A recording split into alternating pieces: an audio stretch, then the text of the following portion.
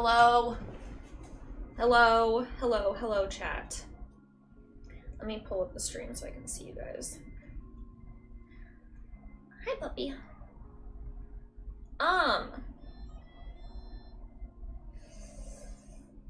Okay, hi! How's it going? Hopefully the camera's not in such a weird spot. It's fine, it's fine. The wig will be there. I took the thing down because it was in my way. But... Hello! Bro, why? Listen, before I start actually getting into the stream, I want to talk about that fucking... those bus ads that people are like losing their fucking minds over. Why? Why are people acting like it's such a big fucking deal? I don't understand how the one where it's like, let me read it off. Let me read the ad so you guys get context if you didn't see it on Twitter. Load? Oh my god. Okay. It's okay to have strong convictions and abandon them for the night. And people are taking that to mean it's okay to cheat. What? How? Like, you can have convictions about any number of things. Like, I don't want to do anal. But then you're like, nah, let's try it. Like, why are you guys... Not you guys, but like, why are people like, oh yeah, that means cheating? Like, literally, it could be anything. It could be talking about the fact that, like, you don't want to eat a certain type of food, but, like, you decide to try something new that night. Like, literally, people are absolutely losing their minds over it, and it's very weird. Not that many, dickhead, but also thank you. Let me count. We've got 1, 2, 3, 4, 5, 6, 7. We have 10. We have 10 left, so... Yeah, we can make some progress. But like, yeah, I don't know how they jumped to cheating with that. Like, I mean, like, it's just so weird. Like, it's bizarre. I feel like I'm in the Twilight Zone. Like, what? And then the lady who was like ripping down all the signs and stuff of like,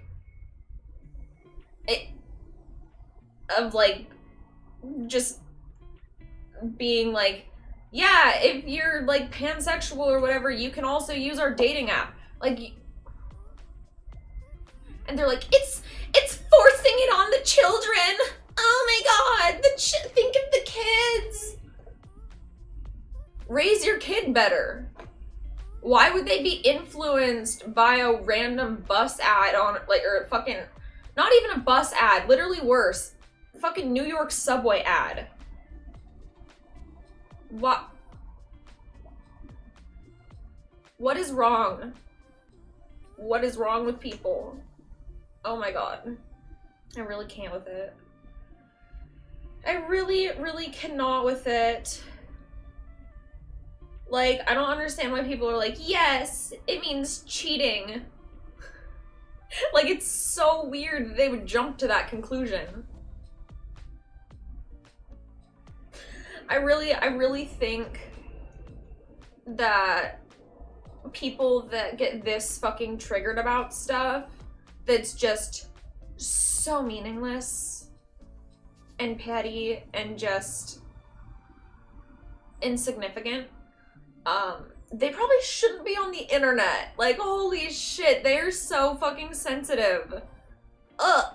Like, they're also the same people that would call, like, just someone who disagrees with them a snowflake. But this is the biggest snowflake behavior ever.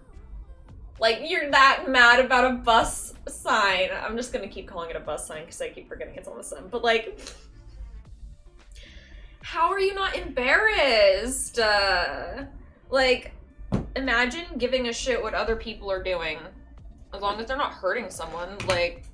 Although their argument is like, no, they're hurting the kids by saying that they're gay. Oh my god. No one will ever recover. Oh my god. It's like, okay, so all that I'm getting from that is that you've raised spineless little sheep. You've raised spineless little sheep that would be that easily influenced. What's wrong with you?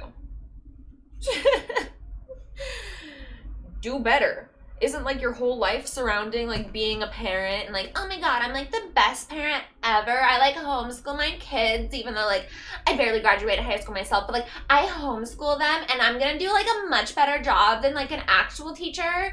And even though I've like done no fucking prep work and done no actual schooling myself to get to that point, and then like I'm just gonna give them all of my viewpoints, so then, but like under the guise of that it's like freedom and stuff, and if they disagree with me, I'm gonna kick them out of my house. Like, what is this? I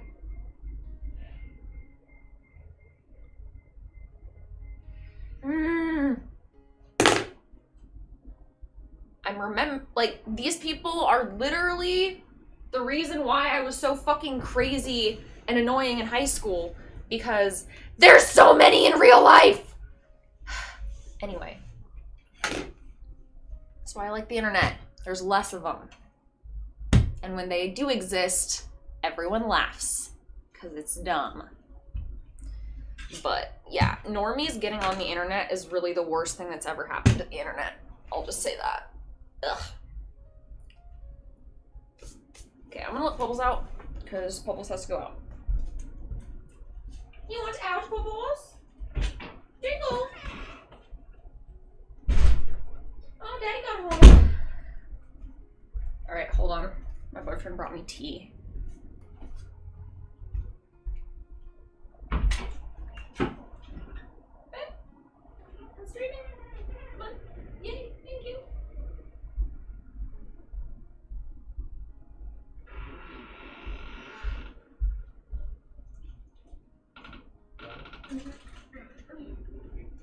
Yeah, thank you. Ow! No, the giraffe! Oh gosh, I knocked over my giraffe. Hold on. I'll introduce you to my giraffe. Her name is Molly.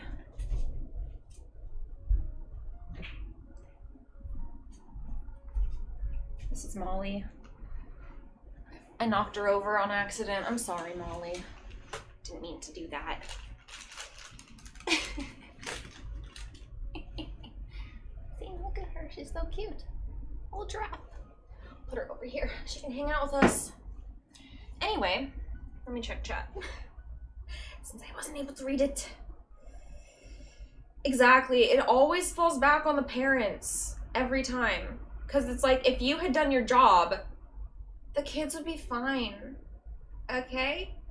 Like, a lot of that fundamental shit happens when they're young. And I feel like a lot of these people, like, they pass that shit off onto, like, the kids' peers. And they let their peers raise them instead of doing the job themselves. And then they complain when they, like, don't follow their rules or whatever, as if you've ever given them a reason to respect you enough to follow your rules or care. Like, that's the number one way to get your kids to just abandon you the second they get the chance. Because there's better shit out there and they know it. It's like,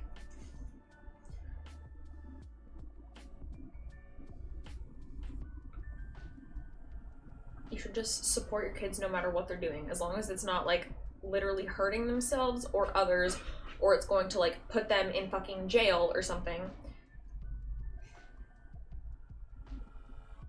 Like, who cares? And even then, like, a lot of crimes are dumb, so it's like the jail one's kind of like hit or miss anyway. Like, I'll say it again. I think I said it last stream, but all kids deserve parents. Not all parents deserve kids. Like, my God.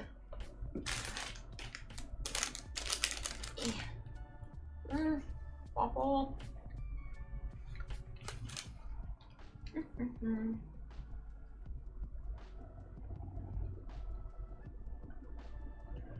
There's TikToks of people getting mad at the Lion King musical Broadway audio ads. What? Why?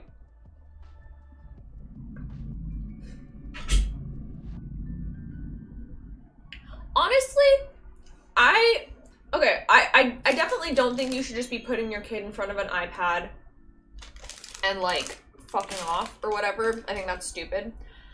But at the same time,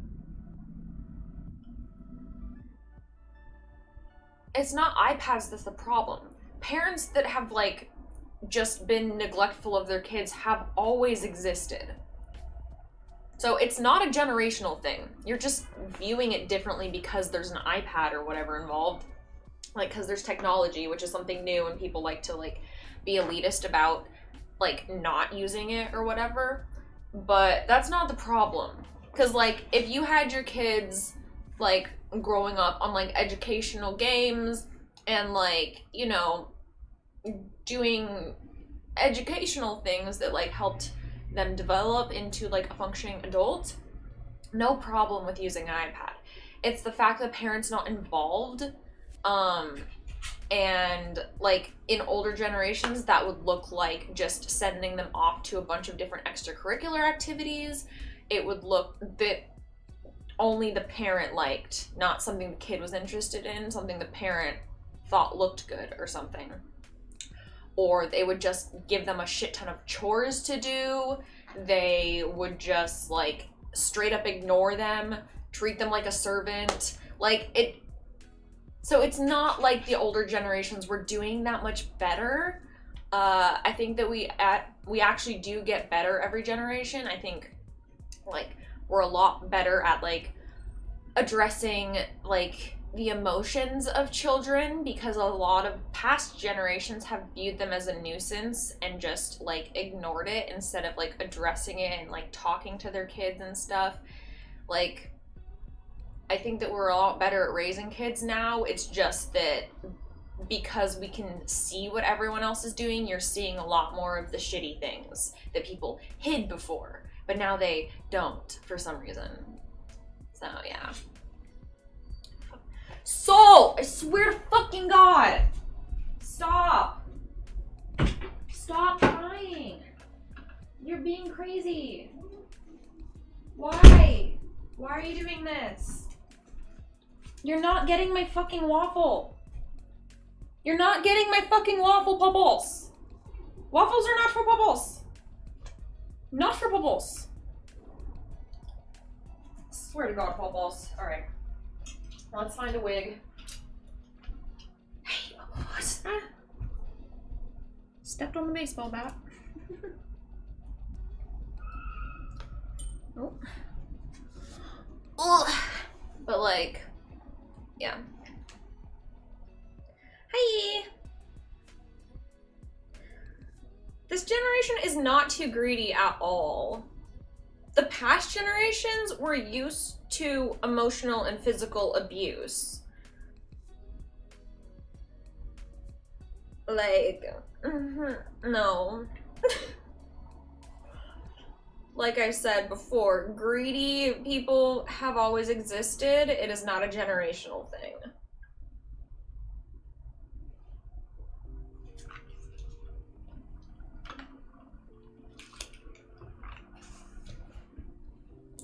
Bitch, I wish I was friends with Strange Eon. I was never friends with her. I think we were mutuals at one point on one of my accounts that got deleted.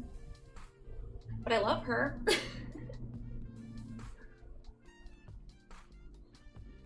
But yeah, that's rough. Yeah, you definitely shouldn't be too harsh, especially on like little kids. Like, there's a difference between being stern and giving them strict like boundaries and stuff that are age appropriate and everything to like keep them safe, and just yelling at them and shaming them and acting above them. Like, so get out of the trash. Don't be a trash bubbles. No trash bubbles. No trash puppies. But like, yeah. there's a difference between being stern, giving them healthy boundaries, and explaining to them why they are getting these healthy boundaries, whether or not they fully understand it. Like, you should try to give them an age-appropriate explanation to this, because you should treat kids with as much respect as you want them to treat you with. Otherwise, they will never do that. They will just hate you. Like, I don't know why people don't understand this. Like, kids aren't stupid. They're not... Like, they're not stupid. They can see when you look down on them, and they don't like it. That's why most kids hate adults. Because most adults look down on kids for some reason. It's very dumb. Like, no one's above the other. We're at just different stages in life. And considering the fact that, like, as an adult you were once a kid, it makes even less sense to, like, hate them. Kids have a reason to hate adults because they're, like, an authority figure, and, like, that's part of growing up, is to rebel against authority. But, like, adults are just bitter, and they need to get their shit in check, because there's no reason to be, like, so hard on kids. Like, they're still figuring shit out. They're not that old. What? So dumb. Like, let them figure it out on their own. If you try to force them to figure it out the way that you want them to figure it out, they're gonna do the opposite. Unless they're scared of you, in which case you've already fucked up. You should never have a kid do things because they're afraid of you. Like, that's abusive. So, like, no. Yes, me too, Brandon. I think it is super healthy to cut off toxic parents. Narcissistic, abusive parents that make your life surround them instead of them and you sharing your lives with each other. Like, cut them off. It's not healthy, it's draining, and you'll probably be a lot happier if you don't have that in your life. Like, it's one thing if you are in a position where you have to, like, be with them for financial reasons or something along those lines. Like, I understand that, like, shit like that happens, but definitely try to limit the amount of interactions, because you're gonna be a lot happier. Like, it is a lie that you can't choose your family, because you can. Family is whoever you want it to be. So, go make a new family if yours sucks. Sodi, you're not getting it. You're not getting it. Oh, you're so cute though. You're such a good little beggar. You are. You are. Okay, I'll give you a snacky. I'll give you just a snacky though.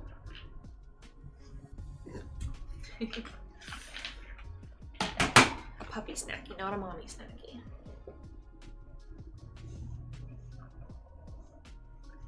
Oh, that's really sad, Abe. That's really sad. Hopefully, when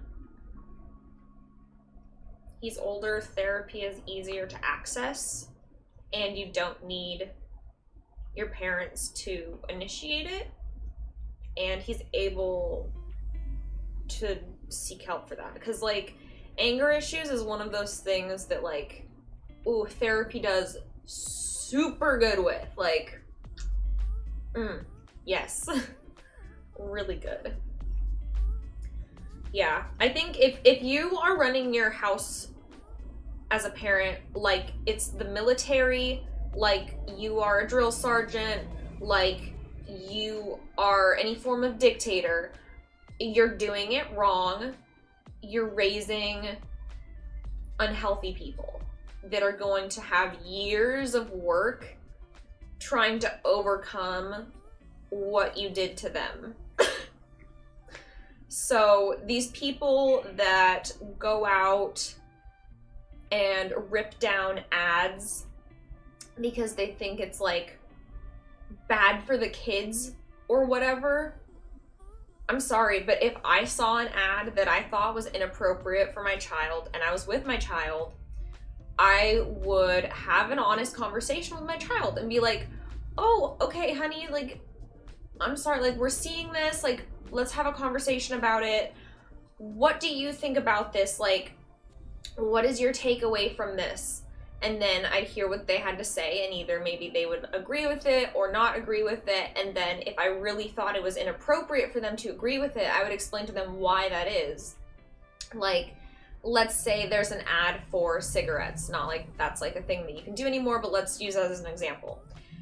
So we see a kid, or let's use vapes. That's a better example. So like, let's say there's like a Juul ad, and I have a kid that's like, oh, I want one. I'd be like, oh, honey, oh no, that's the, okay, so I know that it looks really fun, it looks super cool, and we can totally find you something that's like a really good replacement for that can give you a similar thing, but it's actually really bad for you, and like, here's why, and then, you know, explain to them all the risks of nicotine and etc., and like, do it in a way that's not shaming them for being interested in it, because kids are naturally curious. Don't do it in a way that makes them feel like they're stupid. Don't do it in a way that makes it seem like they don't have options. Make it so it seems like they want to make the choice by their own volition to choose the right option, whatever that might be. So parents who get so mad that they have to rip down the signs, they're just shit parents, because they can't have an open, honest conversation with their child and explain why that thing is bad from their point of view. So yeah, like, just get good, bitches. Don't act like the world has to raise your child, because they're not going to, and it's weird for you to expect them to. The world is dangerous and scary and wants to harm your child. It doesn't want to help them, it doesn't want to protect them, and it doesn't want to raise them into a proper young lady. Like, no. The world wants to corrupt and destroy. So if you want to protect your child from that, that is up to you, and only you. So, welcome to being a parent. Maybe you should have thought of that before you had the child. So, no barking. No barking. Don't give in to your brother. No. No, no. Ignore. Sully. Come here. Come here. Come to mommy. What's this? So. Oh, Sully. Sully. Oh, does your brother want in? Does he want inside? We can let him in. We can let him in. Midas, you want to come in here? Midas, come here, Midas. Come inside. No, come in. Oh, you little buttholes escaped. They tricked me. Dogs, on the other hand, they're too smart. They'll trick you.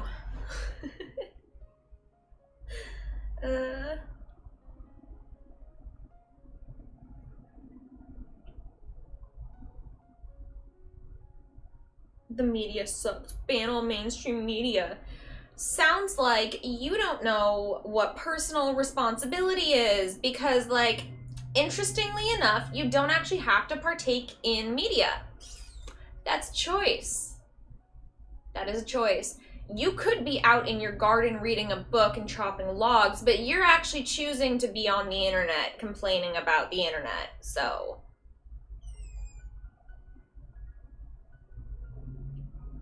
Make it make sense.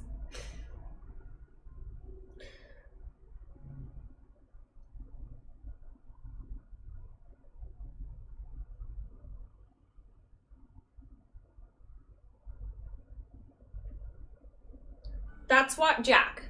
Issues if you're too soft, blah, blah, blah. No one's, did you not hear when I said to be strict, but in a compassionate way? To be stern, but not do it in a way that makes them feel stupid or like you're looking down on them? Did you just join the conversation? Because if you did, I suggest going back and then listening to the whole thing before adding dumb shit to it. Okay? Thank you.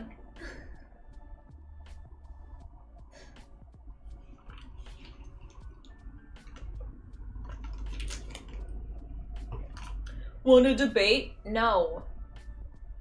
No, I don't, you weird ass narcissist. And also, why would I want to debate you? Who the fuck are you? You are irrelevant, don't matter, and you just want attention. Which, this is the most of it you're getting, because you're stupid. And you're the person I'm talking about right now. The person who shouldn't have kids because they don't know personal responsibility and clearly can't even take care of themselves, so why the fuck should they have a child? Like,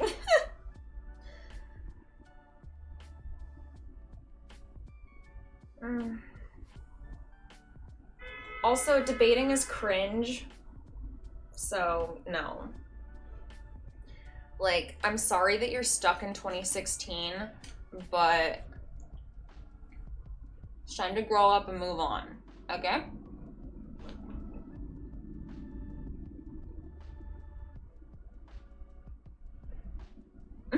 Probably D&D.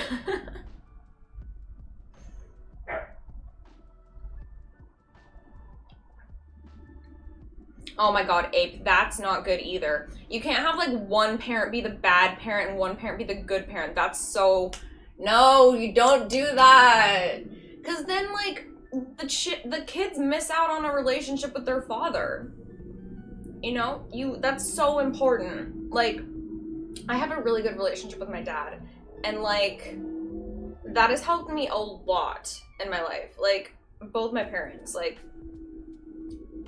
It's helped a lot to have, like, both their perspectives on shit. So it's like,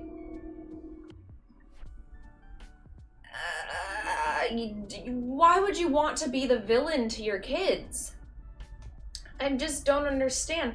Like, I understand that you want to protect them and you want to raise them right, but, like, if you're forcing them to do that, they're just gonna rebel the second they get a chance to.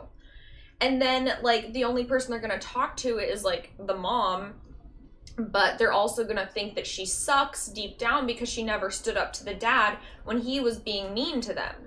So it's like, you can't have, like, the harsh parent that, like, punishes and then the other parent that, like, the kids go cry to when they're being punished, because then that, like, it puts the parents against each other. Like, you don't want that. You want the parents to be united front, to, like, show the kids that, like, there's a solid foundation for them, you know? So, I think, yeah, like, it's just, god damn it. Pains me when people do that. Sheeple. The irony of this guy calling us sheeple.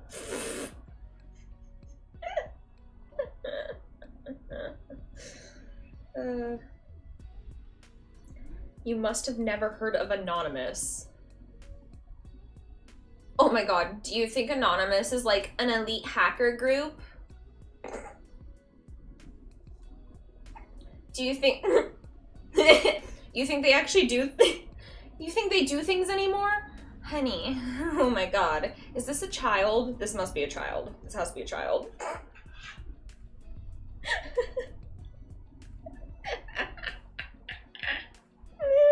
So funny. That's really interesting, Ape. I wonder why. I wonder why that's like that. I mean, some people are just like that, though. Some people are just fucking assholes and there's nothing you can do about it. So it's like, just unfortunate, really.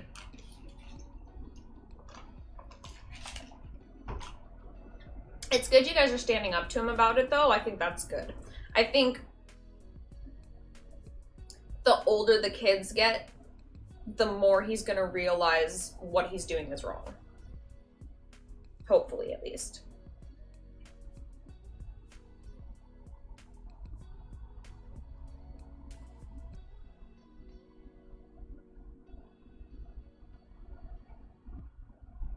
Ugh.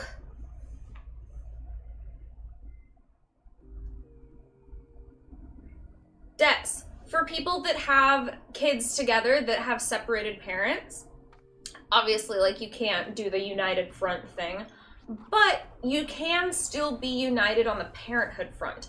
Even if you guys fucking hate each other, you can try your best to agree to be civil, unless the bitch is crazy, then just, like, try to get full custody if you can and cut her out. But that aside. But you can try your best to be, like, civil around the kids. Try to not make the kids' relationship about your guys' relationship, and just try to focus on them when you guys are around each other. I think that's, like, the best way to handle that. You know, if there's, like, any animosity and you guys are, like, separated and you have kids together, I think that's the best way to handle it. Just try to be civil as best you can for the kids, you know? Because, like, that's still a united front. Because if you have, like, an honest conversation with the kids, just being like, look, like, we just didn't work out, we weren't meant to be, and that's okay. Because, like, that's also a good thing to teach kids, is that, like, you don't have to force yourself to stay in an unhealthy relationship or one that doesn't make you happy. Like, it's good to think of yourself first, but it's also good if, you know, if you can both be civil with each other to raise the kids and stuff. Like, that also shows that, like, they still have responsibilities and stuff, and it shows that they're not abandoned and that you guys still care about them and stuff.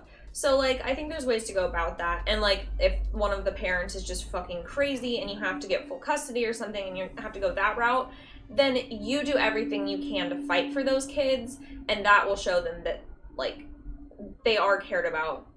And, like, you just have to, like, do the hard work of, like, talking with them through all of the, like, doubts they're gonna have, because a lot of times when that does happen, like, the kids will feel abandoned by the parent that left, and a lot of times that actually has nothing to do with the kids, unless they're literally an asshole, like Satan or something, I don't know. But, like, most of the times they're just having their own issues for whatever reason, and I think just, like, reassuring the kids that it's not because of them is just the best that you can do in that shitty situation, you know? So I think that there's healthy ways to, like, handle any type of a setup.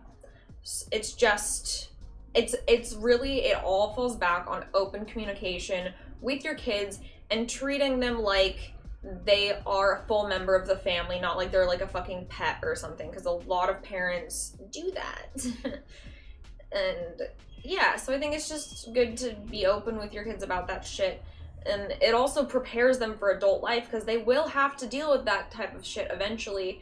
And the more that they're, you know, used to it and it's, like, explained to them and they know how to handle it and cope with it in healthy ways, they're gonna do a lot better when they reach adulthood, you know? So, yeah. Aw, good for you, Dex.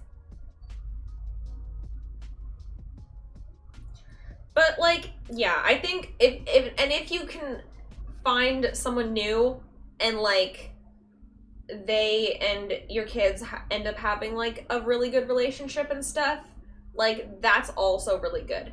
Because, like, if you end up having, like, a blended family and stuff where there's, like, a lot of people raising the kids, like, that can also add to their lives in a lot of ways. So it's, like, I think as long as they're just shown that they're loved and that they're not abandoned by at least one of their parents, like, you're doing a good job.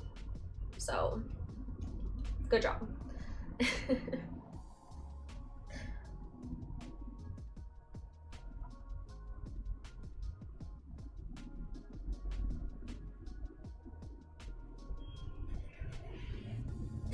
I'm good. I'm good.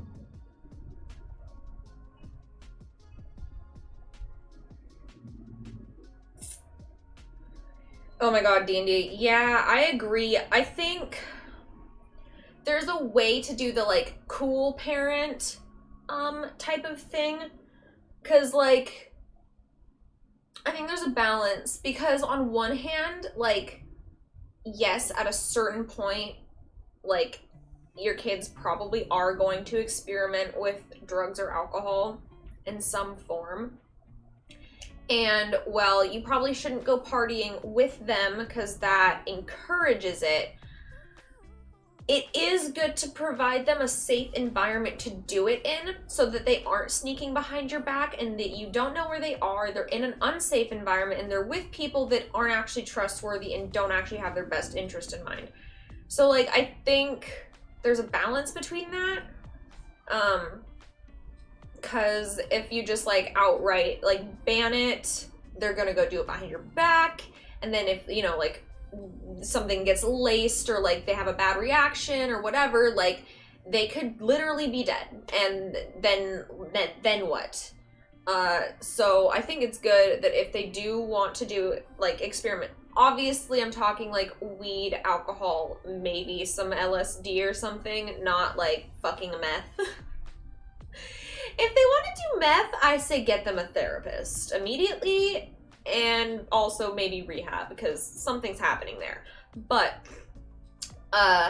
if it's just one of the normal things that people experiment with, they'll probably do it a few times, get burnt out on it, and then move on with their lives when they realize they can't actually be productive while they're doing a bunch of drugs. And if they start looking like they're having problems, you're gonna know, because it's right there, and you can view it. You can keep an eye on shit. So, like, you know, and if you are more open about it, they might come talk to you when they have a problem. And I think that's really the most important part, is just creating a relationship with your kids so that they feel comfortable enough to come tell you if there is a serious problem. Like, that is the number one important thing. Like, you want your kids to be able to trust you enough to ask for help, because that is very hard for most people. And, like, you're gonna want to know. Thank you, Marcos! Welcome, welcome, welcome. Math is a good family activity. That's not what intervention says. Ugh, the fucking pump's going back in now. Oh, these little buttholes. Come on. You coming back?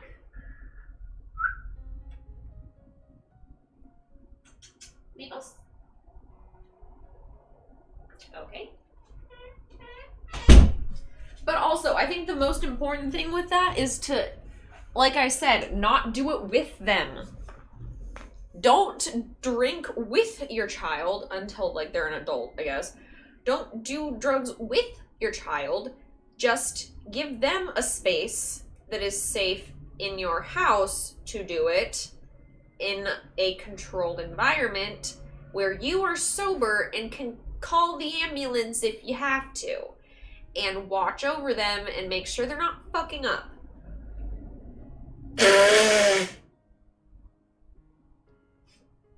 Cool equals sunglasses.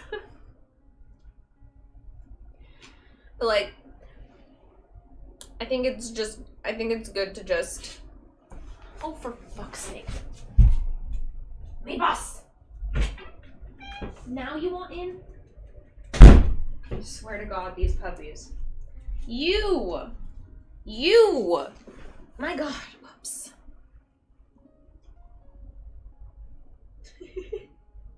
My room is a storage room of a wig shop.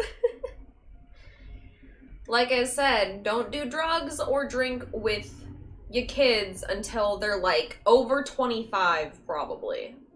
Then it's not weird.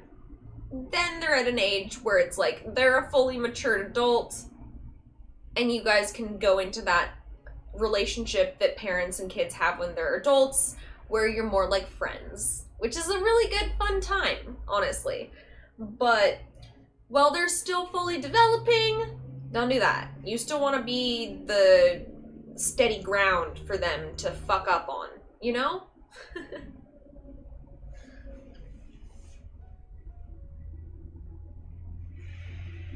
Dude, same, Pablo. I agree. Me and my parents like to Me and my parents like to go on walks a lot. It's not like a weird hobby, I guess. But we also really like doing board games. Board games are so fun. Monopoly is our favorite. Really like Settlers of Catan. Like any of that shit. We like watching old 80s movies together. Dancing around to fucking Harry Belafonte and shit. But yeah, like I think it's good. And also, as a parent, I think this is so important, is if you try to like take up an interest in like your kids' activities. Like if you see them like hyper fixating on something, like they're playing a video game a lot or something, try playing it with them. Even if it's not really your thing, like you might surprise yourself. And like honestly, that's not the point. The point is that like your kid is gonna be so happy that you're taking an interest in what they're doing. Like, if you've never sat down with a little kid while they're like enjoying something and like ask them to explain it to you and like seen them light up, like you have to do it. It's so good. It's so good. I love it. If you can't tell, I used to babysit. But like, yeah, I don't know. I feel like a lot of people don't actually love kids, but they still be having them, and they shouldn't. Basically, that's the end of my rant, okay?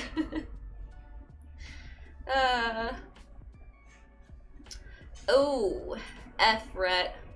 That is very concerning. Hopefully the dad in the situation can either do something, or hopefully the state steps in. I'm not sure, because I know a lot of times if someone is at the hospital and they're showing a lot of they're not looking very stable and there's no one else that seems like they can take care of the baby, I know that sometimes they'll like step in, but I don't know if that's all state and stuff. Yeah, I think I do want kids eventually, but I gotta get my shit more stable first.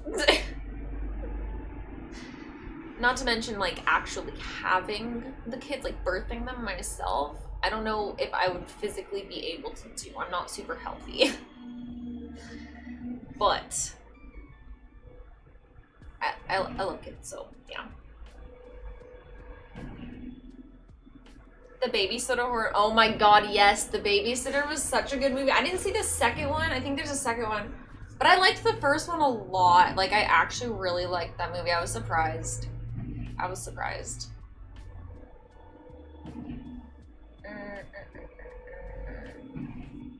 Bruh, 8 minutes? That is so fast. How? Oh, thank you, Dex. Thank you. Thank you for joining. I don't know how I missed that. It was right under that other comment.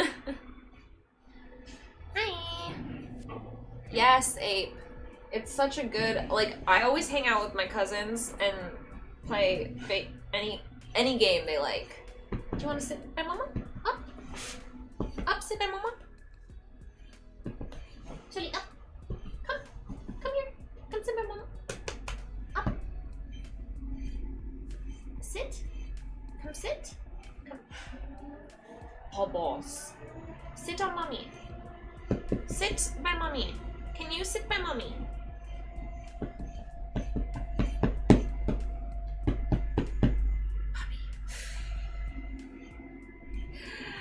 True, Brandon. Little babies are a lot of work. A lot of work. A lot of work.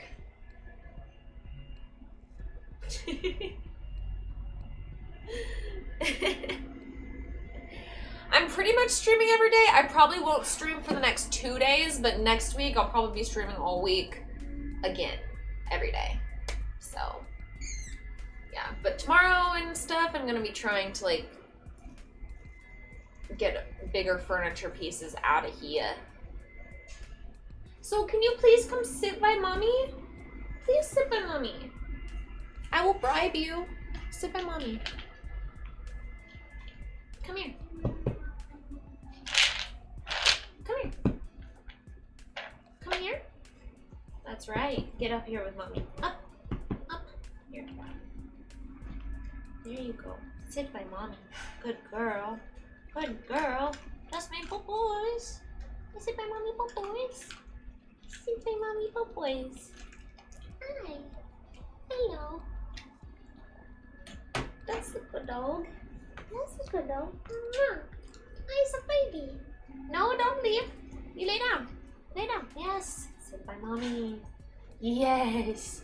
I have a Bubbles. Don't leave me, Bubbles. We're friends. We're friends. We gotta work on the wig. Bubbles! Oh, you little fucking brat. Why do you hate me, Bubbles? Meanwhile, my children. Ugh. If only I could reason with them. Silly. Why don't you like me? Can we be friends? All right, let's get a story on, huh? Let's throw some Mr. Reddit on. Oh, hopefully, is my charger in here? Oh, let me check. Because this is at 15%, and that's a little bit low. A little bit. Just a tad. Oh, shit. Is it not in here? Motherfucker. Where did it go? Pobos, did you steal it? I blame Pobos. It's her fault. Whatever. We'll just hope it doesn't die. Ugh. Okay, okay. Mr. Reddit? Mr. Reddit?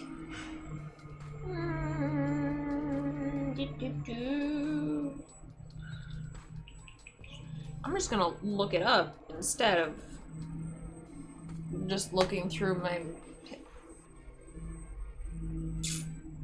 Easier. Anyway. Find a long one. Okay, got one.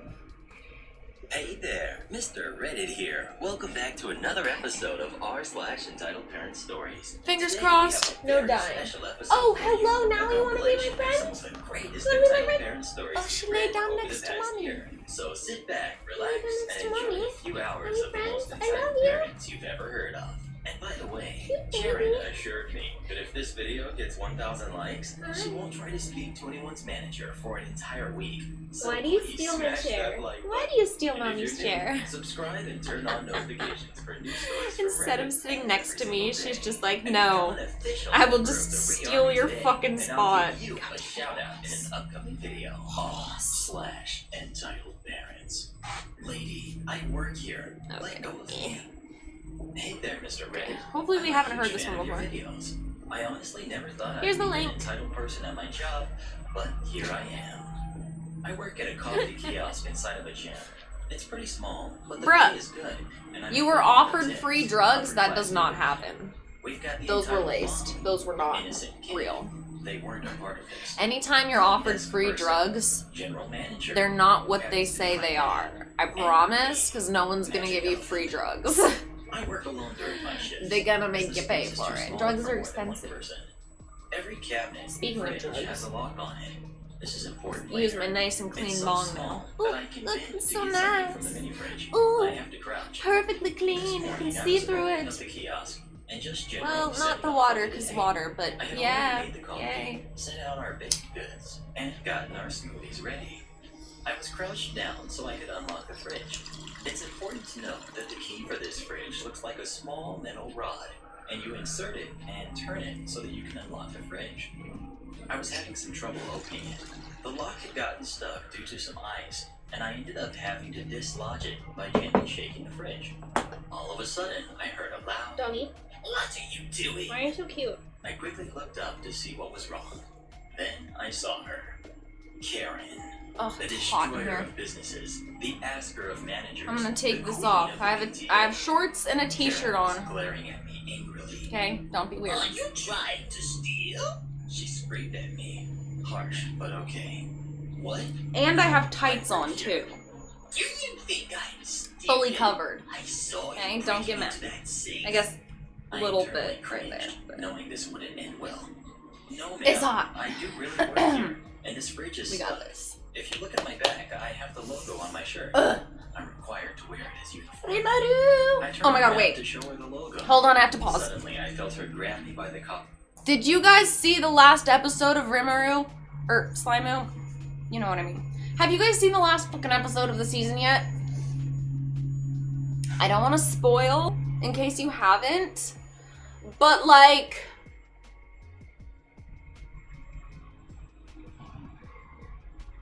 was not expecting any of that, really. Anything from Walpurgis just really threw me off. I wasn't expecting any of that to go that way. Also, I keep wanting to fucking call him Noir because of Cat Noir. But like Black, whatever his, how do you, we haven't learned Black in Japanese yet, but his name is Black in Japanese. The demon, I need his story arc. I need it so fucking bad, bro. I need it. It's so interesting. Also the Melium arc, bruh. Also, Popos, you got a tip for a snacky from Devilish, and I totally fucking missed it. I am so bad at catching shit today. I'm sorry, guys. Oops. But like, bruh, you need to watch it, Vincent. It's so good. They announced there's gonna be a movie. There's gonna be a movie next fall, y'all. Hype. So much hype. I'm so excited. Fuck. Okay, yeah, actually, yeah, Rhett, the only place you might get free drugs is at a rave. Just because people are super nice. Yes, Brandon, I'm so excited. I'm so fucking excited for the movie. I'm so excited. You got turned off of Slimu because isekais scared the shit out of you since the first episode of first season. When he gets stabbed? That part? That's like... maybe 2 seconds of it. Most of it's not like that. It's definitely not live action. LMAO. You need to watch it. You need to. It's so good. Well, Rhett, the season's done, so soak it up. Because it gets really good towards the end. Like, I'm not gonna lie, I was a little disappointed in the Melium one. The Melium plot twist was a little bit meh for me. I was kind of disappointed. But other than that, like, flawless anime, I love it. Ugh, god damn it. See, I still haven't watched the Demon Slayer one. I haven't watched any of Demon Slayer. I watched, like, the first 2 episodes, and then I was like, meh. There's no spoilers. No spoilers.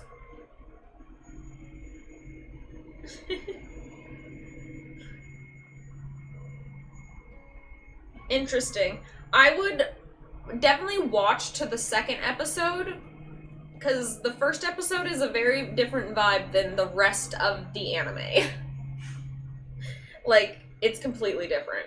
I personally love the first episode. I think it's probably one of my favorite first episodes of an anime, especially an isekai, in like a long time. Honestly, like,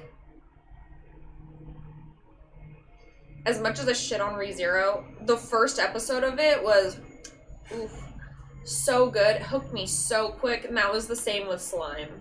Same with Tanya.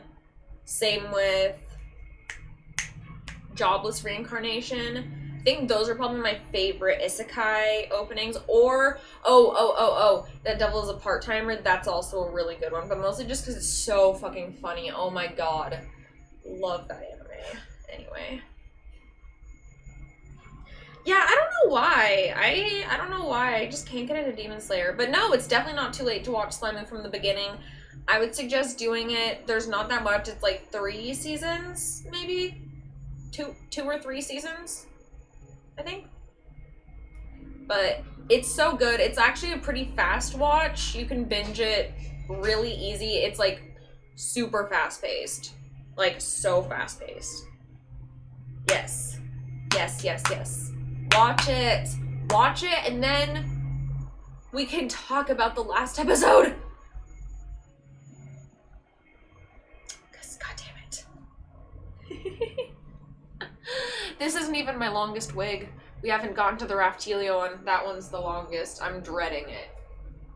And the Monica one. The Monica one back there. The pink. Although I think the Raftelia might be longer. Raftelia is definitely the longest. That or Shiro. Shiro is pretty fucking long too. Now that I'm looking at it. The green ends over here that you see. I don't know. Anyway, let me play this again. Sorry for pausing our story. I will go back. Choking me as she tried to drag me out from behind the desk. Let go.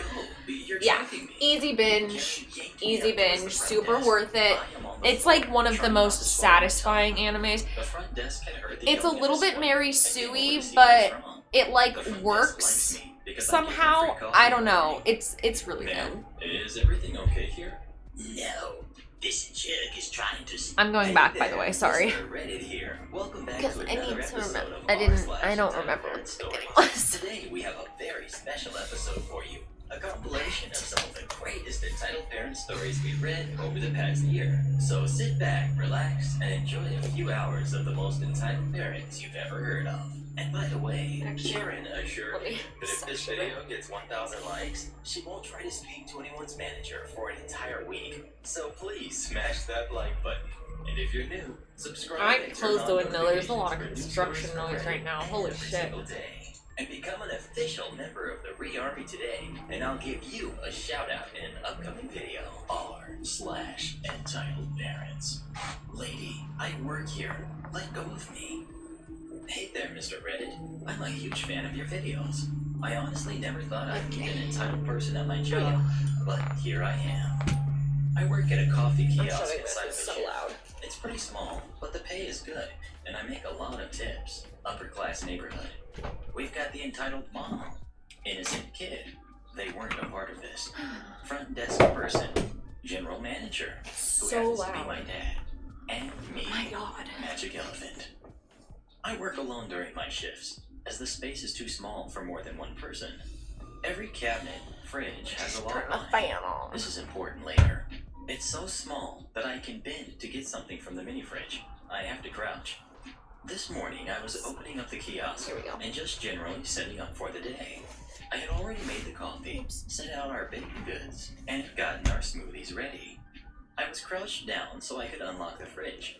It's important to note that the key for this fridge looks like a small metal rod, and you insert it and turn it so that you can unlock the fridge.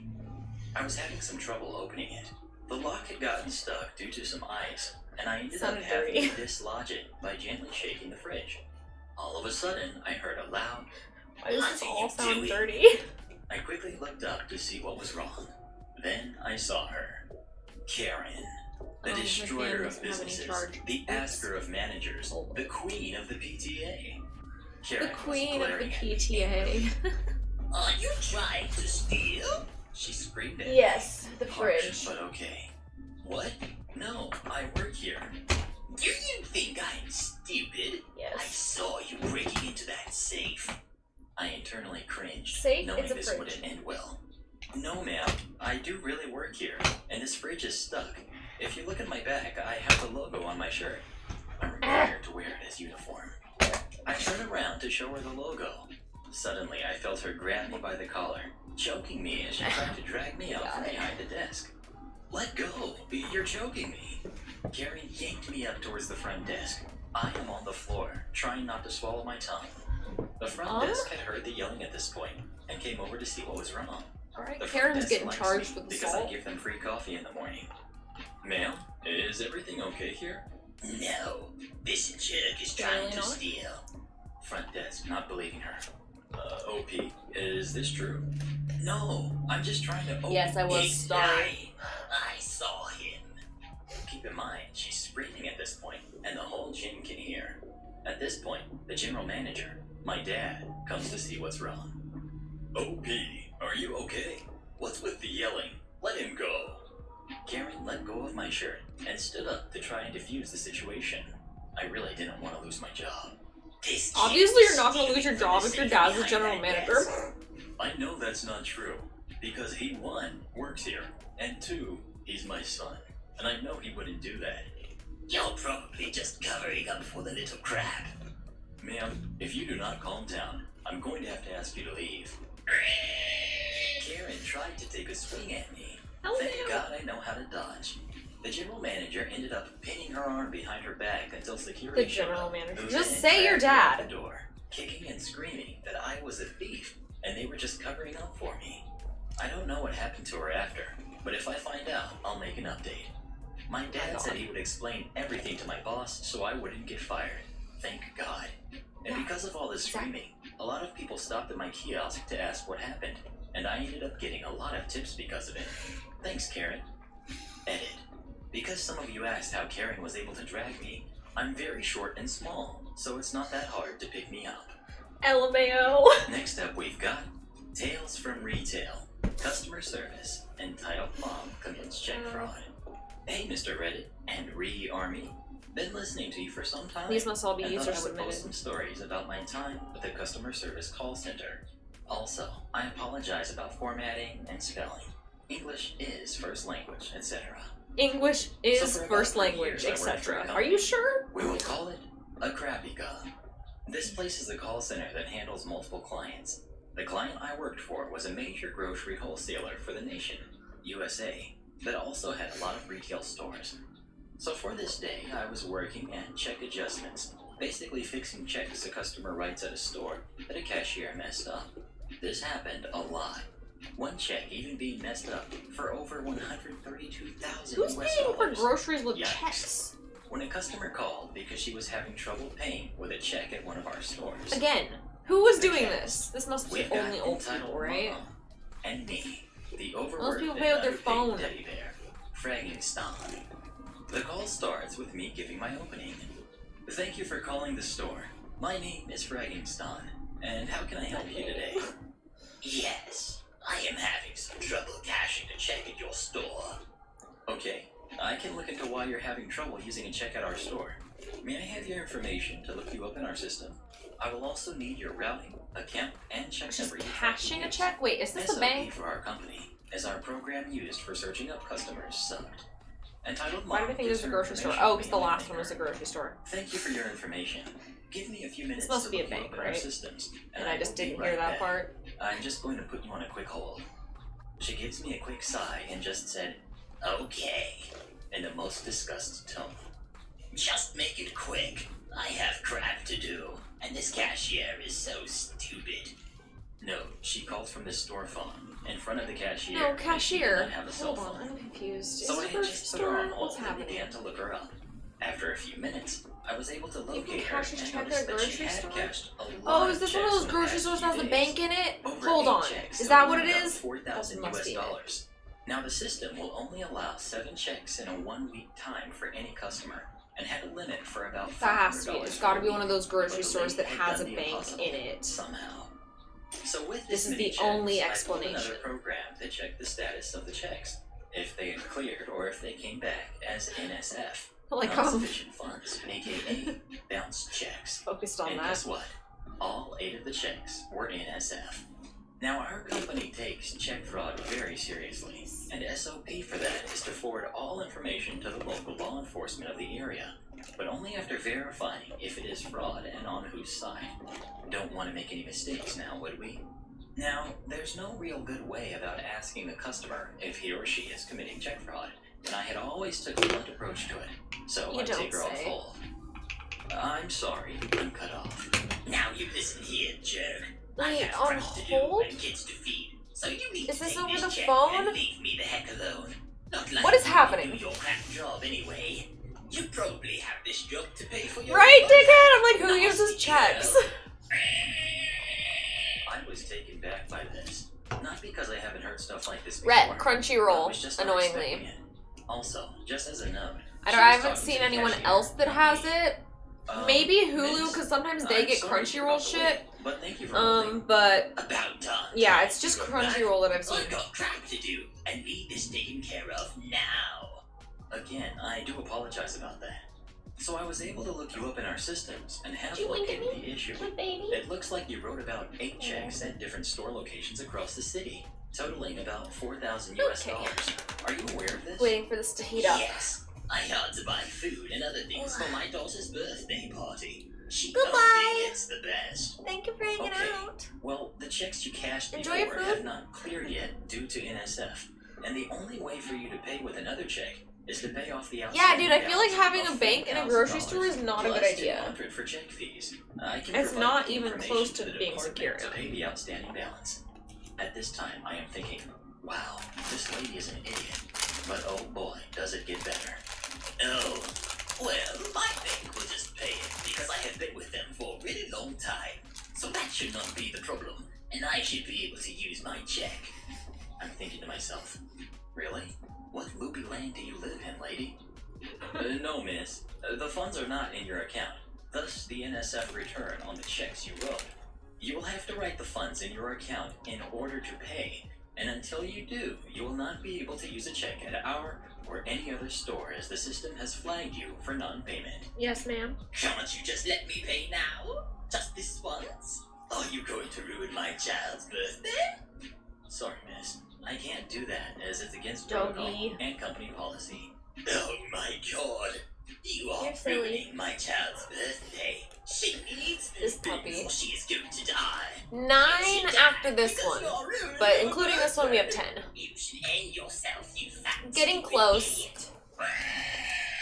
A lot of these ones are a little This harder, lady is so telling we'll me to see how end it myself goes. because I'm ruining her daughter's birthday party? I'm just wow at this moment, and I have had enough. So I'm not giving you Miss, anything. I should inform you that if you do not calm down, I will have to disconnect the call. She tried to cut me off again at this point, but I'm not having it.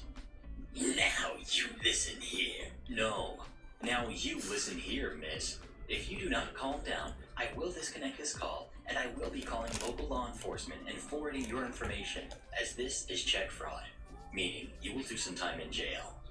She hangs up on me. So they're but not on the before calling phone? me some very not nice things. I'm so So at fucking this point, I'm confused. just glad she's off the phone, and I begin filling out my case report with all her information. All of this information was more than enough to find and put this lady away behind bars, and I sent it off to my manager and to local law enforcement. However, this story does not have a happy ending. Well, not that I know of. I never found out if she got caught or is still pulling this crap. I like to think that she served hard time for this. Some people just don't care and are just so entitled. I do have a lot of other stories about entitled people and others. Remind me to tell you about Mr. Anonymous, but I'll save that for another time. Thanks again for reading this, and thanks, Mr. Reddit, for all that you do. I love listening to you and the stories that everyone else posts here. Am confused. And our final story of the day. Entitled kid thinks I should do their job. Parent agrees. Hey, Mr. Reddit. I've been watching your videos for a while. They're awesome. Keep up the good work. And I hope I can make it on one of your episodes. English Welcome. is my first language, but I'm on mobile, so yeah, excuse any How does that mistakes. make the English not Yes, good? We've got me. How does that change your English ability? We've got the entitled kid. What? The entitled mother, awesome camp leader, security guard, and the other kid. Background info. Like, I was if you 13 claim at the time English of as your this first story. language and then you Every fuck up summer, on I mobile, work for a summer I camp will where roast the you. first half you No, do art, it's not and an the second excuse. half the kids swim.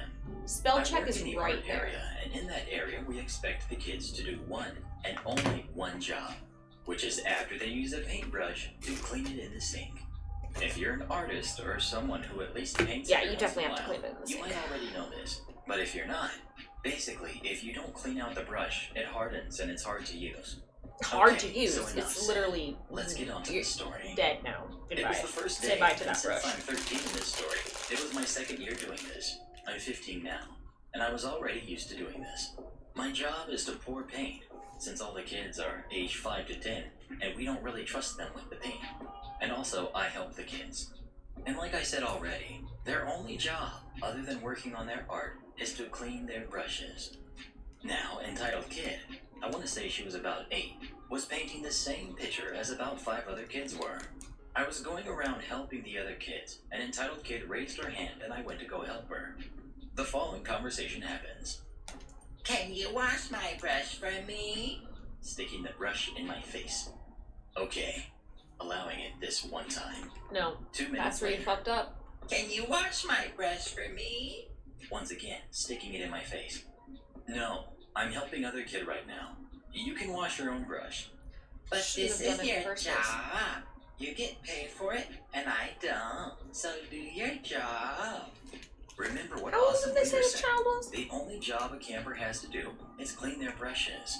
I don't care. You will clean my brush now. I don't care what Awesome Leader said. No, Awesome Leader was 5 feet away. Now after pulling this stunt, entitled kid got punished by having to spend the first 15 minutes of pool time sitting in a chair. The end. Well, Psych. The next day, the mom came in with a classic Karen haircut. The following conversation happens. Excuse me?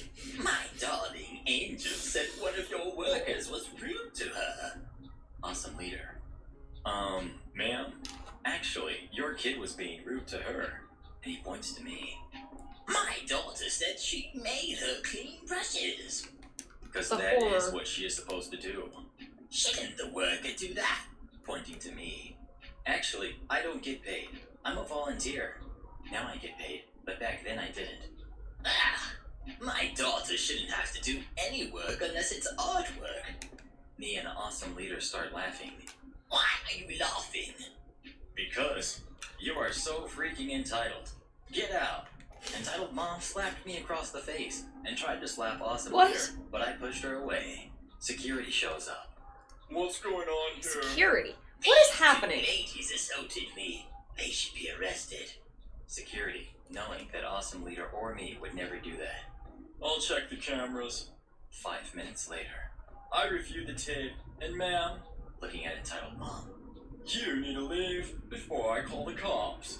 She ran out of the place, and we never saw entitled mom or entitled kid again. Entitled dad expects me to basically be his slave while I'm visiting. Gets put in his place by mom. Hey guys, long time reader, second time posting a story on Reddit. First time posting on And this then they all clapped. Hopefully I got it right this time. It's a bit of a long one, so I apologize in advance, keeping it family friendly as possible. This happened a little over 3 years ago, but it's still fresh in my mind because it still gets me angry to this day. We've got the Bruh, my entitled dad. OCD loves We've this got mom. way and too me. much. It's Well, that so should be satisfying. First, some backstory. And yes, the entitled dad in question is in fact my own. I lived with my parents for most of my life. I was a bit of a deadbeat for a while, I'm not gonna lie. Maybe I'm wrong for thinking this, but that doesn't excuse my dad's behavior when it came to how he treated me. Now, I'm from Texas. I was raised to respect your elders and don't talk back. But I was also raised not to take any BS from anyone. Respect your This elders. will come Bitch, into play respect is later, earned. Because at this time, I didn't have anywhere else to go, so I didn't really have a choice.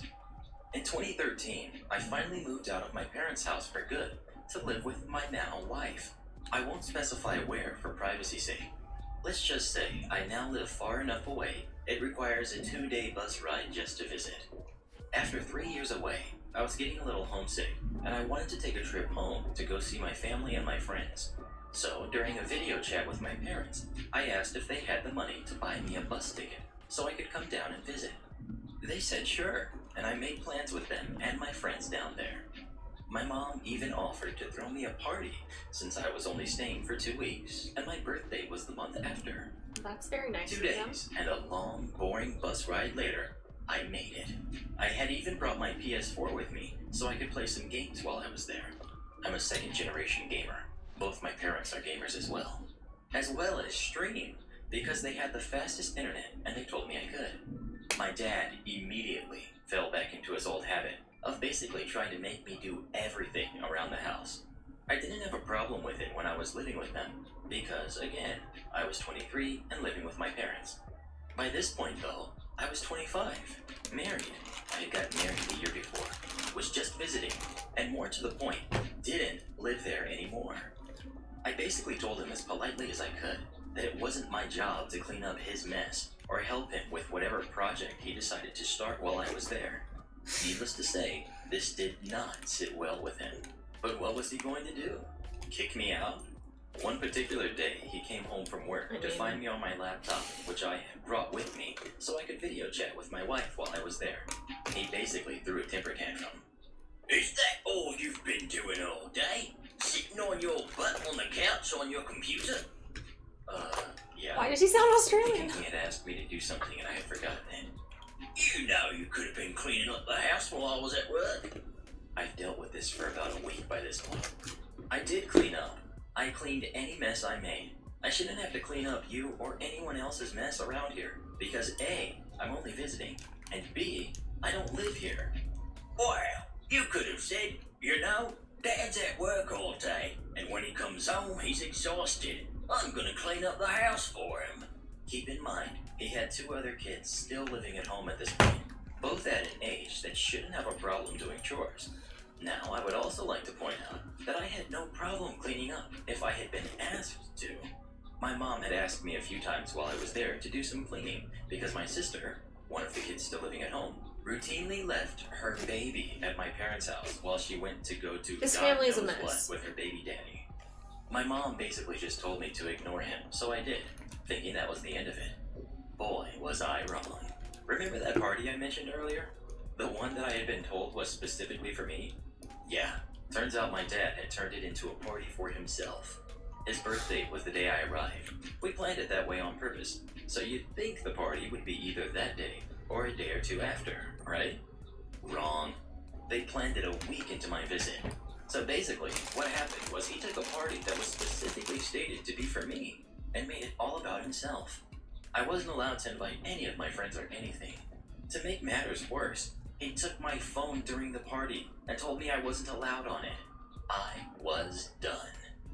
Another thing I should bring up is my friends. I made it clear before I even came to visit that I would also be hanging out with my friends while I was there. My Just get a dad did hotel. not like this because it cut into time I could have been spending being at his beck and call. Now, when I still lived with them, my parents were the type, as long as I told them who I was with and when, if I'd be home that night, they didn't care what I did from age 18. So, thinking because I no longer lived there, I didn't have to do that anymore, I basically came and went as I pleased. I still had the courtesy to let my mom know where I would be, since I was staying with them after all. My mom told me that while she appreciated the thought, I didn't live there anymore and was under no obligation to tell her where I was going or who I would be with. My dad, on the other hand, well, I'm sure you get the picture by now. The straw that broke the camel's back was the day before I was set to leave to go back home. My dad had basically been spending the day forcing me to help him with everything he could think of. Very weird. Despite me telling him I had made plans with my friend Keith, who I had only hung out with once during the I entire know, right? visit. Like, taking the phone, like, No, that's not your you phone. spend Why? this whole What? time hanging out with your friends What? when you're supposed to be spending time with us. You're staying home today and helping me with stuff around the house. Next time you want to come down to visit, have one of your friends pay for your ticket if you're gonna do that. I basically ignored him, and my mom told me not to worry about it. When Heath showed up, I basically dropped what I was doing and left. As I was walking away, my dad went on a rant about how I was supposed to be spending this time with my mom and not my friends. Keep in mind that despite being told I wasn't required to stay at home at any point, I had been spending nights and early mornings with my mom when she couldn't sleep and came into the living room where I was sleeping to watch TV. I have insomnia, so most of the time I was either awake or not asleep enough that she would be bothering me. I also Keep spent your head her over days there, off with Bubbles. I her, don't want you to get unless one of my sprayed. friends wanted to hang out. I also, despite what he would have you believe, did not leave every day to hang out with my friends. My friends are busy people, either having jobs, kids, or in a couple of cases both. So I regularly spent my days at the house, either on my PS4 or my computer. My dad's attempt to guilt me into staying because I hadn't spent enough time with my mom was the last straw for her. I had left by this point, but the look I saw her give him before I left told me she was about to tear into it. I even told my friend Heath this. He knows all about it. From what she told me when I got back, the conversation went something like this. What the heck are you talking about? He needs to be spending time here, not hanging out with his friends. He spent most of his days here.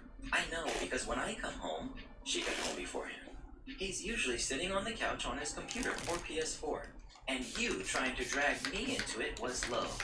Well, he needs to be helping around the house. Mom's just like, bitch, don't put me in the middle of this shit. He doesn't live here. You have 2 kids who still live here. Make them get off their butts and do chores. I didn't hear a peep out of him about hanging out with my friends for the rest of the day, or the next before I left. I wonder why he's His old acting dad like that. expected me to be his slave for 2 weeks when I came to visit. He tried to use my mom as black. Because it doesn't seem like by my mom. the mom Next or up, we got entitled family. anyone else is like that. And it seems like this is kind of out of nowhere because he didn't even act like that when he lived there. It's weird. Entitled parents that relate to my little sister's service dog. Sorry it took so long to get out. More issues with my mom have risen lately, and I am a single potato caring for 2 A single needy potato. kiddos. I do have 2 other stories. The first that explains how I came into custody of my beautiful little sisters after my parents were allowing the elder of the 2 to be hurt for 6 years, and the other a brief encounter with an entitled parent who didn't believe my sister needs a service dog because she has mental illnesses. I'll link them at the bottom for convenience. I'm also far from the best storyteller, as well as writing in general, so bear with me. It's also long. I'll be using the same false names for my sisters that I've used for all of my other stories. Amy, who is 17, and Liza, who is 8. I'm their elder brother, and I'm 29, and this all takes place in Australia. Oh, they're little. Now, as briefly mentioned in my other entitled mom story, I do my best to get Amy outside for at least an hour a day, and this normally Alright, let's start on involves taking her Raphaelia. service dog for Let's a do leisure it. walk as a Let's family, fucking do which it. she enjoys and is accustomed to at this point. On this particular This is day, the hard a one. new playground had just You opened little up nearby, so we thought it might be fun to take my girls You're somewhere such a different. cute baby. And as Amy likes to play fetch with Lickety Split, her service dog, Excuse you? who is a cross between a purebred German Shepherd and a mutt, I made sure to look into the rules regarding off-lead dogs. As a service dog, she's pretty much allowed everywhere if she has a lead and a vest on and isn't disturbing the peace. There was a nearby field where off-lead dogs were permitted, but the play area around the playground only allows Taller, 'cause this on-lead one. dogs, which is normal for my area. It's very long. So, armed with doggy doo-doo bags, Doggy sunscreen, doo-doo bag. water, Hi, Bo. and lickety Can we splits maybe vest sit next to and lead, Mama? we drive down to the new park. New areas do make Amy anxious, so we walk Yeah, you around can lay right here. to help her get an understanding Yeah, it's of a where nice proper everything is. bubbles. And during this time, That's a Lickety nice little Split has spot. her vest and lead on, dutifully walking at Amy's pace like Good the girl. best doggo she is. As there Are you quite the a best few little kids doggo? around, and You we can are the often best distract her, doggo. but And most seem to so is understand Floppy, what but he's Lickety asleep. Split's vest means. However, one kid in particular, whom we'll dub Little Entitled Girl, does approach and ask to play with Lickety Split. Amy has selective mutism. She can't talk in most situations. I take the duty to explain that Doggy. Lickety Split is working right now and can't be distracted, but I point to the field and say we might be playing there later if Amy feels up to it. She normally doesn't mind other people throwing the ball, as long as they don't actually touch Lickety Split or her. Little Entitled Girl huffs and says that dogs are for playing, not working. I ask her if she's ever seen police dogs on TV or anything, to which she hesitantly replies, yes, and I explain those are a different type of It working dog. is technically a podcast, I think. Well, it's a compilation of a bunch of different YouTube videos, but the link, if you scroll up, or someone can repost the link, I posted it earlier in chat if you want, but it's Mr. Reddit, and I think it's like the last video, one of the last videos, or one of the top video he has. She has a feeling something around could trigger Amy or cause her harm. This stand is for holding my phone. I have a little thing that I attach to it for my phone, but it's not on it right now. Thank you, Vincent. Thank you for the link. And doesn't cope well in strange environments with loud noises or sudden movements towards her. Little The little entitled girl then starts laughing at Amy and calling her names. Cute baby. Liza, who is very protective of her big sister, then pushes the girl and scoffs her for being so mean. And I decide that we've all had enough of this girl and hurry my sisters along so we can find somewhere for Amy to calm down in peace. We find an area out of sight from the little entitled girl, and I sit Amy down on a bench in the shade where I can work towards calming her down before deciding if we should just go home. I would say she yes, wasn't too bad as far as her anxiety attacks go, just breathing heavily, hot, and she was crying quietly. I asked her if she wanted to go home, but she declined and asked if we could just stay away from the little entitled girl, because Liza still wanted to play in the playground and said she didn't want Lickety-Split off her lead. I'm hesitant, but agree, knowing that because Amy is trying to overcome her anxiety, she does sometimes want to push herself out of her comfort zone, and I would just have to keep a close eye on her and make sure she isn't pushing herself too far. You are about to get covered in the next little while is quiet. Liza playing in the playground, while Amy and I sit in the shade, while Lickety-Split laying beneath the bench and Amy reading a book. As you'd expect, more kids came to ask to give pets to our dog, but I politely turned them away with no issues. No little entitled girl, or so I thought. Doggy. Little entitled girl comes running up to Amy and me with her mother in tow, jabbing her finger at me while blabbering about animal abuse. Now, most of my attention was on my sister rather than what this lady was saying, so the conversation isn't exactly word for word. This also took place months ago.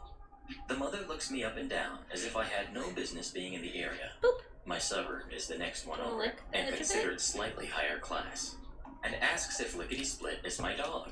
I explain how Lickety-Split is in my any of you who have dogs she is registered as Amy's and service drink dog. cold In drinks Australia, that if you have are condensation on the outside, do guardians your dogs are ever like to considered lick the owner of the outside of the even if a cups? registered service dog is serving a minor. Because When Bubbles she turns loves 18, to do that for some Lickety-Split reason. ownership will be transferred to Amy. But The she parent also is gave me a obsessed with look as water. if She I loves hit her water. child.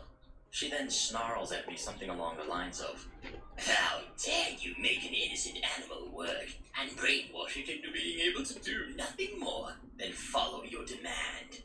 I just shrug and tell her that she's entitled to that opinion and ask her to leave as she was upsetting Amy. She then demands that I hand the dog over to her, as a dog as spectacular looking as mine should not be forced into slavery.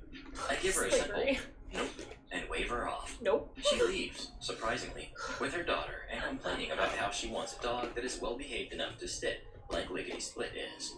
About half an hour passes Just and we were train packing a up to dog. leave. What? Amy quietly asks if we can throw the ball just a little for Lickety-Split because she doesn't feel it's fair for her dog to miss out on the fun. So we head back to the field, remove Lickety-Split's lead and vest after checking the little entitled girl or her mother weren't around. Hello. Side note, her dog tags also say that she is a service dog, as well as have my name, address, and phone number on them, and this will be important later. And we begin a small session of fetch with Lickety-Split. Why would you take her off the leash? As we usually do. Now, the park is set up, so the field is right next to the car park with a row of bushes separating the two, and the area we were standing in had a few trees shading some picnic tables. As Liza is taking her turn to throw the ball, it hits a tree and bounces through the bushes. Lickety chases after it, and I tell my sisters to stay put while I follow just to make sure she doesn't end up on the road. Despite Liza's throw not being too hard, Lickety-Split wasn't directly behind the bushes like I thought she would be. Where are In you fact, going? I Okay. couldn't immediately find her after passing the bushes. I looked around for a moment before hearing Lickety-Split's distressed barking and bolt into the car park, finding a family of 5 attempting to wrestle Lickety-Split into the back of their car. The family, including little entitled girl, her mother, father, a boy, most likely middle child, and an older girl, appeared to be the oldest. The father was holding Lickety-Split's jaw shut while the children were attempting to move her into the trunk of their car. Oh, fuck My no. dog was not making it easy for them, and Good. since the mother seemed to refuse to get close, and the father was fighting to keep her head under control, they were struggling quite a bit. I yelled at What them kind of to let dog is Lickety this? Split go, and several things happened in quick succession. The entitled father lost his grip on Lickety Split's head, while the two girls jumped back, leaving brother holding her hind legs off of the ground. Lickety Split barked several times before the entitled father again tried to hold her muzzle, which she responded to by biting his arm and flinging herself at the boy, snapping at him until she managed Fuck to land yeah. a bite on his ankle Get and him! pulled to my side. Get him, pupper. I grabbed her collar and yelled at the family for attempting to steal my dog. At this time, a security man arrived, explaining how someone had reported an incident and asked what was going on.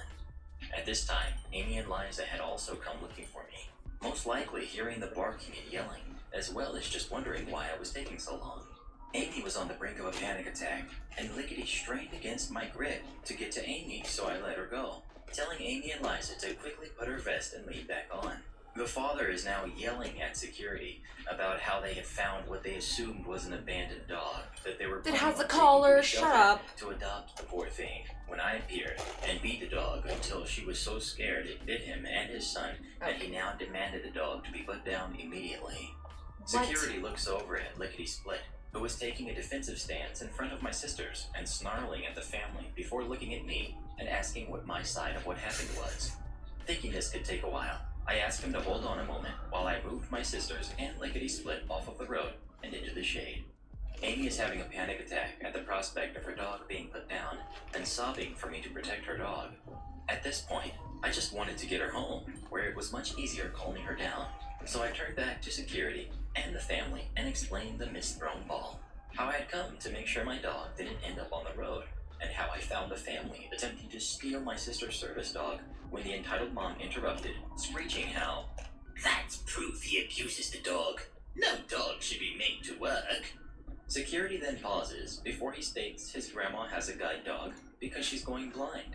Pause from the family. Security turns to the kids and asks if they were trying to move the dog in the car. The older girls confirm this. Security then asks if they waited to see if anyone claimed the dog. The girl shook her head, and the entitled mom then claimed the dog had no tags. I point out Lickety Split's beautifully handmade bright purple and blue collar, stating it has my phone number and address on it, before asking security if I could take my sisters home. I didn't even care about pressing charges for the attempted dog napping. I just wanted to get Amy home, as she was really struggling to calm down. Thankfully, security understood, took my details, and explained this would most likely go to the police, as my dog had bitten 2 people. I wasn't too worried about this, as my state's law says that if a dog bites or attacks someone, it would be put down unless it was provoked to do so. He would make sure to save all security footage as evidence, as he could clearly see I cared for my dog and family. He let me go, but warned me that Lickety Split must be kept in my name, and her residence can't change, or it would have worse legal repercussions.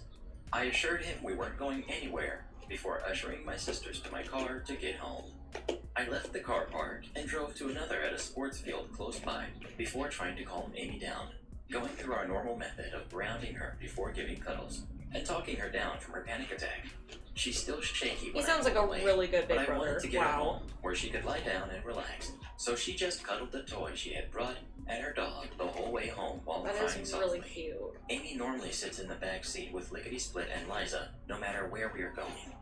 We ended up ordering from a restaurant, Amy's favorite, for dinner, and watching a movie together, snuggled up on the pull-out lounge. The girls both fell asleep there, and I let them be. This was before Amy was back in school, but I gave the next off from her tutoring and worked from home since she was still upset. The police did get in contact with me about Lickety Split biting 2 people, but confirmed they had seen the security footage and agreed that the situation had provoked Lickety Split to do so. There was also a whole court procedure where the family was adamant the attack was unprovoked, and they were just trying to help what they thought was a stray dog. But one of the cameras had caught a very clear display of Lickety Split's collar, which has my phone number. Not to mention, entitled mom and little entitled girl had seen me and my sister twice that day, which cameras had also caught. The parents were fined and given community service, and since I nice. just wanted it to be over, I didn't press further, but we haven't been back to that park since. Let my kids pet your wolf. Hey guys.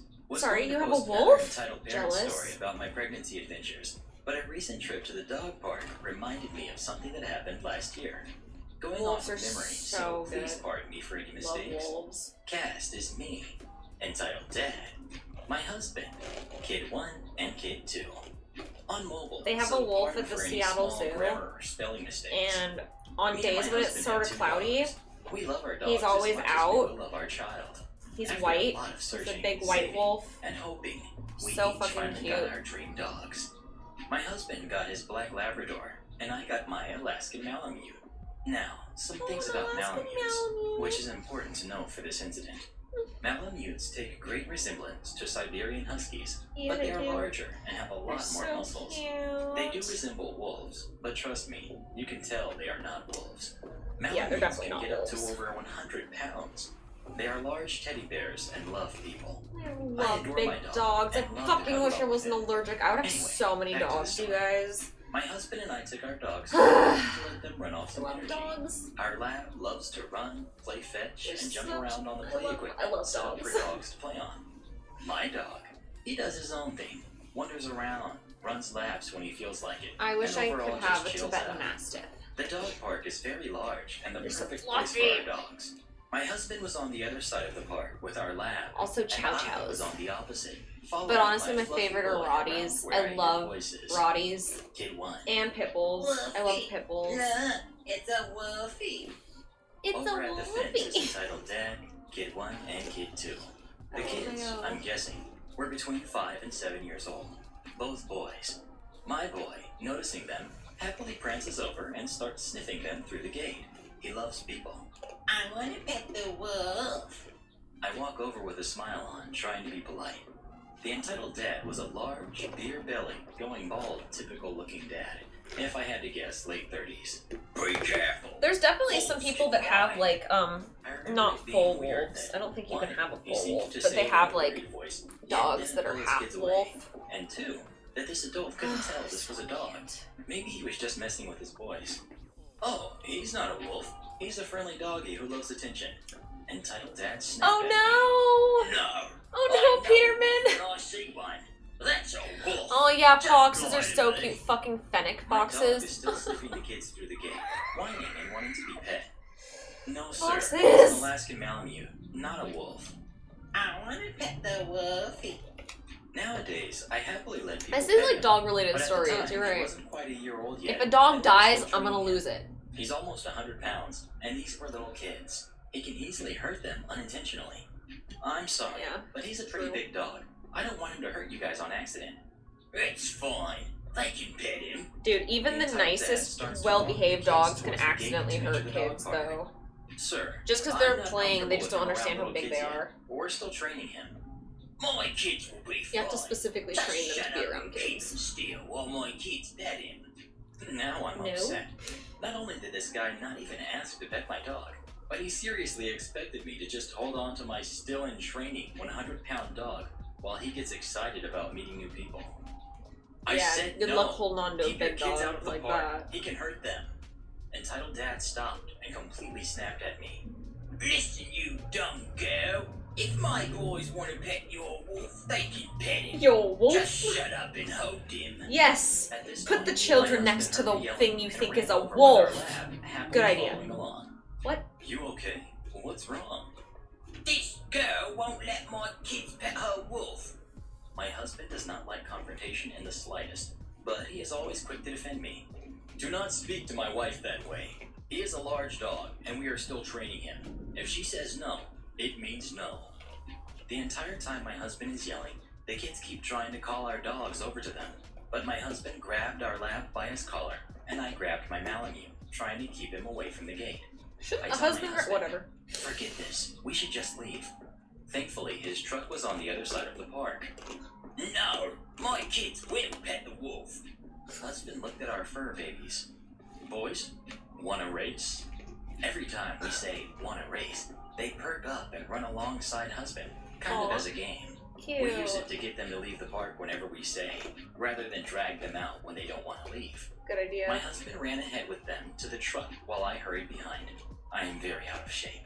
The entitled dad was screaming and cursing while Kid I 1 feel and that. I Kid 2 hate cried. running. I really felt bad for them. They weren't mean or acting entitled, but I just couldn't let them pet my boy without fear of him accidentally jumping all over them and hurting them. Like, I don't understand when We people... got them in the bed like, of the it's truck for your own before benefit, Entitled bro. Dad was even halfway through the park, still screaming. I can't remember where the kids were. We got in the truck and pulled away right as Entitled Dad reached the gate on our side of the park. I flipped him off as we drove away. We never saw them at the park again, thank God. It's our favorite place to take them to play. My boy has been trained up a lot now.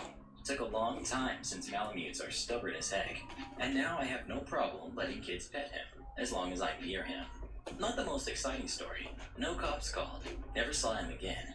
Glad we never experienced that again at that park. If anyone knows how I can attach a picture of him to this story, let me know, and I will. But his puppy It's picture is Reddit, my just profile add a pic. fucking He picture. was about 6 weeks old, taken by his breeder before we could bring him home. I'm still new to Reddit and figuring things out. Clearly, Please, you don't know how to if add a someone says photo. no to petting their dog, please take it as a no, especially if little kids are involved. My dogs are not vicious at all, but untrained large dogs can seriously hurt someone unintentionally if you don't listen to their owners. Thanks for reading. Also, for those saying I should have let him just play with them and let the kids get hurt to teach the guy a lesson, No. I didn't want to do it for two He's reasons. the type of person to One, call them it out. wasn't the kid's fault the entitled dad was acting like a jerk, and I didn't want them hurt because of it. And two, I've had family lose dogs because of situations like this. All it takes is one call to the cops to start a case against us and run the risk of losing our dog because of his stupidity and refusal to listen. One little lie about him being aggressive can be all it takes. Especially for that kind Next of we've got breed.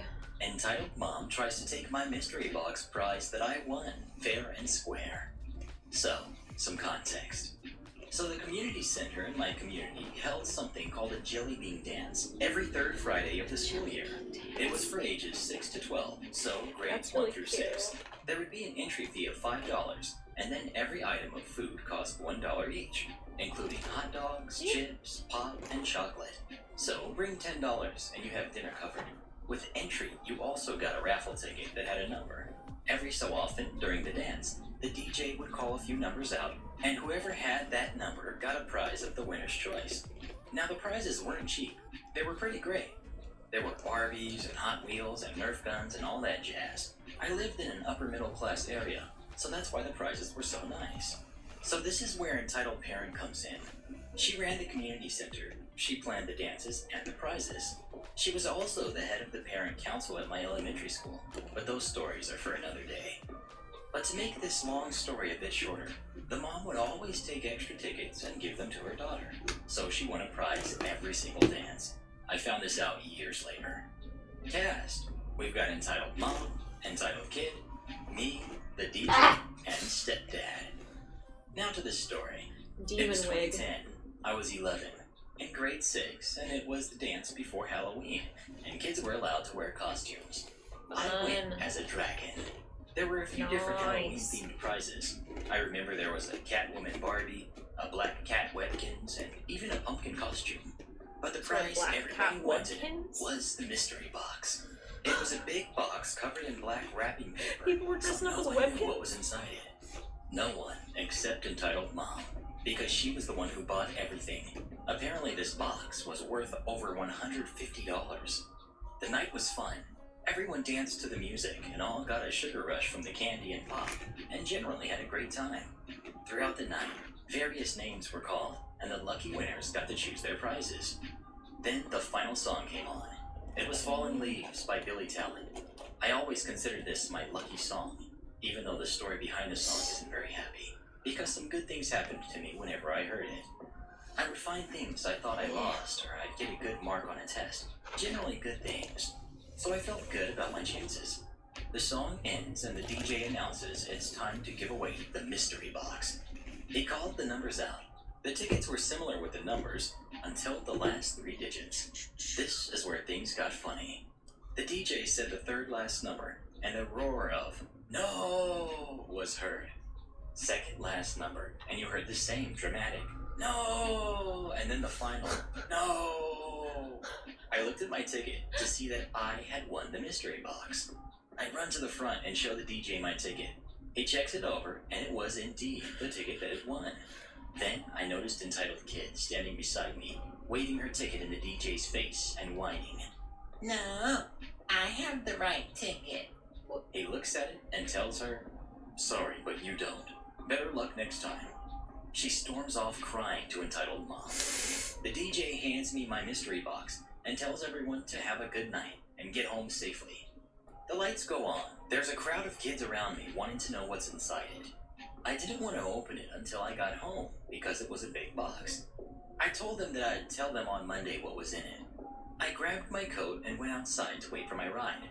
I knew it was going to be either my mom or stepdad. As I wait just inside the door, the entitled kid comes over to me and tries to open my box. We are both 11 and in the same class.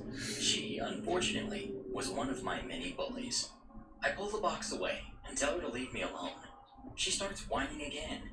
Give me the box. I was supposed to win it. Mommy made sure of it. Okay, well, clearly not. Said, well, maybe you'll win the one next month. It's before Christmas, so it will be awesome. She whines some more about how she wants it. The entitled mom walks up to me and yells, you're not supposed to have this. Entitled kid was supposed to win it. Now, give it to her. Entitled mom was a huge lady, tall and fat, and kind of scary. I took my ground and I said, I won it. Besides, she wins every time. It's time to let someone else win for a change. Losing So she wins fun. every time? Yes, I, an 11-year-old, said that. My great-grandma would say it to me, in a nice way, of course. One of her many life lessons. Entitled mom looked at me in shock.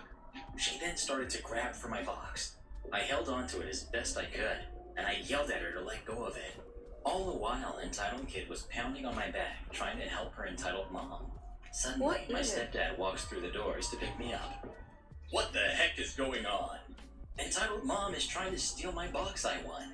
No, you are trying to steal it from my entitled kid.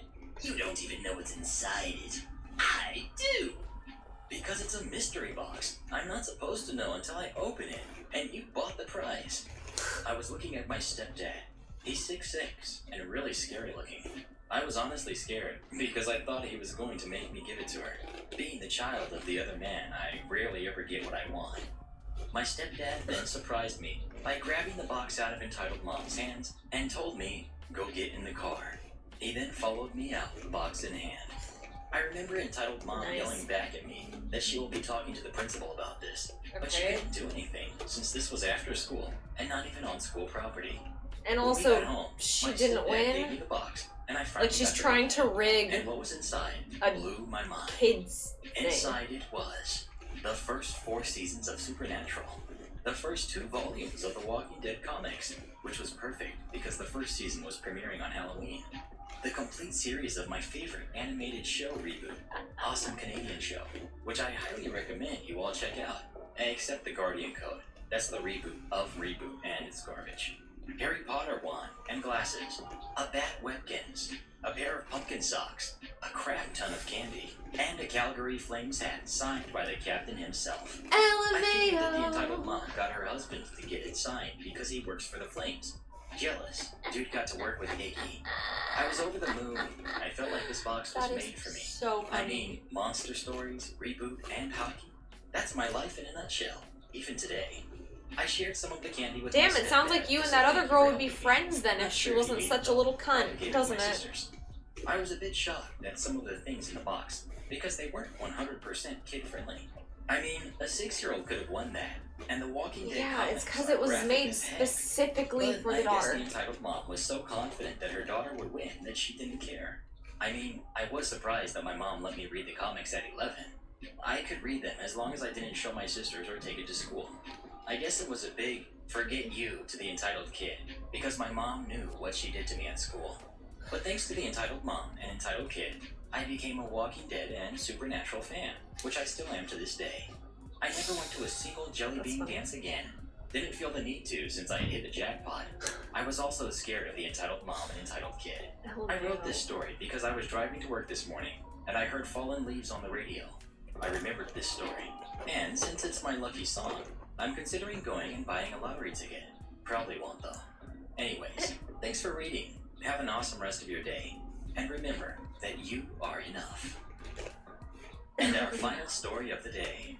How Shy Kid became more villainous than his bullies. We're already at the Hi, end. Mr. Reddit. I joined the army a while ago, and I tried posting this, but it got deleted for some reason. So here's attempt number 2. This took place many years ago, but it's still on my train of thought in my mind. English is my first language, and I'm on mobile. Growing up, I was the shy kid from grades 1 through 6. I didn't really have a lot of friends, didn't have a lot of social status, and I just kept to myself. My parents moved around a lot, so I didn't really have much chance on making friends. So, because I was pretty much an outcast and kept to myself, I was easy prey for bullies. Whenever I did get bullied by one of the several people that were bullies, I did what any kid would do, and went to the teacher. Unfortunately, all the teachers really did was slap them on the wrist and tell them don't do that. But unfortunately, that never got them to stop. All they did was delay them before they were right back at it the next day. From 5th grade to 7th grade, it was a rinse and repeat cycle. I would get bullied, I would tell the teacher, but they wouldn't do anything to stop the bullying. And with so many kids at the time being bullies, there was no way I could truly escape. I remember it, they would call me names, chase me around, throw rocks at me, take things from my school lunch, and I could never understand why the teachers were just decidedly looking the other way whenever they were doing this. And despite me constantly reporting this, they still wouldn't do anything. I later found out that they would wait till the end of the year to actually punish these kids for what they were doing, just because they didn't want to deal with it all throughout school. What? But one summer, everything would change. For during this summer, I hit puberty like a wrecking ball. My once smaller than average figure became very large, and I started gaining aggressive tendencies and antisocial behaviors because of all the bullying. Okay, I was like, so when the school year started up again, I noticed that That's my not a part of temper puberty. began getting bigger and bigger, while my tolerance was getting smaller and smaller. Then one day, it happened.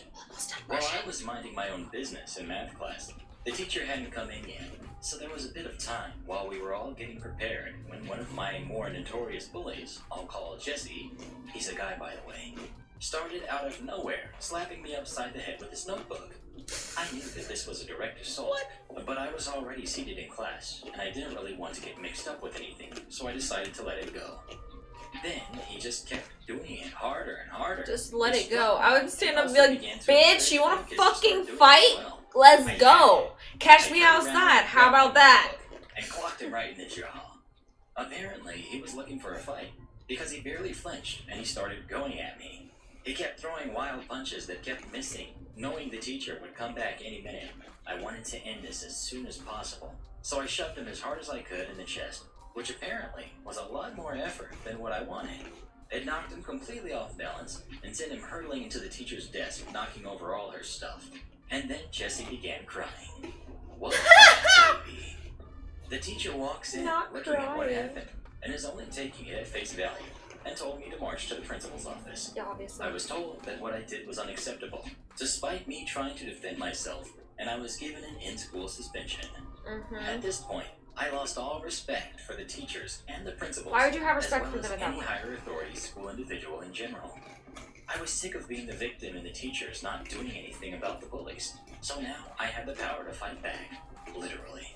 I took no crap from any of my former bullies, and I knew it was finally time for several years of payback. But I was smart as well, and I realized that I wouldn't have a leg to stand on if I started anything, so I would let them instigate it. I completely ignored their existence whenever they tried to verbally attack me, but the moment they laid so much as a finger on me, they were going for a ride. One person decided that they wanted to smack me upside the head because I was ignoring them in band Yeah, but does class. that matter So if they I start threw a it? Because, chair. like, the last one One girl started it decided and that you she got in wanted trouble to still, insult me so. and stick a spitball in my ear because I told her I didn't care what she thought. So I pulled the stool out from underneath her. She tried to do the same to me, but I'm a fat guy. Good luck with that. Another person decided that they wanted to say This directly guy is to a my face, psychopath. "No one likes you, and you're going to die alone." So I stated in return, "Girl, you're 16 and pregnant. Your opinion means nothing to me." It was almost like I insulted her god with the look she gave me afterwards. So it was clear that the bullies hated me, but they knew I would fight back if they provoked me too hard. So they decided to move on to other victims, which I would step in to defend these kids when I could. And But then soon the everyone problem started turned to clapping. the teachers, as they didn't like that I was challenging their failed policies. They tried labeling me as a violent student, which, thinking back, they weren't wrong. I like how he's And like, I I'm was called smart, in and every then other does week all as a this bogus shit. charge Like, no, that they you're tried to not. experiment. No, you're not. Example. You're They still tried getting to in expel trouble. me because some kid got hit in the face with a ball during PE. They tried this twice, and they failed twice. They also tried to punish me by giving me multiple in-school suspensions. Kind of sounds But like you was deserve clear it, honestly. didn't work. I lost all respect for them, and I couldn't give two craps about their policies. My Sounds like you outbursts guys that all I would deserve do in-school went to my suspension. head, I Like, admit. what is And this? I started going by the remaster of Heck for all the shows I would put on for the other students in order to pay back my as well as others. Like, it's one thing to fuck with Funny them enough, back, it's another to every now and actually, again, like, I try pass to, by like, my out-bully the bullies. Now that I've graduated, That doesn't work. I laugh my That butt never off works. to see that it was shut down. And it's And I like childish. to think I had something to do with it. Entitled mom demands I fix her car after hours, then gets salty and tries to get me fired when I say no. Obligatory on mobile warning. So, Like, you just I stooped work to as a their level mechanic and at you a got in more family-owned trouble, so, buy like, here, pay here dealership in the middle what of is the small town point of USA. that? The pay isn't You that didn't great, show but since anyone. the owner lets us work on our cars after hours, among other nice perks, that more than makes up for it. So it isn't Yes, I've unusual been to working see out. one of us still in the shop after we've closed, changing our oil, our brakes, or whatnot. I was in the shop on a Saturday afternoon. We close at noon on Saturdays, doing some routine maintenance on my Camaro, featured in the previous LMAO. post, and enjoying the nice weather, when I get a visitor. The cast. We've got me, the entitled mom, No. and the clueless kid. Entitled mom pulls up with steam billowing out from under the hood of her Impala, and I can hear the engine making a loud Why would I knocking get in a sound. fight? I know my She gets physical out and tries limitations. the front door. It's If I got locked. in a physical fight with However, someone, I had the back garage door someone's open for going to jail, circulation, because and she walked in I'm not and got using in my through the hands, open door. okay? Are you open? I honestly thought she had left. Huh? Oh, good, you're open. My car just started smoking and has been making a weird sound. Can you fix it? It's time straight. Sorry, ma'am. We're closed. I'm just here fixing my car. However, we open at... What? What do you mean you're closed? Oh, no.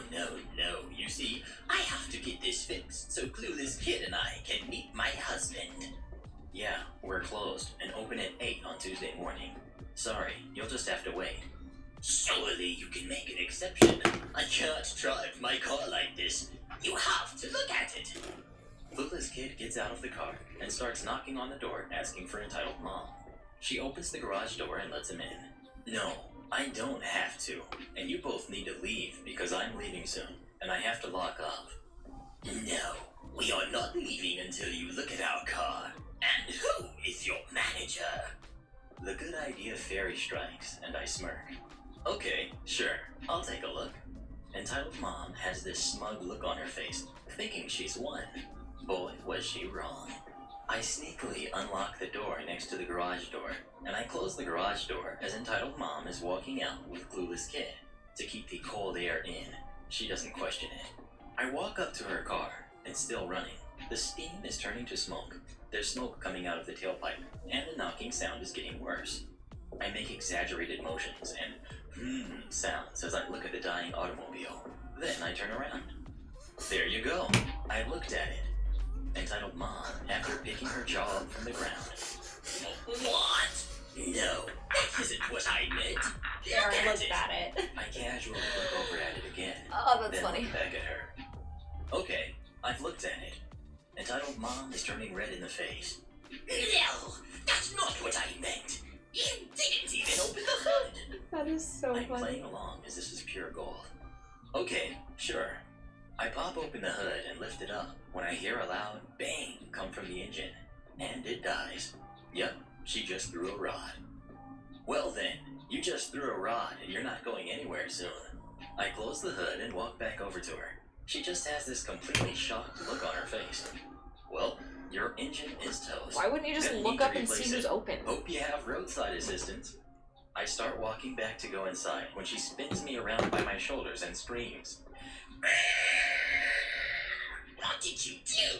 You broke my car! Now fix it! Or Ma'am. buy me another one! Get the fuck out of my face. Ma'am, this car was done for when you drove it in. I did nothing but what you instructed me to do.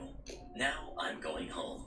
The diagnosis fee is usually $50, but I'll waive that for now.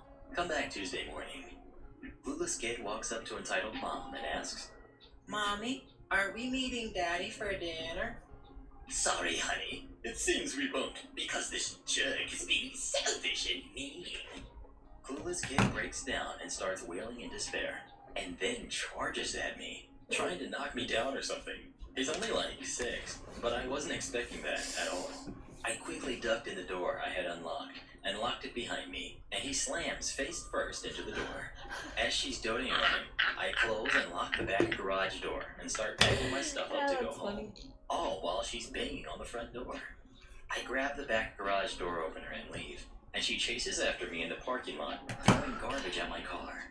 I think nothing of it. Out of curiosity, I drive past work the next day, and her car is gone. Less to explain to the boss. Fast forward to Tuesday morning. I show up for work, and who else but entitled mom is sitting there waiting for us to open? Joy. Well, she goes on a tirade to my supervisor that I broke her car and left her there. I give my side of the story, while she calls me a liar. Then we go to the owner and review the security cam footage, which clearly shows her going around back, her kid attacking me, and her throwing junk at me as I left. To end it all, her demands that I be fired were laughed at, and she was banned from the premises for attempting to assault an employee. And while I was told that I shouldn't have egged her on, they still said my idea was funny as crap, and let me go. Next we've got Scary Entitled Customer. Hi, Mr. Reddit. I've been on a marathon of your videos recently, and the r/entitled parents are definitely my favorite. I thankfully haven't had too many encounters with entitled parents, but customers, that's a different story. I'm on mobile currently, so I apologize for any formatting errors. For a little background, I am currently 22 and recently graduated from college. I used to work at an amusement park my junior and senior years of college, and boy did I see my fair share of crazy customers.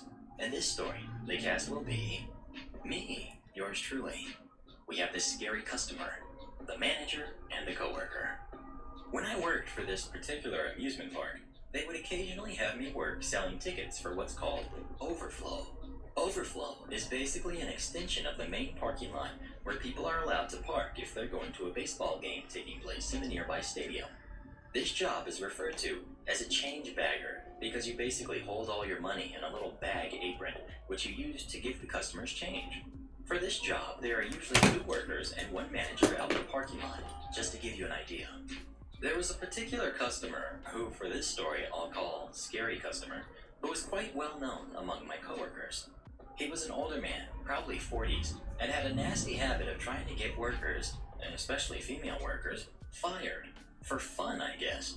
Basically, he tried to get us to bend rules, or would try to confuse us into giving him incorrect change, so he could get us fired. It never worked, because the managers knew of him as well. But sadly, there really wasn't a way to prevent him from coming to the park, as he never got violent. I never had to deal with him for the longest time, until one fateful day he drives up, and my coworker casually wants me to tread lightly.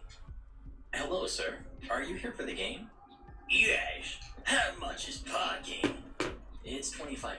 Bitch, you would know if you're there all the time. Most people typically gave $30, so it was easy to make change. But not this guy. Oh no, of course not.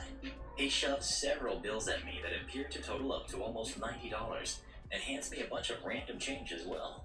I'm not good at mental math, never have been, and we didn't have a calculator out there, so I was struggling to figure out his change. What's the matter?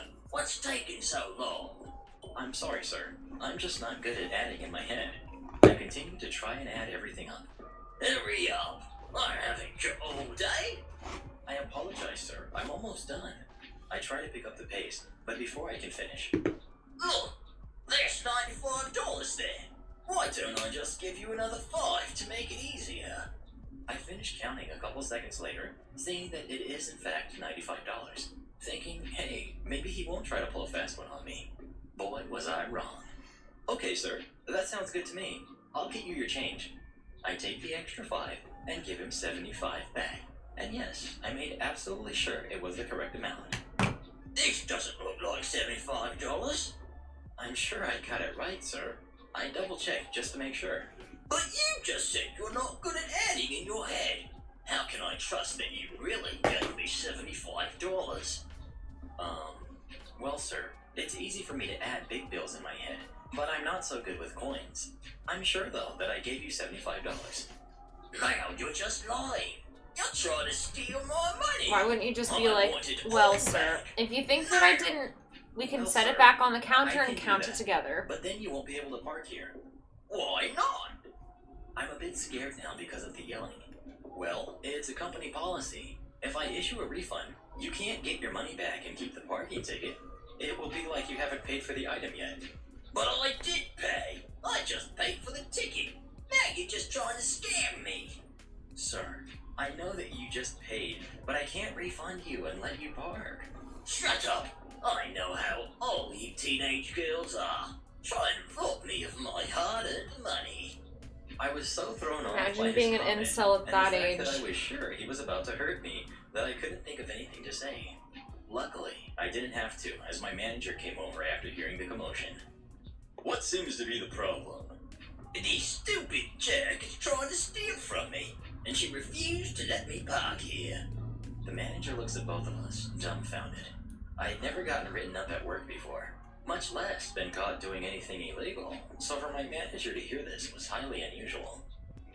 I've known Hannah Rose for quite some time, and as far as I know, she's never stolen from customers. Now you're just trying to cover for her.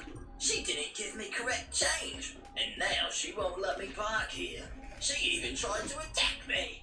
I explained my side of the story to manager, about counting up the change, giving him the $75 back, him asking for the refund, etc. At this point, my coworker walks over as well, and she's dealt with this man before. Coworker. Sir, I'm not sure what you're talking about, but she never once raised a hand to you. Now you're all in on it. Whatever happened to decent customer service? Sir, It died I along won't with that have you archaic harassing thought us like this. process, And for the record, thankfully. Hannah is right. We can't refund you and allow you to park here. It just doesn't work that way. So either you can leave us alone and pull in, or we'll give you the money back and you will have to leave. He continues to go on a tirade for another 5 to 10 minutes, all while me and coworker are trying to calm him down, and manager now insisting he has to leave without a refund. Manager really didn't take crap from anyone. Finally, he gives up and drives off out of the parking lot, but not before looking straight at me and pointing a finger at me while screaming, I know where you work. I'll be back for you. I was terrified for days afterwards that this guy was going to show up again and hurt me. Thankfully, I never dealt with him again, but I still heard countless horror stories about my other coworkers encountering him and having similar experiences. And our final story of the day, the Church Boy Stalker Saga. This is another story about how my usually spot-on instincts concerning people failed me spectacularly. It starts with an innocent night on the town with my coworker and friend, Georgia. I always call her G. She's a teensy, pocket-sized elf of a girl who bears a close resemblance to a young Claire Danes, so not altogether unfortunate looking. This was during a period when boyfriend and I were separated. She was single too, so we went out to the local watering holes together quite often. It was that period of our lives where a night on the town meant dressing to the nines and then drinking, dancing, and flirting all night long. Now, as for myself, I very rarely drink. I get inebriated even less often. My limit is usually one mixed drink or 2 beers. I just don't like to put myself into a state where I am not in control, especially in a bar type of setting where you really need to be on your guard. For this reason, I usually drove whenever we went to local watering holes, but that night there was something wrong with my car. If I remember correctly, there was an exhaust leak. It wasn't something that would keep the car from running, but could possibly cause us to be pulled over. Not a scenario that someone who has a drunk passenger and potentially a drink or 2 in their system wants to invite. Since we didn't want to run the risk of having any run-ins with the law, we decided that Georgia would drive. To make a long story short, Georgia got Can't you just drive her spectacularly drunk and decided to leave with an ex that she happened to run into during the night. Don't worry though, she says. James said he would take you home. James was the nice-looking guy that she had introduced me to during the night. She told me that they went to the same church, and she had known him Girl since she was code a has kid, been and broken he was a several really nice times in guy. this story already. James and I had been talking and dancing, Yikes. and yes, even flirting a little as the night progressed.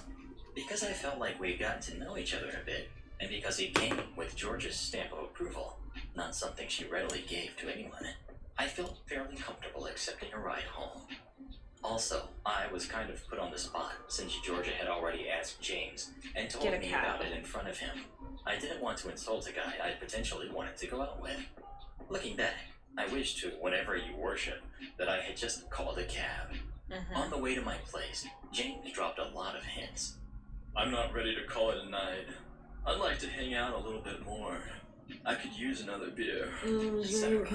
I casually told him that I was tired and ready for bed and thanked him for the ride. He asked for a kiss, and I gave him a playful peck on the cheek, patted him on the arm, and shut the car door. The next day, I go out to run errands, and the phone rings as I'm walking in the door. It's James wanting to hang out. I'm tired, so I say he can come over and we'll watch a movie and hang out for a short while. When I hang up, I see he's left a couple messages while I was out. A little pushy, but okay, I guess. Maybe he just A really little likes me. pushy? We're sitting on the couch watching a movie. So and he beyond goes from pushy, friendly no. companion to full-on make-out mode in 0.2 seconds. I mean, 1 second we're sitting on the couch at a comfortable distance. The next, he's practically on top of me, trying to put his tongue down my throat. Oh no, dude. Homegirl Hell don't play no. that. So I'm telling him no, and he's acting like he doesn't get it. He's getting slightly more and He more gets it. aggressively affectionate, and I'm starting to low-key panic. I don't remember what I said exactly, but I did eventually manage to get him out the door. Relatively Good job, unscathed, I thought, save for a copious amount of unwanted slobber. When I went to change for God, why do they bedwear, always I slobber? found finger marks on my upper arms from where he had gripped me so hard. The next night, I got approximately 10 calls from James. I didn't answer. He left voicemails. Every single time. This was before everyone had electronic leashes, aka cell phones. I myself only had a landline, so it was a lot easier to ghost someone back then. I figured I'd just not answer the phone, and he'd eventually give up. Like most sensible people, right? Wrong. My phone rings at 4 a.m. Now we know nothing good happens at that hour of the night. People don't call you up to chat. So when I was jolted out of sleep, I answered the phone automatically, without even pausing to think or look at caller ID. It's James. What are you doing? Are you kidding me? I'm sleeping. No, you're not. Yes, I am. That's No, what you're most not. people do at 4 a.m. on a work night. Why is your living room light on then? You know that old saying, my blood ran cold? Well, I always thought it was a dramatic phrase to describe not. sudden fear. But you don't truly understand it until you experience it the way I did. He was calling me from right outside my front door. I was single, lived alone, and had no weapon. I was in the habit of leaving certain lights on at all times, because quite honestly, I'm afraid of the dark. I feel safer with lights on, and even sleep with a bedside lamp on. I always have since I was a child. I don't remember what I said back, except that it involved lots of swearing, and it ended with him pounding on my door and calling me repeatedly for about a half hour or so. I eventually had to call the police to get rid of him. The next day, I sarcastically thanked Georgia for the setup, and she was furious when she saw the bruises on my arms. She ended up admitting that she didn't really know James all that well, but that they had been acquainted for a long time, and he seemed like a nice guy. He kept up the psycho dialing for a while, but finally quit when Georgia confronted him about my bruises and threatened to expose his behavior to their church community. And worse, his mother. Thank goodness. I hope that, since then, James has learned that a ride home does not entitle you to a date or anything else from a I girl. promise you, he And hasn't. This was over a decade ago, and I live with my boyfriend now. The time for police or other intervention has passed. Yes, I probably should have told the cops, but I sadly did not. At least I'm safe, and I got rid of him. Hopefully You everyone can't else stop is safe stupid too. too. Booze, brawl, and bullhorns. Hello everyone, it's your large, rotund, 2-ton re-army security guard here, D. Fatman, back with another set of stories of the entitled variety. As stated before, my previous warnings still apply here, and I'm having someone help me catch all of my mishaps and mistakes, who has added his own comments with these throughout the story. So hopefully this one is a little better than my last two that I will link at the bottom for those who want to read them. I should also warn you that this story does get a little dark at times, so reader's discretion is advised. With that out of the way, a bit of background detail is in order. This 2/3 of this post happened before I was an official security guard. During this time, I was more that odd job kind of guy. The ones that would pick up jobs that are very temporary, that maybe last anywhere from a few hours to a few weeks. In this case, it was the former-ish. The job in question was being a door bouncer for a friend's event and club. The location's normal guy had to leave for a personal reason. At the time, I was helping my friend bring in his equipment for the show, as he was playing for a small gig. Like those at nightclubs, just minus the booze, so just about anyone could watch the show. The only rules were that the kids have to be at least 15 and have a parent with him or her, mostly because this was still a late-night place in the roughest part of town, and no outside food or drink. Which the latter of the two I understood, being of laws and so forth. The only reason I was asked to do this was they needed a guy big enough to block the door and can handle himself if it gets rough. Big enough to I was block told the I would door. get paid the same as the other guy, but in cash, and I would have free drinks all night, which honestly was a bit of a bonus for me. Partly because I had little of on-hand cash to enjoy the night with, and trust me, nursing water all night kind of sucks. This way I can still enjoy the music, get my caffeine fix, because I totally didn't have a problem, and I get paid for sitting around. Sounds like a triple win to me. So the place opens up, and I'm sitting at the door doing my thing, slightly upsetting people who try to come in with drinks. Like, seriously? I've been around the bush with all of the drink tricks, like putting a can of beer in a cup with a lid and trying to sneak it in. About 2 hours roll by, and the music is really jamming and working the door when this father comes up, and for this story, I will call him Mr. Bob. Mind you, this is not the same Bob as the first story, as I try to keep away from the stereotypical names. We didn't like hear dads first and story. Karens when using names for these tellings. Personal preference is all. Well, Mr. Bob decided to walk up with his son. I say walk up, but it was more of a wobble up, as it looked like he was already 3 cases of liquor into a 5-case night. Something I know won't be allowed, because that's just asking for problems, and the owner had told me that if it looked like they would cause a problem, to not let them in.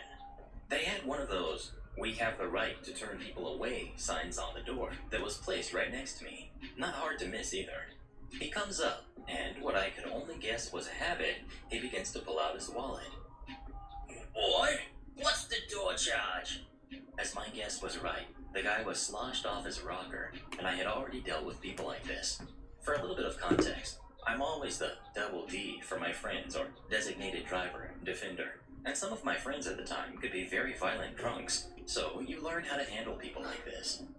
"I'm sorry, sir, Why but are I you can't friends let with you violent in." drunks? "What do you mean I can't go in? I have my money right here." He was waving his wallet around like it was Willy Wonka's golden ticket in my face, as to rub in the fact that he indeed had a wallet. Frankly, I didn't care, and I was getting annoyed. "Sir, I don't care. I cannot let you in. Please go home." "And why the wonk not?" No lie, he literally said wonk. My only guess was that he had a younger kid, and instead of teaching them not to say a curse word, they would train themselves to replace those words with something more age-appropriate and weird. The only reason I jumped to this one is that a few of my friends' parents would do the same thing with younger brothers, and I had been yelled at for using the correct words when I stub a toe and whatnot. About this time, another person comes in and puts his hand on Mr. Bob's shoulder. For the sake of the story, let's call him Jeff. "Dad, leave that guy alone. You've already had too much to drink." That's right, Jeff was Mr. Bob's son. At least I knew someone was responsible enough for the family drunk. Now, I'm not saying drinking is bad, but I would always suggest to drink at home or a friend's house and do it responsibly. Partly because that way you know you can crash there, and it keeps them and you off the streets where it's safe.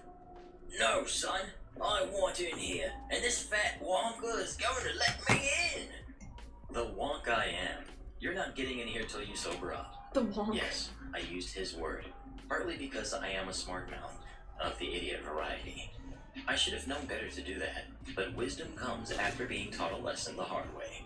Something I wish these entitled parents would learn, but sadly, the world doesn't work that way. Regardless, this seemed to enrage Mr. Bob, and well, I will give him this. He has a mean right So hook. long. I should know. Oh my God. I took it face first, no pun intended. Now, something you should know about me. I hate getting hit in the face. If you want to see the saint turn to Satan fast, then you punch him in the face. Well, that or nail him in the royal twins. So he decided to do the first, and I, being a reactionary kind of person in those days, it came with being that fat kid being picked on. I had been beaten up quite a few times when in school, and it didn't take long for me to learn how to protect myself. So, without thinking, I slammed my head into Mr. Bob's face. Lucky for me, I have a rather hard head, because Mr. Bob dropped like a rock. Jeff apologized for his father and dragged him off, and I went back to my seat. So much hair! It seems because of this, the people that had been waiting for me to let them in kind of dispersed. I don't know if it was because of the drunk, or that I had no qualms about taking names. Shortly after this, the owner came out to hand me a refill on my drink that I had asked not too long before this. He had noticed the blood that was starting to drip from my nose. Here's your... Oh, jeez. What happened to your face? A drunk tried to come in, and he learned the first rule when it comes to me the hard way. First rule? You don't mess with the fat man. Now you may wonder where the entitled person comes in on this story. Don't worry, I'm getting to it. Well, outside of the drunk one, the next day rolls around, and through my friend who I had helped set up for his show, the club owner wanted to see if I could cover another night for the same pay and all. It's I Bubbles! said sure, as I needed the cash at the time, and I asked what time I needed to show up. After the Alright, details were I'm ironed gonna out, spray this I took my bitch. spot outside the door when this lady came up with Jeff from the previous night. For the story, let's call the lady Miss Virago, because I like it better than calling her a Karen. Anyone who doesn't know, Virago is a domineering, violent, or bad-tempered woman. Even though this lady looked like she was trying to pull off that discount store Jersey Shore look, and not in the right way. Are you the guy that beat up my husband last night? It depends. Was he drunk and thought he could get his way? No. It was the well-mannered gentleman that was only asking about the entrance fee before you assaulted him.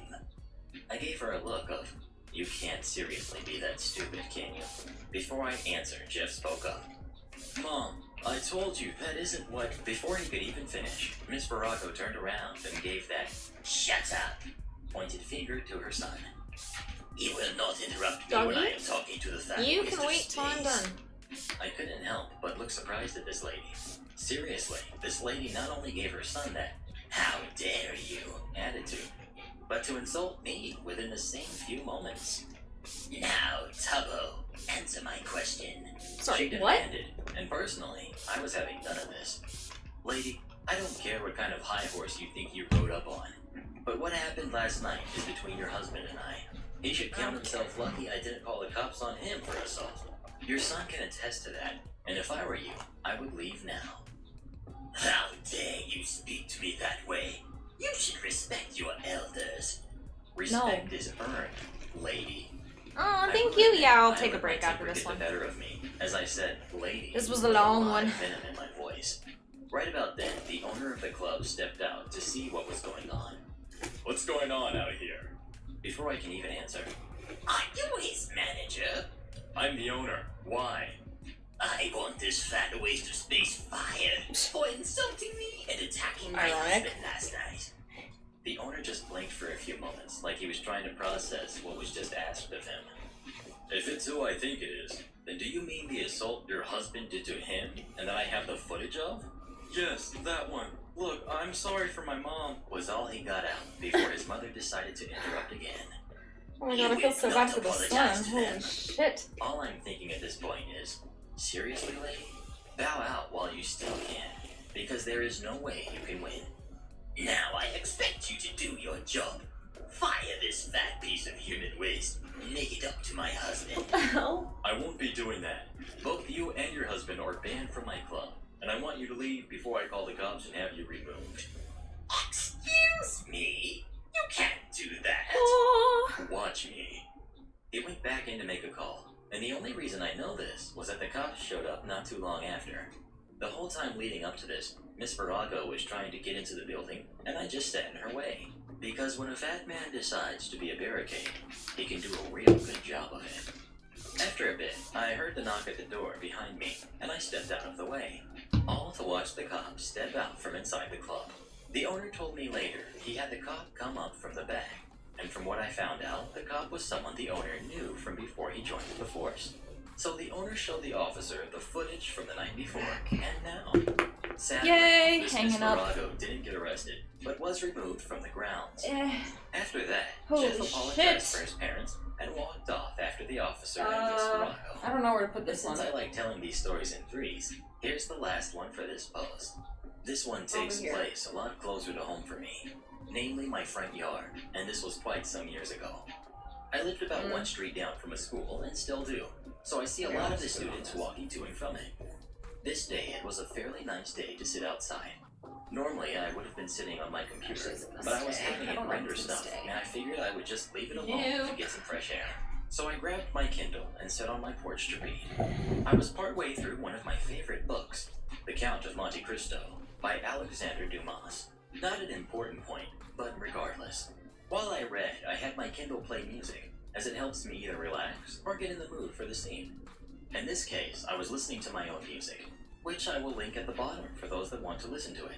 Regardless, it was about that time for students to get out, and I see a few of them. We'll reorganize the wigs later on. Nothing special happens until this one kid decides You want out, to play with puppy? my dad's tulips. Now, as I had alluded to in my last post, some of the kids in the area were not the nicest of kids. Eggging my car wasn't the worst of it, but I don't think you want to hear about those times. Well, lately some of the kids had taken to picking my dad's flowers, and I asked the kid not to touch the flowers. Oh man. The kid jumped and saw me before running off. Well, I'm happy that's Nothing new, done. because I've been known to disappear and reappear on people when they That least wig expect it. was So I think nothing of it, and throughout the time definitely I set out one of the harder I told ones a few others. to Now, you do. may be wondering, why Aw, did I make thank it you, a point Lex. to point out the first kid if a few others did the same to me? Thank you. That's Birthday easy, month. my Birthday dear number. readers, because he returned later with his mother, who for this I will call Mrs. Harridan. Like before, Google it. Editor here. Shall I keep filling these in with the meanings or no? Miss Harridan is the main antagonist of the 2003 comedy film Daddy Daycare. Between the time the kid ran Smurf, off I think and I'm reappeared also with too his young mother, for that. my dad had come out and given me a bullhorn that a I friend of don't his know what was you're coming talking by to about. pick up. She came marching up to me like a woman on a warpath. Are you the boy that yelled at my son? Hello. No, I'm the guy who asked. Yeah, this is definitely good to get done. How dare you tell my son he can't look at your flowers? I didn't say he couldn't look. I just didn't want him to touch them. And why not? They are only flowers. You can go to any field and pick one. Then he can go to any field other than my yard to pick one. And what if my son wants the ones here? 3 days? Then he can take It's been a picture of week. it and go find another It's one been that a looks whole just like week. it. You're going to let my son pick the flowers here? No. Excuse me? She sounded offended by that, and I couldn't help myself. You must be hard of hearing. Alright, I'm Here, gonna... let me help you. I Eat a picked up the chocolate? megaphone next to me and said through it to her The face. puppies are gone? I said no. Now get out of my yard. Miss Harridan began to get red in the face and tried to grab The bed is the phone from actually my hands, in which I just the pulled delivery away out room of right her now. I reach. need to grab it. Now I suggest you leave. But I need to finish these Why wigs first. should I smirked like the devil and pulled the bullhorn up to my mouth. Ma'am, I don't care how much you want my fat body. I will not sleep with you. I know, I'm a jerk, but it was so worth it. As the woman turned bright red, giving me the death glare. LMAO. Still smirking like the devil, I acted like I was about to say something much, much worse. She got the message and stomped off with her son in tow, and I went back to my book. So it goes to show you, if you really want to throw off one of these entitled parents, you've got to turn it on them in a way they can't defend. I figured that this time I would share these stories that I've only told my neighbors and my family It's with true, though. everyone here, since I saw those in the comments of Mr. Reddit's video over my last post. I will admit, you all lifted my spirits that day, as I was having a bit of a rough day. So, thank you everyone, I do appreciate it. I have quite a few more of these stories, And chocolate's as well as some billable. of my favorite stories of my own stupidity that I may share. Just the latter, I'm going to have to figure out what kind of tag they are going to need. Any thoughts, everyone? And to Mr. Reddit, thank you for another wonderful reading of my last post, and I hope you enjoy this story as well. I tried my best to omit the bad words in this one again for you. Editor's note, without much he swears in Discord, and when we gain, I can attest, he held back on the curse words quite some bit. To everyone else, don't forget to sub and click the LMAO. notification bells for Mr. Reddit's videos, so you can prevent those entitled Karens out there from getting what they want. It's true. While I Better may than- be one better than large, fat yesterday. instruction, I can only hold them off for so long. Because you can't stop stupid but you can't hold it off for a little I just while. had an edible. And for those Karens out there, this is one fat, free Army security guard who has got your numbers and has no problem standing up to you. So come have a go if you think you're hard enough. Thank you for reading. Maybe we'll Hope take you a break and enjoy. do one of the wigs I don't have to Karen, brush. I don't care if your 5-year-old plays Mario Kart. He can't drive my mom's minivan. Hello, Mr. Reddit. Hope you're having a Karenless day if this is on YouTube. You know, because I got a few Thanks. new ones. Okay, now let's begin. Thank Background. you. I was going to Home Depot No, I and haven't, needed but a they new look carpet. really With good. my dad I and little really, brother after really church like how they because it look. was Sunday. They look I'm very one of those promising. I've been people who meaning to don't watch care them if you actually. go to So church. if you like So them, my like that's a dad good and sign little brother go because I've been into wanting Home to see Depot, those. And I stay in the car because me and my dad don't get Nice. along well. It's not a I bad feel like Star relationship. Wars It's just we argue a lot. And an times ACT anime makes women just dope men don't go along well. makes Especially so when much we have the same sense. personality Like- according to my mom. So I'm in my mom's Surprised that didn't happen My sooner. dad's was blocked by my older sister. Next, do Where I Ben hear 10, a small please. child say, "Mommy." Indiana Jones would also make a good anime. And so it begins now. It's time to get ready to Karen. Our cast. We've got me. We've got Karen. Crazy entitled lady who deserves your house. The entitled kid. The bratty 5-year-old. What's a good Netflix series to watch? Ooh, If you like horror, slasher, the slasher series, I really liked it. There was a few, It's not. like, Isn't it? they, Can I drive it, mommy? even, the, like, there's a lot of characters I fucking hate. No way. But, this like- lady's letting her kid in to drive a car that isn't hers. But So she good. goes to the It's one of driver's those side, shows where every just for season the it handy. follows a different group So of me, people. being the quick-witted But, like, 15-year-old, quickly oh had my locked God, all you doors have but to on the watch. passenger side. So I good. don't know what it's Same with actually the called. Scream series. locked Both all of them the are good. All this I think they're did was both on make Karen Netflix. mad. She looked up One of them might be on somehow Amazon, because though, somehow actually. She didn't see me I and might be said, wrong. "You there, boy? Let me in now." Yeah, I'm gonna have to say no to that. Mommy, I want to drive. You will soon. She then looks at me and says the dumbest thing I have ever heard. If you better like, let me in now, or else I will oh, call there's the this police one on I my love to stupid hate. car." At that There's this point, one show I really was like done. shitting on. Yeah, still Let me no. find, what is it One, fucking it's not your called? property. Oh, Two, I don't know shoot. you. And 3, I'm not letting that kid drive Netflix because there's no way he knows how to drive at like 5 years old. Oh, it's fine. He plays Mario Kart. Good He'll be Girls. fine. It's called Good Girls. Okay, Oh scratch what I my said earlier. That fucking is god, the I best need thing someone I've else to ever heard. watch that So dumb, shit. in fact, I'm pretty sure Because I it's lose my sheer mind. stupidity. I hate Someone must have seen everyone. what's going on because a security guard came over. Mom, what's going on here? But the cast is With a so smirk on good. her face. Like, the cast is really good. It's really well acted. I just hate every character. I hate them all. I only watch it because I want them to fail. It's like Breaking Bad, but like if you just absolutely hated everything about Walter White, he had no redeeming qualities, and he just, it's like if Skylar was Walter White. Because like for some reason, even though Skylar's right most of the time, she sucks. Like, why does she suck so much? So if she was Walter, that's the show. I was so happy with this guy's I hate it, but I love And my watching dad it to came out hate with it my so little brother. much. We told him the whole story. Like, So I got the cast, free Tim seriously, Hortons. so good. Hey, Canada. Squid Game, and I we don't know will be what that pressing is. charges because that lady is insane. And if you want to hear about it, I will Tokyo's update like the it. future. Yeah, Next up, we've it got looks like it. Entitled Mothers at the Zoo. This happened several months ago, Hi. but I have a very good memory, so I remember it very well. There will be 2 stories in this post. No, I like although losing my they're both mind. kind of short. For background, my boyfriend and I went to the zoo with his older sister on the free day. The zoo was crowded, and it was insanely hot, considering that it R. was in Kelly is the guilty? winter. I mean, like, yeah. Anyway, I digress. Of course. As we are walking Of along, course he is. we passed the sea lion enclosure, which had a large open We've been top known so that people since the could get early close to the sea 2000s. lions, who were currently sunning themselves and playing with a large ball.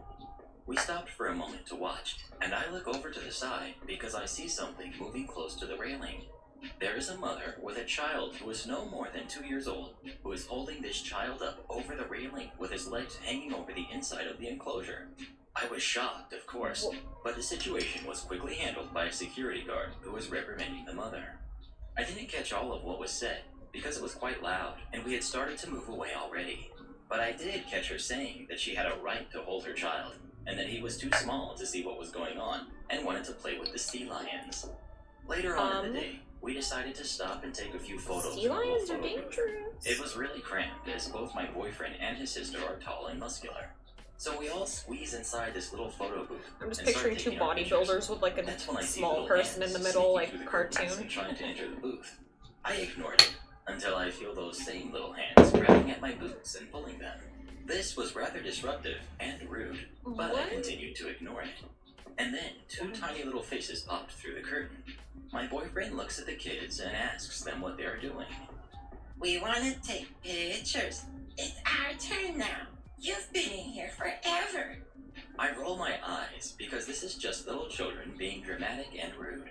My boyfriend shoos the children away, and we finish taking our pictures and manage to unfold ourselves from the booth. As we wait for the photos to come out, we see the little children again. They're hovering next to the little slot where the pictures come out and giggling to themselves. We ignored them again and just waited for the pictures. As soon as they came out, the kids grabbed them and tried to bolt, but my boyfriend just grabbed them by the collars and took the photos from them. Obviously that was gonna happen. And screaming and kicking at both me and my boyfriend. His sister stayed out of the way. Smart woman.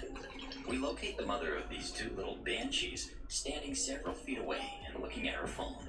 She seemed completely disinterested in what her children were doing, and not even aware of where they were. My boyfriend scoops up the two wailing banshees and drops them in front of their mother. She starts immediately screaming at my boyfriend. Oh, another good show. Your children have been harassing me and my family. I think it's called Home Sweet Home. I think it's Korean. It's so good. It's another horror one. I like horror, if you can't tell. It's like my favorite thing to watch. My boyfriend is an amazingly patient person, and he really doesn't enjoy arguing with stupid people. So he simply tells her to watch her kids and then walks away. We leave and enjoy the rest of our day. I know this wasn't crazy or super intense, but I hope you enjoyed it. And our final story of the day. Entitled Coworker bullies and embarrasses me and other coworkers. Gets knocked down a peg by administration. Hi, Mr. Reddit. I enjoy your videos and decided that my first ever Reddit post should be on your subreddit. Okay, I apologize for formatting if it's incorrect. If there are This any one changes needs that the need to be treatment. made, please let me know in the Let's do comments. this one really quick. English is my native language, so I will do my best with grammar and spelling. This story is long. Sorry. I am a stickler for details. This just happened, so it's fresh in my brain, and is something that has been coming to a head for months. Backstory. I'm a librarian in teen services in a public library. The community we cater to is fairly big, housing one of the largest school districts in this portion of the state. Many patrons visit in the course of the day, making us very busy, especially as it gets closer to the summer. I started here a little over 2 years ago. This community, however, is pretty affluent and has families who are well off. It's not an uncommon occurrence to have entitled people during the day, but everyone does their best to maintain a professional demeanor. Everyone except my coworker. For this story, he will be dubbed Gary. Gary has a history of also being entitled, and is the only person in the department who thinks he is the best example of a librarian to ever live. He has worked in the building for almost 12 years, the longest out of anyone in teen services, but he is still only a part-time librarian like I am.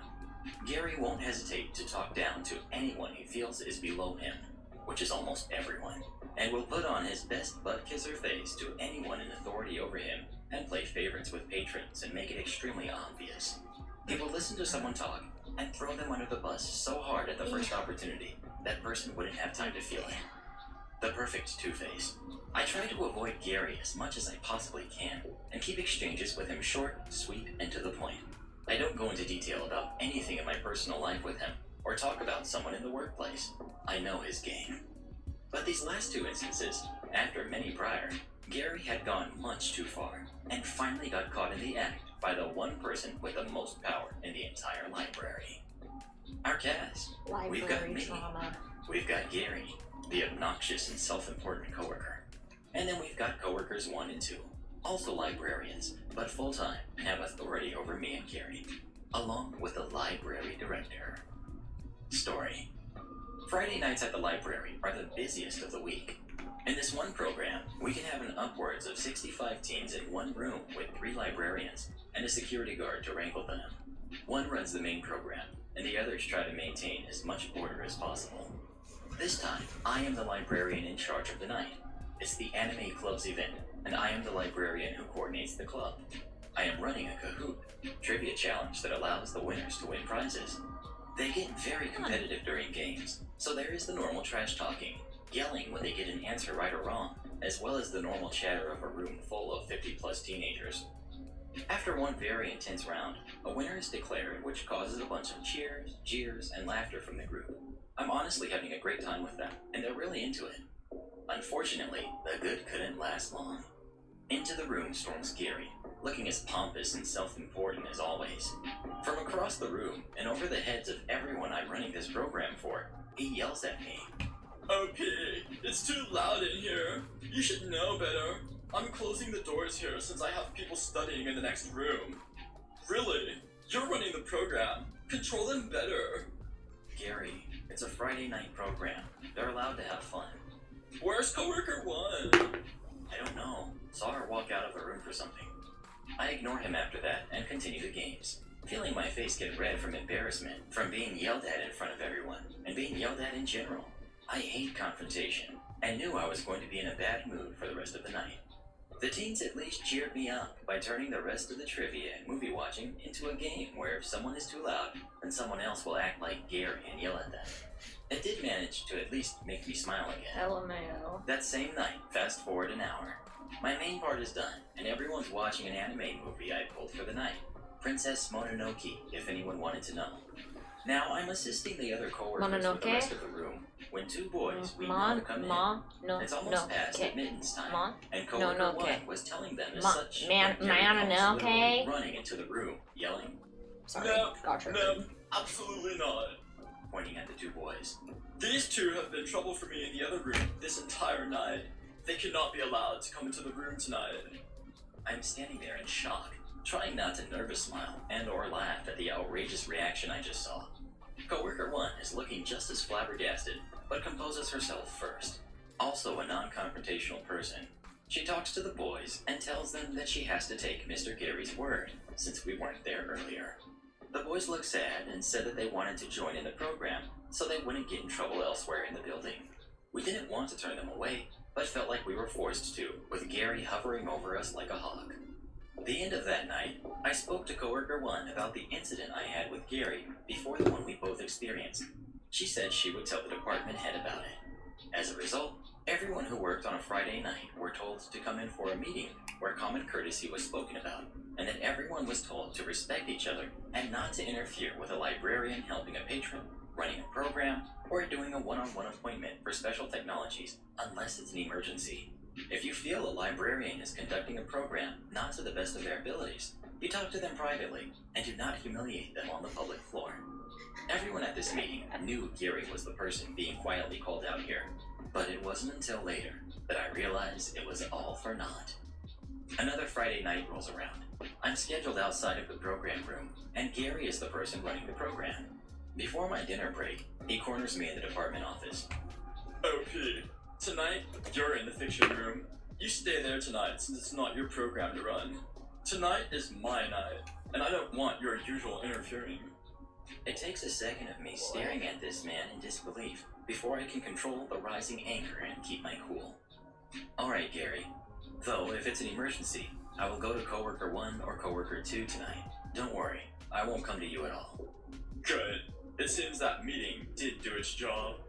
He looks all smug and swaggers out of the office. Does he not realize Before it was I for leave, him? coworker 2 comes in and asks if I was alright. She saw me with Gary and knew by the look on my face as he was talking that he had said something I didn't like. This woman is my work mom. Gary told me, between the lines, that the meeting we had for Friday Night Librarians was for me. Her face was priceless. She responds, "He told me the other day that he didn't know why he had to go to that meeting, since it clearly wasn't meant for either him or me. Seriously, this guy doesn't get it." I just roll my eyes and tell her that I'll see her after my dinner break. Turns out, this dinner break is my saving grace. As I am heating my food in the staff kitchen, in walks the library director. Hi, OP. Long time no see. How are you? I'm good, thank you, Library Director. Are you working tonight? Yes, it's the Board of Trustees meeting at 8:30 till 10, so I need to stick around. The light bulb lights up in my brain. Tonight is karaoke night for the Friday Teen program. Why don't you come down and take a peek? Some are pretty good, and others make a parody of it, and it's honestly hilarious. Library Director says she will come down later to me, and we can go watch an act or two together. I agree and continue with my dinner. The moment of truth. Halfway through the program, Library Director comes down, greets everyone in the room I'm in, before allowing me to leave my post to escort her to the program. I open the door, first for her, and enter quietly, not wanting to throw off the teen singing. Not even halfway into the room, Gary immediately homes in on me like a heat-seeking missile, and does what he does best, and goes off the rails in marvelous fashion. What are you doing in here? I told you to stay in that other room. You don't belong in here. I should know better than to come in during a performance. What is wrong with you? I didn't even flinch right now since I was expecting it, and the voice behind me put a sickly sweet smile on my face.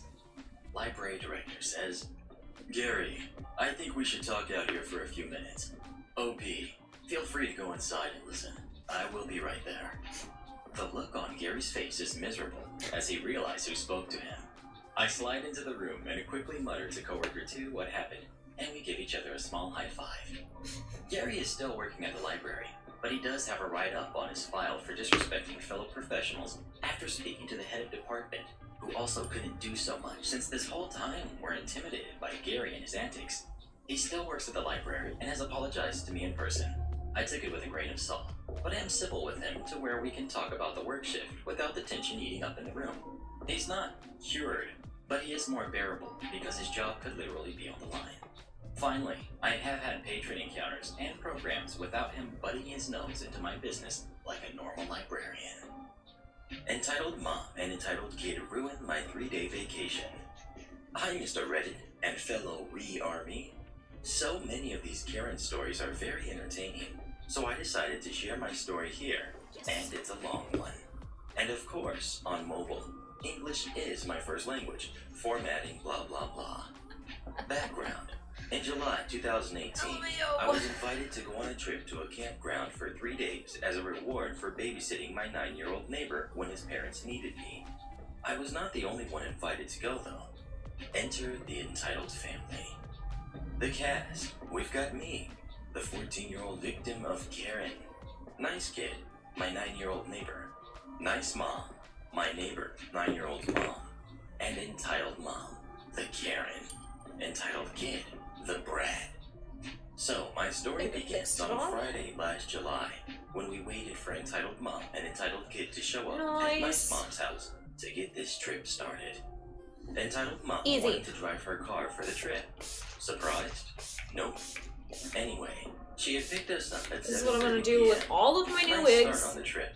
Every single frickin' one. It was almost 9 p.m. We unload the car, and this happens. Oh my gosh. Cleaning up words here, Mr. Reddit. It's so much easier when they're already cleaning and new. Because my mom can't watch the dog, and I have to drop him off at my sister's house. What? We just got here. I know, but there is no one else. Can I leave entitled kid here with you overnight? Because I don't feel like driving back here. Well, okay. What time are you coming back tomorrow? Oh, Right, I'll done. be back by 8 a.m. Boom. So entitled mom gets back in car and takes off. After about an hour, we get settled into our cabin for the night because it was too late to do anything else. We had our video games as entertainment that night, so it wasn't a total loss. But eventually, me and Nice Kid were getting tired and wanted to sleep. But no, this was not going Alright, to let's happen. do another easy one. Entitled Kid bounced Just all whip out over these us new all ones night really quick. and whined that he wanted his mom. So I don't have Nice to do mom them called later. her, and she I don't said to forget hang about up the it. phone so Entitled Kid could watch a Etc. movie. I think I'm gonna straighten Until this. 4 a.m. This is just the beginning. We get up at 11 to see the entitled Brush mom out the hasn't extra come back. hair. Nice mom had tried to call her, but calls went ignored. So we decided that we wanted to go to the pool. Yes, this place had fun things to do. It had a Sounds lake like with it. a beach, concession stands with snacks, pool, Nice. game room, and playground. Entitled Kid got up miserable, and whined because he didn't want to swim. Oh joy. So I took Nice Kid to the pool with me, while Nice Mom went to the game room with Entitled Kid. Hours passed, and Entitled Mom finally shows back up. It was 3:30 p.m. Here is the next conversation between Entitled Mom and Nice Mom. Okay, good. I have been trying to call you all day. Well, I took the dog to my sister's house and decided to take a swim in her pool and have lunch with her. I had to entertain Entitled Kid because he didn't want to go swimming. Well, he's happy, right? Then it doesn't matter. As I was listening to all of this, my mental facepalm happened. So far, this Entitled Mom has really made this trip miserable. But this was not the worst. Oh no. Remember that I mentioned the concession stands? Well, we all headed over there for some grub. I was looking at all of the goodies when I got that tap on my shoulder. Entitled Mom told me that I had to buy her and Entitled Kid's food with my spending money because she forgot her cash. I was like, Bitch. what the heck, in my head? Who asks a teenager for money? Will this nightmare end? Unfortunately not. Entitled Mom pulled one more stunt. The one that just made me mentally explode. There was a beach party that night for all the kids and teens. We were excited for some fun. It was starting at 7 p.m. Entitled Mom says that it takes place during Entitled Kid's bedtime, 8 p.m., and that since she's not going, then nobody can go. Me, Nice Kid, and Nice Mom looked at her like she was crazy. Nice Mom had really had it, and basically told her that we were going, and she could keep her kid inside. For once, the Entitled Mom couldn't get the words out, because we just walked away. She did follow, because we could hear Entitled Kid whining about it. We did have fun that night, and we were glad when she left the next morning. The Nice Mom decided we could stay an extra day, because of all the drama. We had fun without them. Thanks for reading. Next up we've got McDonald's wrongly terminates me. I get revenge. Context. Jerk General Manager will be It's called McDonald's. Caddy. My shift of workers will be called my shift. Just go to Taco Owners Bell. will be called owners. Me will be called me. Felon manager will be called Darren. Lawyer will be called lawyer. For a little backstory, I used to work for a McDonald's in my hometown in Arkansas, not giving the town name. I worked my way up from crew to crew trainer to management over the course of 4.5 years and 1 store transfer. I'm now working as a manager in store 2 when Catty comes up to me and asks so if you're I like want a to start manager. working overnight Okay, with a I see. $1 raise. That So matters I a say little more. heck yeah, more money and a consistent schedule. Win-win in my book. So my next shift rolls around and I come in and meet my shift of workers. Pretty cool people. Well, about 4 weeks go by and I find that the shift right before mine isn't stocking up their station before they leave and leaving my shift with nothing, and we are left scrambling to get things in order as well as restock for morning shift, aka Caddy's shift. Well, I stay late one day and talk with Caddy about evening shift not restocking for my shift, and she says it's my shift's job to only stock for my shift, nothing else. So I say okay and go home. Well, that night rolls around, and cue revenge. I tell my shift what Caddy says, and they are more than happy to not only do their jobs, but not have to roll Caddy's 12 cases of burritos. Each case is 80 single burritos for her morning shift. Well, that morning comes, At and Caddy McDonald's? is fuming as she comes in. Me and my shift clock out and go home. As I'm pulling into my driveway, I receive a call. It's Caddy yelling at me, saying I'm written up for not preparing for her shift, and had to come back and personally hand roll her 12 cases of burritos. I then say, but you said it's the shift on duty's job to prep and stock for said shift. She said, I don't care, get in here and do it, or don't come back. I reluctantly go in and roll them, sign my write-up, and then head over to the main office to chat with the bosses who suggest a list for the evening shift, so they will remember to restock before they leave. Things then get a little better for about a month and a half when we lose 3 managers and 7 employees, so Caddy decides to promote 3 of the worst possible employees to management, one being a felon who is charged with theft. Well, Darren is put on evening shift, and stuff starts to go missing.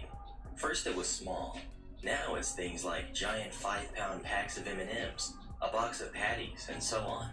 Well, I start to keep a journal of all the stuff that goes missing, and most, but not all, is on Darren's shift. So I let Caddy know that she needs to look at his shift to see where all the products are going.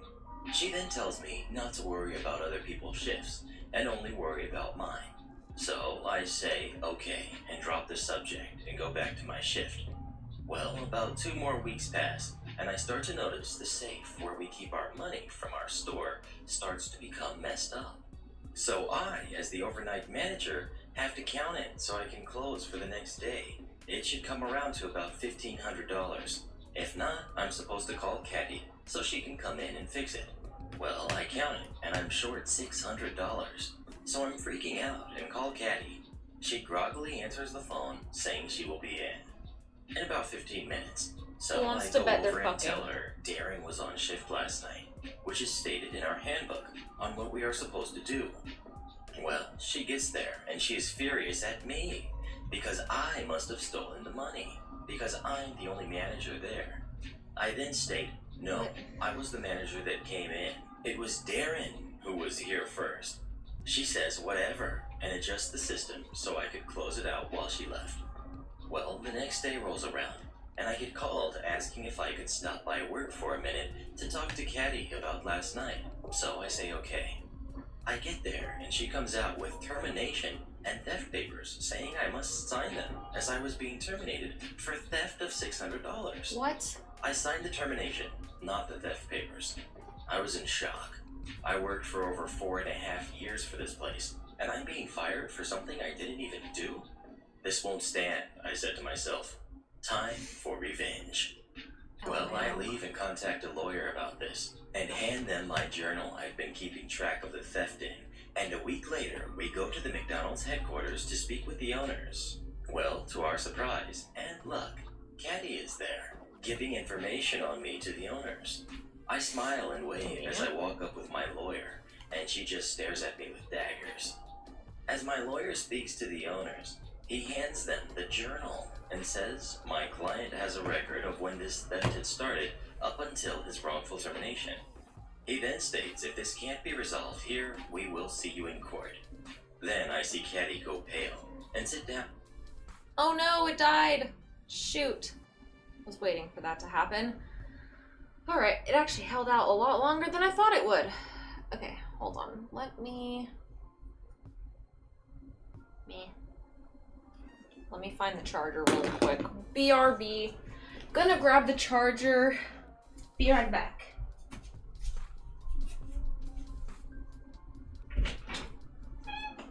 Hey, boys, you can't be in there because you're gonna sit around.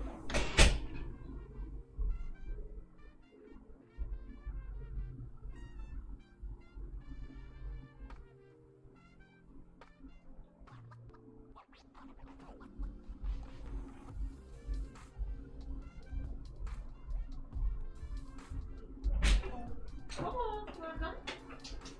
In? Puppies? Doggies? The doggies? We'll probably have to wait for a few seconds for it to charge, but hey, why? Don't steal the mommy spot. That is the mommy spot.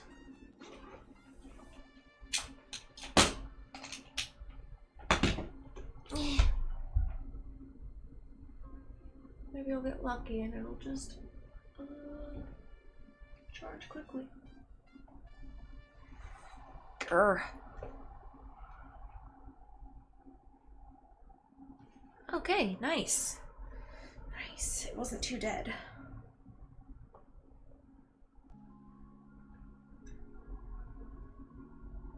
You're gonna have to move there, doggy. Silly.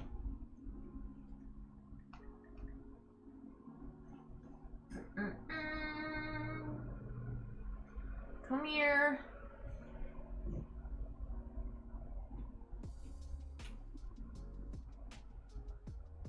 And go home. Well, that night rolls around, and cue revenge. I tell my shift what Caddy said. Too far back. The not so manager had. I was in shock. Orders to speak with the owners. Well, to our surprise and luck, Cool. Caddy is there, Excuse me. giving information on me Excuse to me, the doggy. owners. You can I sit next to smile and Mama. wave as I walk up Next with to my Mama? lawyer, and she just stares at Sit me there. with daggers. As my lawyer speaks to the owners, he hands them the journal and says my client has a record of when this theft had started up until his wrongful termination. He then states if this can't be resolved here, we will see you in court. Then I see Caddy go pale and sit down as the owners look through my journal and then ask her why she didn't do anything to Darren, or at least look into it and the other shifts that I had reported. They then turn to me and say I can have my job back and anything on me is thereby rescinded as of that moment. I politely declined as I just wanted my name to be cleared and the changes be dropped.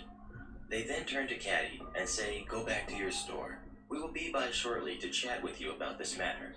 But little did they know I had a plan in store for their restaurant. As I left, I waited for Caddy to go back to her restaurant. I see I her mean, it's leave just like the and start person to that's head the back to problem, not the restaurant as store. well. Seems. Not to see her get chewed out, but for a far more risky plan I had in store. I got over there and waited 10 minutes. Then I went around to the back of the store, making sure to stay in the camera's blind spot until I came to an outside box in the bushes behind the building with one big black switch inside it. I switch it, power goes off, and I get the heck out of Dodge and park at the phone store across the street. Is that a good As idea? I park, I see mass pandemonium coming from the McDonald's employees rushing This out of the doesn't feel restaurant, like that was a good followed idea. by Caddy, who is raging mad and is screeching like a banshee at the employees who ran outside. That feels like All you're the gonna get in while, trouble the for owners that. who just pulled up witnessed the whole ordeal. I'm now moved on in life, but man did that feel good to get one up on my jerk boss. And Mr. Reddit, if you use this in your next video, you have my permission. Edit. Thanks for the silver. Next up we've got Feels like turning Move off the your power car. just kind of fucks No, over everyone not at the gonna store, bother giving and names. like If you lack the reading she was already in comprehension to keep trouble. up, Like then too bad. you already won, So so I that live in an doesn't. old southern town feels like with a perpetually why? crowded central square, made more What is the crowded point? because it is the county seat, and the county seat complex is across the street on one side, along with all of the city and county government buildings stretching for a few blocks in that direction. So one day off, I run errands and hit up the best local taco shop. This place has no AC outside of the kitchen, and the inside is always in the upper 80s, or hotter on a winter day. You good, And the Bubbles? signage outside even points out Did you come for swallow the some food hair? and not the parking. The parking being nearly non-existent, I drive to the square to park and eat between errands. After 5 or more laps on the one-way streets around the square, I look out and see someone pulling out of one of the angled inside spots. These spots are all at an angle, so you can quickly pull into one and quickly back out. That will be important later. Given that a heat wave had just started, I deigned to eat in my car with the air running. I pretty much inhale the first taco. Bliss. Fine cut beef, cilantro, etc. That's when I hear the horns. Some dingbat is behind me flashing her lights, clearly thinking I'm about to pull out. And that's when it hits me through my food bliss. I'm nearly at a 90-degree angle to the road. It's about then she gets out of her car and starts screaming like a stuck pig. Give me my spot, you! Well, yeah. I served in the army where you learn to say a lot of bad words, but she was really overdoing it with them. Amused, I took a sip of whatever kind of Coke I was drinking, Dr. Pepper I believe, and pulled out another taco. The horns were getting far Whatever louder kind of Coke and I was multiplying. drinking, The Dr. lunch Pepper, rush I of both believe. city and government workers was hitting, and Okay. traffic sucks here, and she's brought it to a standstill. At this point, she waddles up beside the driver's door and starts shrieking, "Move! I need to get my child ice cream!" The ice cream shop on the square was good, but not that good. Still, pretty good. Finishing a taco, I take another sip of Coke and crack my window. "Lady, you're directly behind me. I can't move. Neither can 2 lanes of traffic." Just to be clear, yes, she was pulled across not 1, but 2 lanes of lunch hour traffic, pulled directly behind a parked car and yelling at the driver to move. This is where she loses it, is what most stories here seem to say. But let's be honest, this started with her losing it. "Move your darn car! I want ice cream and need to park!" Nice flex, lady. Forget your kid that fast. I roll my window back up. She then starts shrieking. Move! I need to park! Move! I need to park! Move! I need to park! What? By this point, she's attracted a lot of attention. I can see a kid in her car's front passenger seat quietly What reading the a book. hell? No doubt used to Mommy's temperament, paying the events no mind. She also Poor has kid. at this point attracted the attention of a group of teens, school having just ended, and they pick up her chant. Sort of. Her chant is timed like clockwork. Move! I need to park! Move! I need to park! After a minute of this, the teens join in. Whenever she says move, they start to say "Moo," like a cow. So unfair to cows. It's a few more repetitions until she realizes they're mocking her, not agreeing with her, and she charges them like they're an all-you-can-eat buffet. But she only makes it a few steps before reality once again disappoints her. As by this point, multiple county sheriff deputies and the city cops have flooded out of the courthouse across the street to see what in the wide, wide world of sports is going on here. They say something in a loud command voice that I can't make out, and her charge stops. Officers, do your job and make him move! I need to park! Bitch, that's not their Ma'am, job. get back in your vehicle and quit blocking traffic. The traffic can wait for me to park. He needs to move! Now! God. This is where I start to lose it, and start to laugh pretty hard, and set my food container into the passenger seat. The cops don't really do or say much. Frankly, I suspect they were too dumbfounded, and she turns back to my car. Move your car, you jerk! I need to park! Ma'am, No. get back in your car and follow the patrol car in front of you to a safe parking spot. Now. I need ice cream! My child needs ice cream!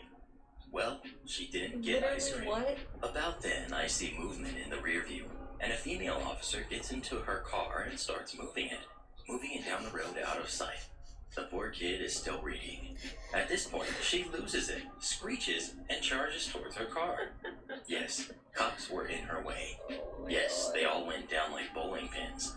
Thankfully, the cars in front of the blockage hadn't started moving, or someone may have been hurt. Fed up with her crap, a cop tased her, landing the prongs in the small of her back, and 4 6'6" or larger sheriff's deputies proceed to attempt to gently move her over to a park bench, adroitly catching her before All she this could for even some fall ice over. cream. My They God. succeed, and the bench doesn't break, somehow. One of the officers turns towards my car, and I lower my window fully. "Sir, are you okay?" He seemed a tad confused, a fair reaction. I ponder for a minute and respond honestly. "Seem to be. Sir, am I just tripping and drooling on myself, or did that actually happen?" And the cop proceeds to lose it, half falling, half leaning onto my car laughing. After picking himself up and trying to dust pollen off of himself, he then tells me, "Honestly, I'm not sure about myself either right now. Have a wonderful day. You too, officer. man. I think I'll get some ice cream." That would be the perfect ending, but this whale wasn't done yet.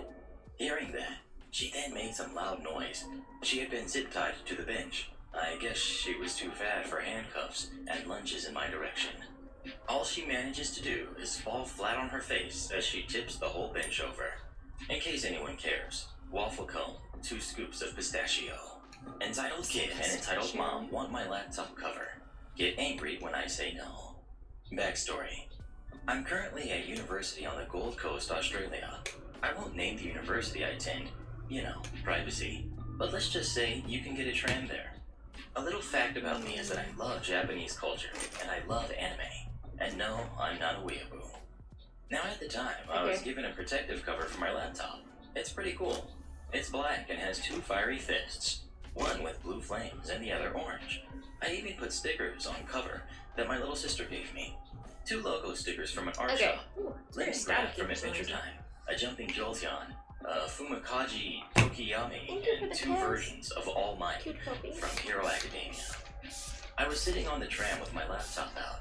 I finished a lecture that day and was heading home, and I decided to do some work before I got home. The tram arrived at the next station, and enter entitled mom.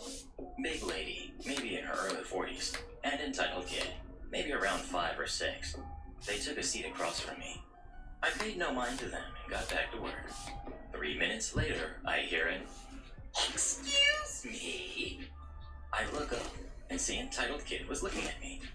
Is that a Jolteon sticker? Yes, it is. Do you like Pokemon? Entitled Kid gets excited.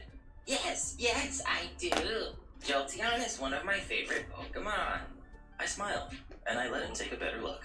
He looked in awe at my cover, and says he likes all my stickers and my cover. Then he says those fateful words. Cool. Can I have them? I chuckle. Sorry, kid. My sister gave them to me, and I like them too. Ah, please, please, please. Sorry, bro. Entitled Kid then sat back with his mother and angrily glared at me. Then tells his mom that I wouldn't give him my stickers. She stomps over to me. Why won't you give my child your stickers?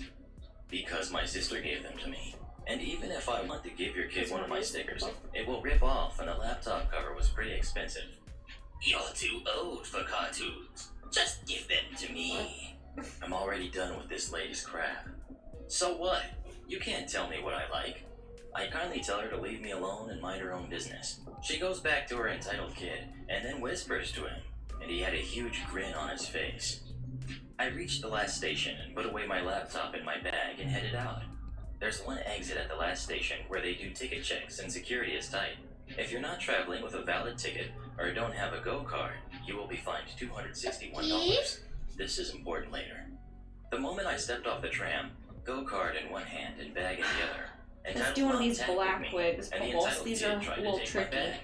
Before he got away, I kicked him in the back leg and he falls. I quickly got up, grabbed my bag from the ground, and bolted. I tapped on the ticket scanner and ran for the stairs. Entitled Mom tries to run after me, shouting, "Thief! Thief!" but is stopped by security. Cute She ran baby. past the ticket scanners without scanning Cute the ticket. doggy. One of the officers tells me to come over. You are a cute As I doggy. approached, the entitled mom was I shouting, knew you saying had I was hair. a thief and should be in jail. I told the officer my side of the story, Silly and he dog. also asked for CCTV footage and eyewitnesses. Both showed and said that I was in the right, and that entitled mom is a big fat liar. They took her away, and not only did her and her son not have any valid tickets and were fined, while she was screaming like a banshee, I went with my day, knowing that Karen was in deep trouble. If you think this story is fake, I have an image of the laptop cover here. Nice, I see why doesn't Entitled Kid prove- wanted it. Next up we've That got doesn't prove the the story. Entitled Jerk Speed Round. Bubba? Okay, Hey, Bubbles, so I can I work have for the chair Walmart back, in a city maybe? near Dallas, Texas. I work in lawn and You can sit garden, next so to that me. puts me on the receiving end Is of it? entitled people as a cashier, customer service, and as a sales associate. I have never had a huge blowout of any one person that really stands with me over the years I have worked there, but I have had entitled people thinking they can get away with Why you anything, kick Mama? and I don't take crap from anyone Why'd you kick- anymore in my life. Why'd you kick? Listening to Mr. Reddit every day keeps me a bit more on the sane side because I hear the worst Karens out there and think, you know, my job ain't so bad really, He's a but I Bubbles. still get them.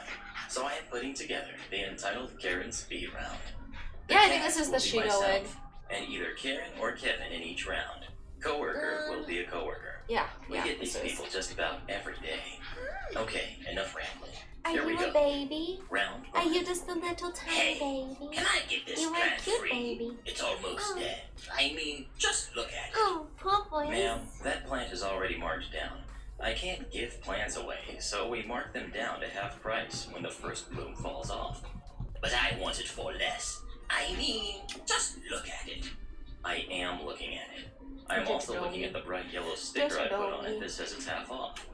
So, it's half off this price? Good. I'll take it. No, ma'am. This is the half off price. Silly. So, can I just take it for Me free? boss. You're going to throw it away anyway if I don't take it. I'm face Want the palming. buddy pets? Repeat ad nauseum. Come here, Round Mama. 2. I or coworker is Are you helping a leaving me? customer on the sales floor. At times, that we way? are completely alone, taking care of the garden center, and Mama's this scared. happens. Excuse me? But can you tell me where? Insert product here. He just wants to Is- sleep. Alright. Mid-conversation with another Silly customer. boy. Sure, it's in aisle X on the left-hand side. Going back to explaining something to first customer. Okay. Can you show me where it is? I can in a few minutes, but when I am finished here. Let's do But this. I need it now. Ma'am, I'm helping this person, and you're looking for solar But I lights. need it It's an now. entire aisle of solar lights. You can't miss it. Karen leaves in a huff, grumbling and ignoring the fact I am already helping someone. Round 3. I'm on the register, and I get these questions usually when I have 3 people in line. Check this price for me. You're such a cute I am in the doggy. middle of checking out another customer. There was no price on this. Hello. Does that mean it's free? Seriously, never do this. We want to slap everyone that thinks this is clever. I Yeah, can't believe how seriously. long this takes. Why can't you check people out faster? There's no We price don't on have it. Just a that means bounce it's out free. here, and thus we are No. not well equipped to take an overflowing cart of groceries from the other side of the store. I have actually said this, and it felt so good. Well, I parked over here. Not my problem. I want to check the prices on all these pre-marked clearance items. Priced as marked. Oh, I don't want it then. Repeat this for more than half of their cart. This was how much? Oh, Oh my that God. is far too much. It Yes, says just it's look at the- $1.25. Sir, that is the you save price for a marked down item. See the you pay in black bold text next to where it says $3.75. Well, can you give it to me for $1.25? It says $1.25. No. Oh, never mind then. Round 4. We also run the seasonal department, and every year we get these. I will prelude for each season. I'm starting so with the happy I first don't work season. in customer service anymore. Valentine's Day. Holy shit, I would. So it's Valentine's Day. Why isn't your candy marked down? Because it's still the holiday, they get marked down tomorrow. But tomorrow is too late. Dude, I need to they buy always my get marked wife on a gift after now. Valentine's Day. Are you And done? baseball. Easter. Do you have any plain baskets left? Ma'am, it's 2 days before Easter. We were sold out 3 weeks ago. Well, when are you getting more in? We Or are not. summer toys. Can you fit this 20-foot pool inside my car? What kind of car do you drive? Gives me the name of a small vehicle. It's a There's bug. no way it's gonna fit. Can you hold it for me so I can go back and get my truck? Facepalm. Not unless you pay for it. Then we can leave it behind the service desk. But I don't want to pay for it now. I want to pay for it when I come back with my truck. I want to ask But why they didn't just drive their truck to the store in the first place, but I digress. 4th of July and every grilling holiday. Where is the charcoal? Sir, you walk past 3 pallets of charcoal on your way here, and there is a wall of charcoal in the garden center. I'm so sick of this question. I gave up being PR about it. I don't know why I still have a job. Back to school. Find me everything on my kid's school list. Oh I my can't. God. I have to help everyone. I can show you where things are. You can't find. Well, I can't find anything. Help me. I'm not kidding. Oh my god. This doesn't just happen once a year. This is every single year. Every single day. They don't even try. Halloween. Do you have any costumes? Me, trying to keep a smile on. Yes, ma'am. Right behind you. Well, you don't need to be so rude. Christmas. Do you have any 12-foot trees? Sir, it's December 20th. They were sold out in October and November. How about 9-foot trees? Everything over 7 feet were sold out in October and November.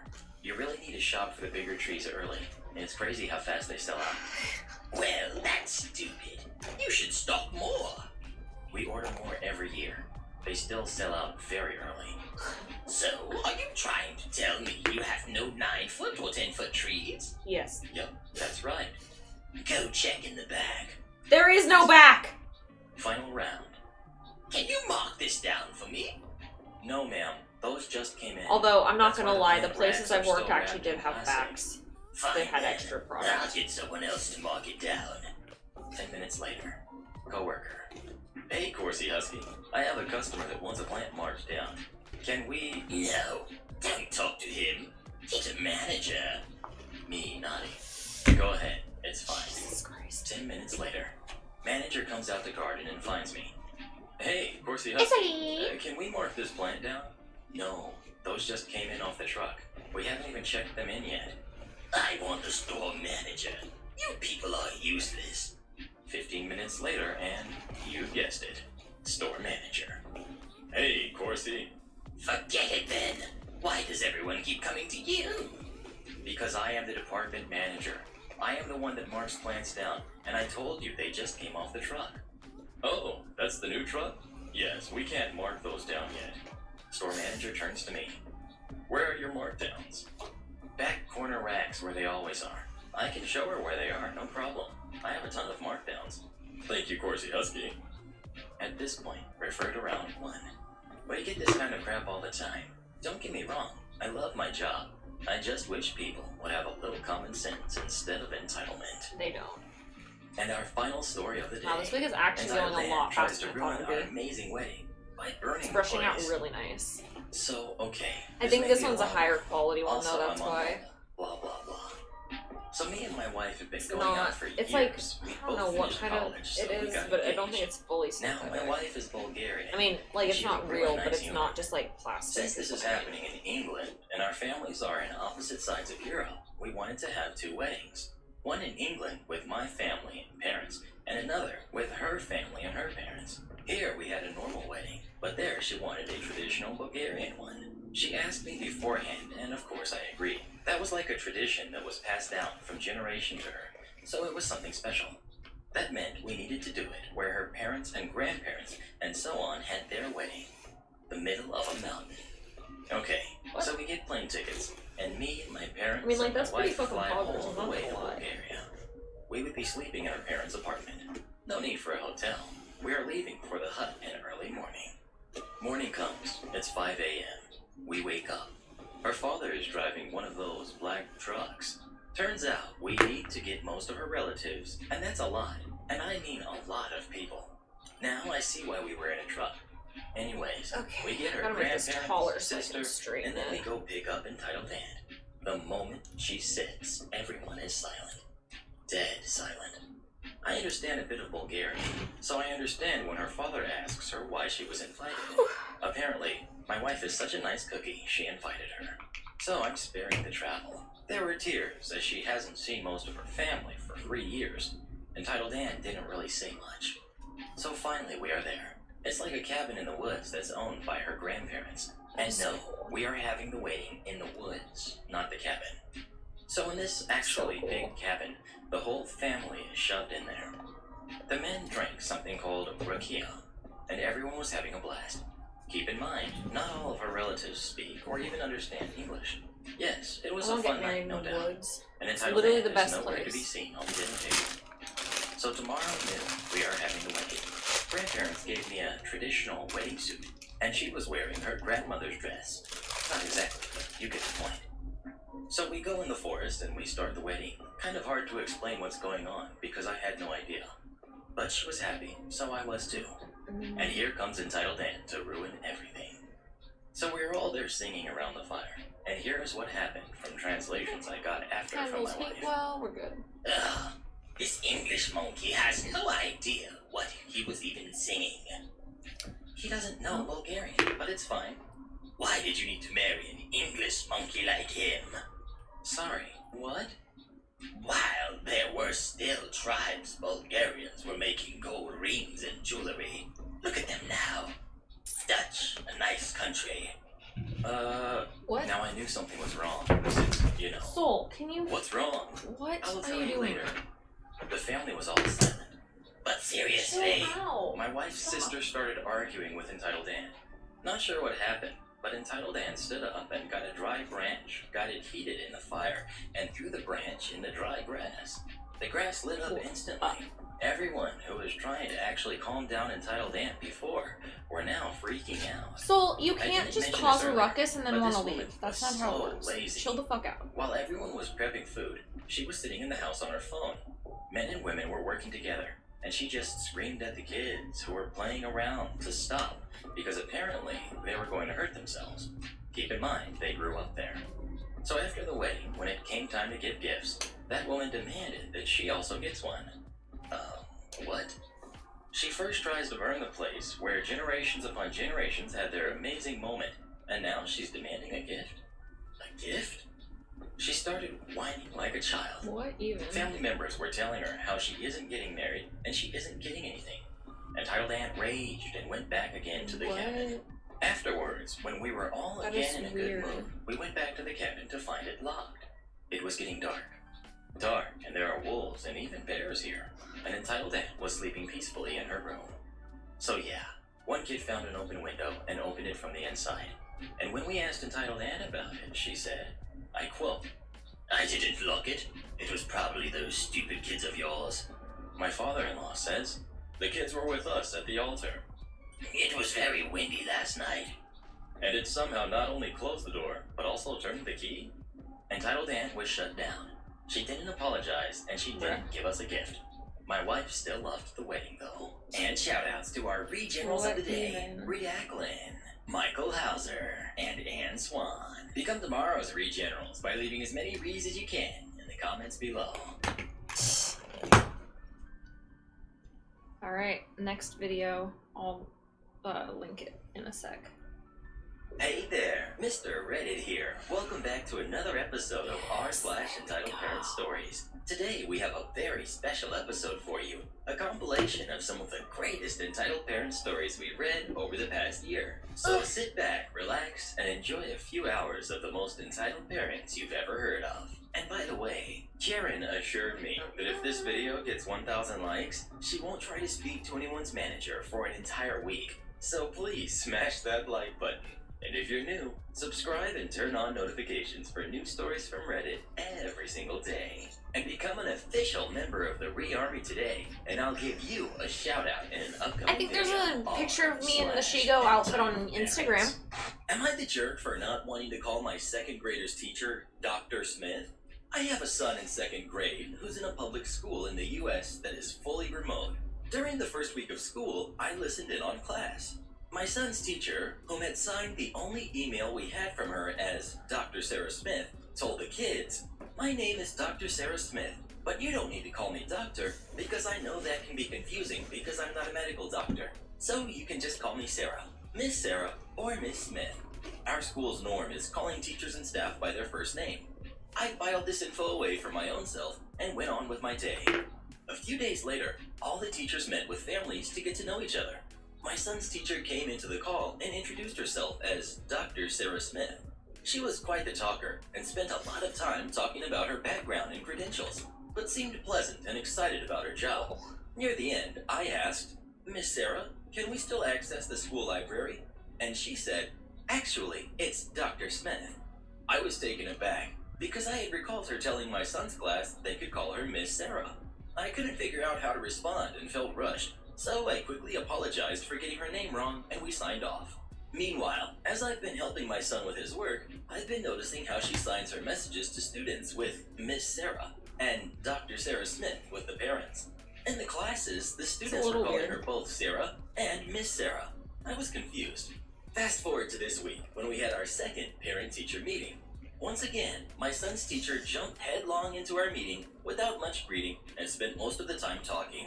When I finally had a chance to speak, I once again addressed her as Miss Sarah, and she once again corrected me saying, actually, it's Dr. Smith. So I said, I'm glad this came up, because I've overheard you say to the students they can call you Miss Sarah, and my son refers to you as that at home, so that's where my confusion is coming from. She replied, with parents, I prefer to be called Dr. Smith. And then she steamrolled on until it was time to go. Teaching little kids, though, you're not like a college professor or something? I'm confused. What is her doctorate in? Creating confusion in our house when my kid talks about his teacher, Miss Sarah, and I'm talking to him about Dr. Smith. Yes, I'm a jerk for thinking, is the doctor really warranted here? We are just dealing with teaching a bunch of 8-year-olds It's how weird. to capitalize It's definitely nouns weird. and what division is. But I Like, get there she was feels like likely maybe more to her degree she- than that, and I can put that all aside when it comes to being respectful and honoring people's wishes. However, all of this had made me feel like just feels referring to her weird. generally from here on out. So folks, am I missing out on some cultural norm here? Am I the No. jerk here for not wanting to call her Dr. Smith and feeling like she's I don't think being anyone would egotistical? refer to an Well, elementary who school do you teacher as a agree with? doctor. OP or Dr. Smith? Please let us know. If I were that teacher, I wouldn't make the children's parents call me doctor. I'm not a I'd good like to girl, think I'm I'd show a little sorry. more Can't you humility. tell by the But at the fishnets? same time, if she'd like to be called doctor, I would have no problem addressing her that way. That's not your car, lady. I don't So have this a happened problem around addressing her as 2008. doctor, My just because buddy it's Brock like, had gotten out of the she military clearly after cares a 10 lot about her years. degree He and started stuff. in I the just think Marines, it's but weird that transitioned she's to so the Army for the adamant last about 4 it. years before buying a house in Texas. When he got You know, out, and, he like- did a variety of jobs like, before jumping on landing a gig correcting with a repo people. service. He If worked she's there fine, for a year like, I and feel had like a she lot should of have the wild kids stories, call her but that this one too. sticks out the most If that's as he what she helped the fellow wants. soldier get revenge on an evil ex. Brock was at 'Cause the it is office kinda speaking confusing. with his manager, whom I'll refer to as Karen. Now, this particular Karen had a lot of Karen-like qualities, but was a force for good, if you can believe that. While they were talking, they see a young man enter the office. They immediately noticed he had 2 black eyes, and an arm was in a sling. The young man, whose name I unfortunately never learned, but I'll call him Ben, asked how hard it would be for them to help repossess his car. Karen called her daughter in, Karen Jr., and had her pour Ben a cup of coffee. Karen then asked Ben to tell her a story. Ben began with telling her that he had just returned from a deployment. He had been dating a local girl that lived outside of the famous Fort Hood. Not a good idea, by the way. Before the deployment, thanks to a previous deployment, he had managed to get himself Why is that a not a used good idea? black Someone Dodge explain. Charger, which was his baby. He further explained that shortly after buying the car, he had met the local girl, who, for the sake of the story, I'll call Morgan. Morgan was always asking to drive his car, but he would always decline. When he was getting ready for his deployment, Morgan repeatedly asked if she could borrow the car, but he kept saying no.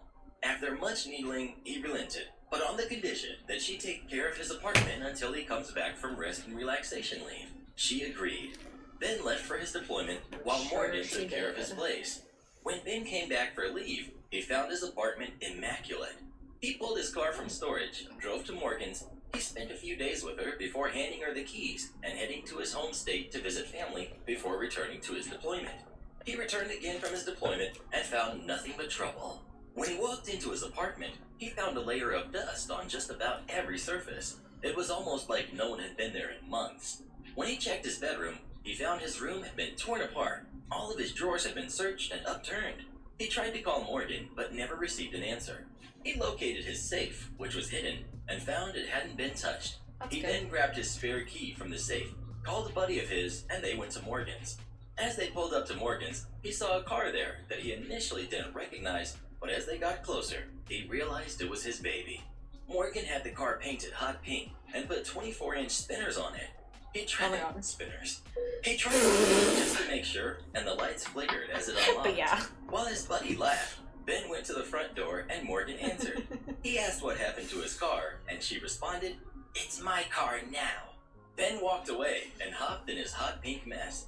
As he started it, 4 large dudes come out of Morgan's house, one with a baseball bat, and they yanked Ben out of the car.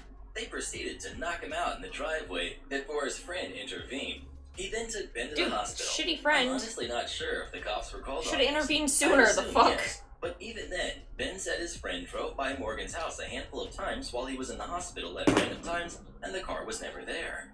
Karen stared at Ben for a bit before asking for the paperwork. Ben handed it to her, and Karen had a smile form on her face. Why? She then asked Ben for Morgan's phone number. Ben gave it, but wasn't aware of what was about to happen. Karen handed the phone to Karen Jr., who then dialed the number. Karen Jr. then began speaking to Morgan, telling her that they had met at one of the local clubs and wanted to know if she was down to party that night. Apparently, Morgan agreed, and the plan was set. Brock parked his tow truck at the club and waited. Sure enough, Morgan showed up with the hot pink monster, parked it, and went inside with some girlfriends. Brock gave them 5 minutes before he stealthily drove up to the car and hooked it up. As he was pulling out with the pink monster, Morgan walked out of the club. She saw her car in the tow truck and began trying to flag Brock down, but he was already out of there. The next day, it was business as usual. Oh, I just at realized the you gave the office when paperwork to the Morgan called. lady, She not was furious not that the girlfriend, her car sorry. was stolen by them and wanted it back. confused. Karen, using her best customer service voice, told her if she had the registration, she could come pick it up. Morgan began screaming louder that she was going to call the cops, at which point Karen sarcastically told her, "Please do," then hung up on her. As this phone call was going on, Brock happened to look out the window and saw Morgan standing next to a car in a vacant lot, throwing what appeared to be a temper tantrum. After Karen hung up, Brock watched her get in the car on the passenger side.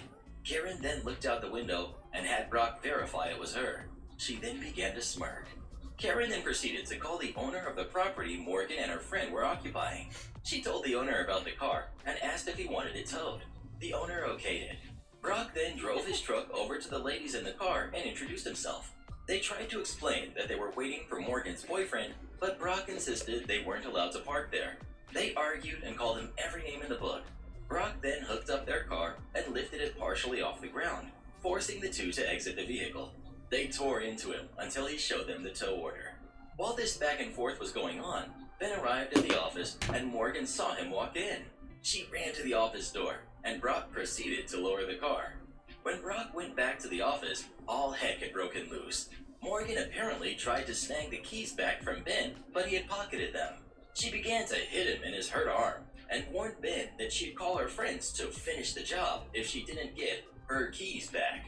Karen Jr. had already called the cops at this point, and Brock got in between Ben and Morgan. Why are we calling even them telling Karens? They Morgan don't feel to like try Karens. hitting him to find out what would happen. Morgan then tried to play the pity card and said she only wanted the keys Because it to get feels her like the laptop girl out for Morgan school. is the Karen Karen. asked Ben to hand the keys over to I'm Brock confused so by he this- could grab the The laptop. naming choices Brock here. retrieved the laptop from the car, and as he was handing it over, she rushed to aggressively grab it, but knocked it from Brock's hands. Completely furious at this point, Morgan accused Brock of dropping the computer on purpose and threatened to sue. At this point, the cops arrived. Morgan began her sob story again, this time telling the police that they stole her car. The police questioned Karen, and Karen gave her usual smirk while asking if they wanted to see the security videos. The police watched and listened as Morgan punched Ben several times and heard the threats she made about sending her friends after him. The police then turned to Morgan, who had turned ghost white at this point.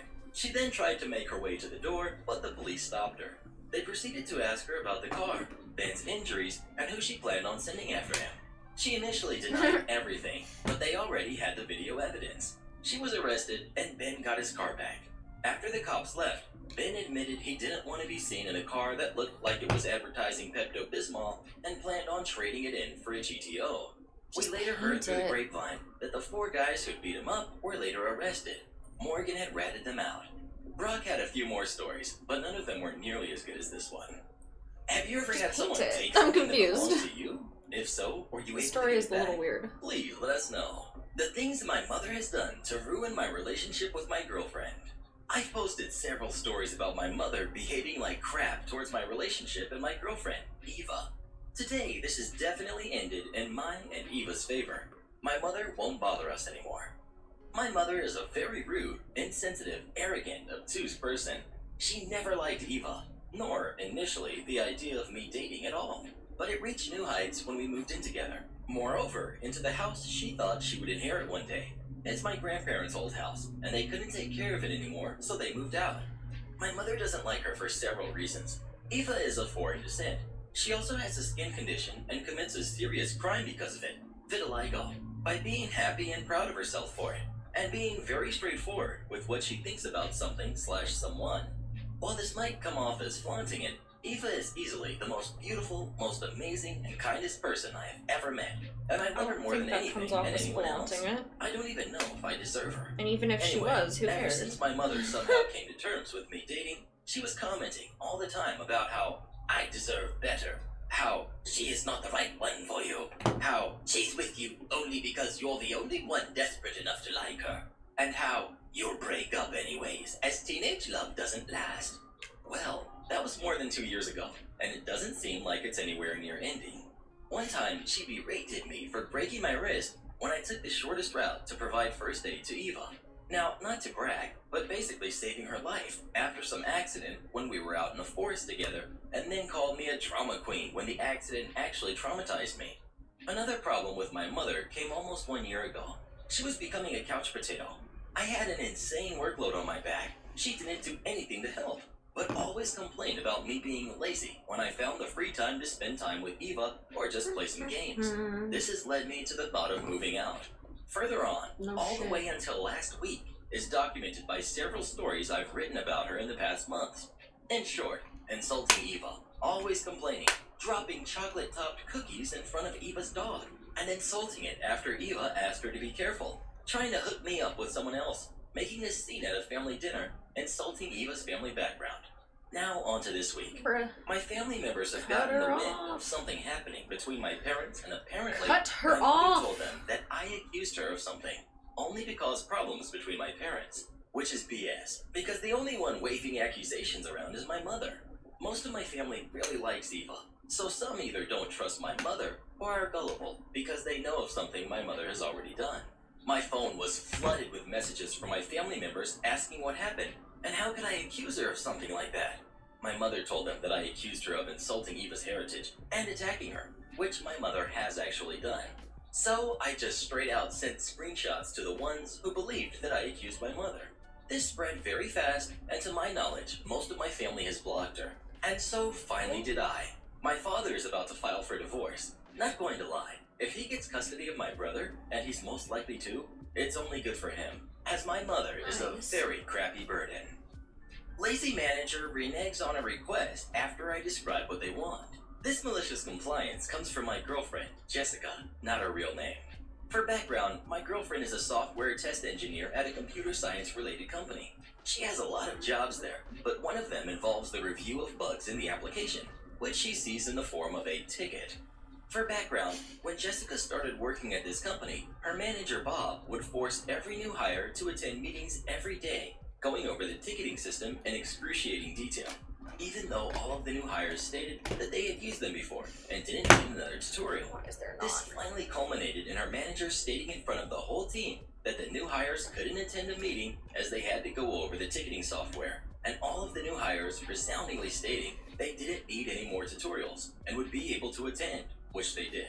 These tickets got sent to various people, test engineer managers or developers, etc. And in order for them to be closed, the bug needs to be reproduced by the person who wants to close it, and a fix to prevent the bug needs to be added to the code of the product.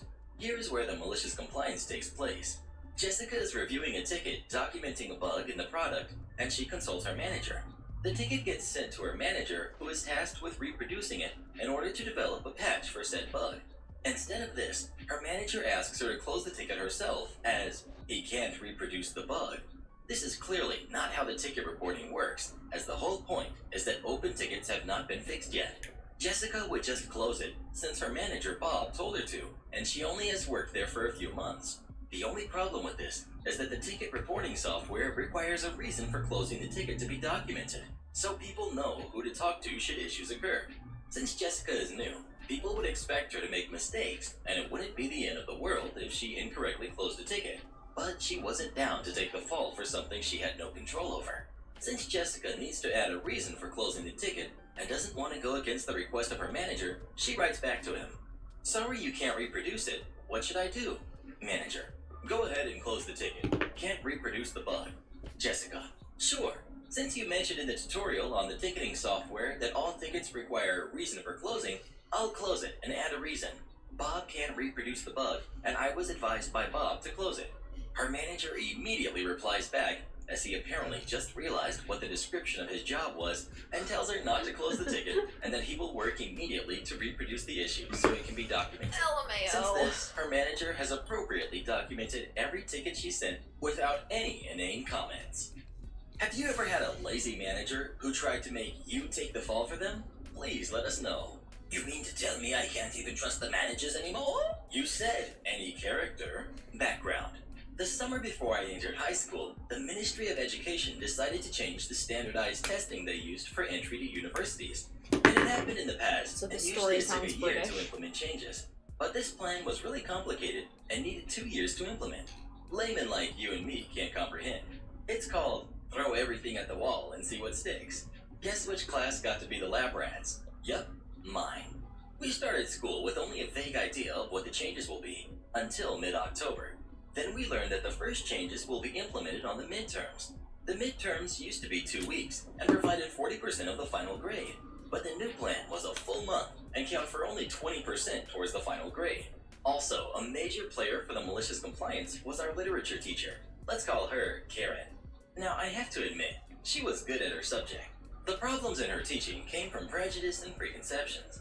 On a 25-people class, she used to work with 4 or 5 of them, to be specific kids from upper-class families or the best part of town. The rest of us were just background for her. A few of the parents had complained, but due to reasons we learned later, she was always engaging during inspections and kept her job. The malicious compliance. Midterms time. It's one of the new tests. It's creative writing. Now, as I said, this was one of the new tests. The ministry had said general instructions for the tests, but left the specifics to each school. So for this one, Karen That's so said the good. specifics. The general instructions for this one asked from the teacher to pick a book from the syllabus and the pupil to write at least 800 words from the point of view of one of the characters. Karen just loved epics, so she chose the Iliad, expecting everyone to pick a hero.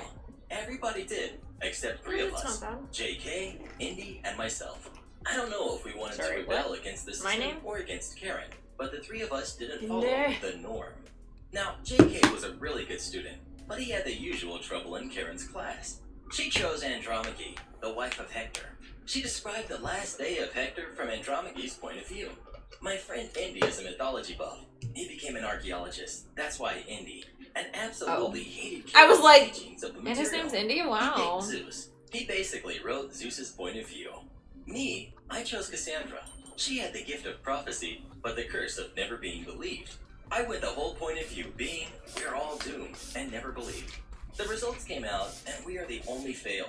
8, 7, and 7 out of 20. Because we, according to Karen, completely missed the point of the test. But the aftermath. Unbeknownst to everybody, except the principal, the ministry had sent instructions to grade the tests independently of the teachers. They published their grades, and 3 particular tests have huge grade discrepancies. So, one misty morning, the 3 of us are called into the meeting room. Inside is our principal, a clearly fuming Karen, and 3 people we don't know. They introduce themselves as part of the Ministry of Education. They want us to explain why did we choose these characters. We all said, it said any character, so we chose one we liked.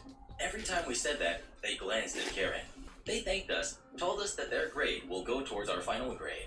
Karen had inspectors drop in on her unexpectedly. As I said in the beginning, she had passed the local ones because of something she did.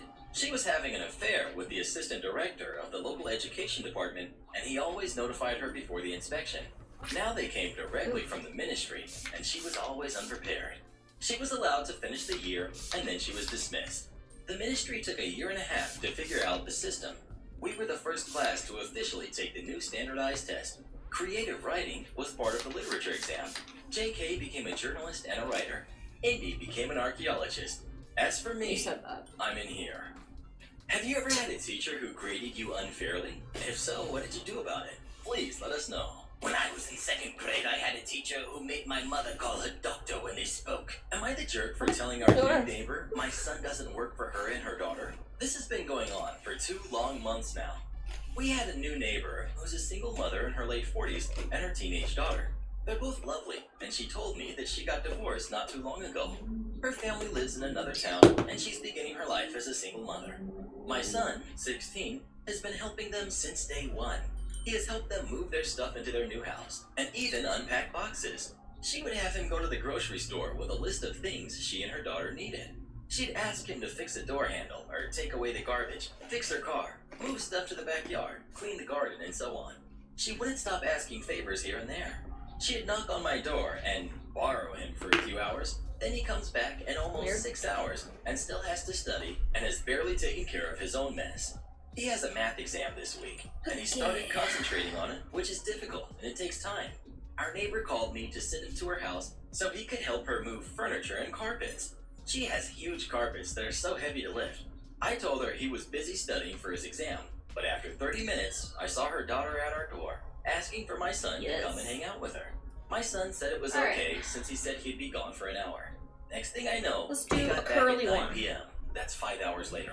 Looking This wet one we're and just gonna extremely tired brush and worn through out. and He then told me our neighbor had we're him clean gonna up furniture spray and it. carpets, about 5 to 6 heavy carpets, and clean the entire living room after.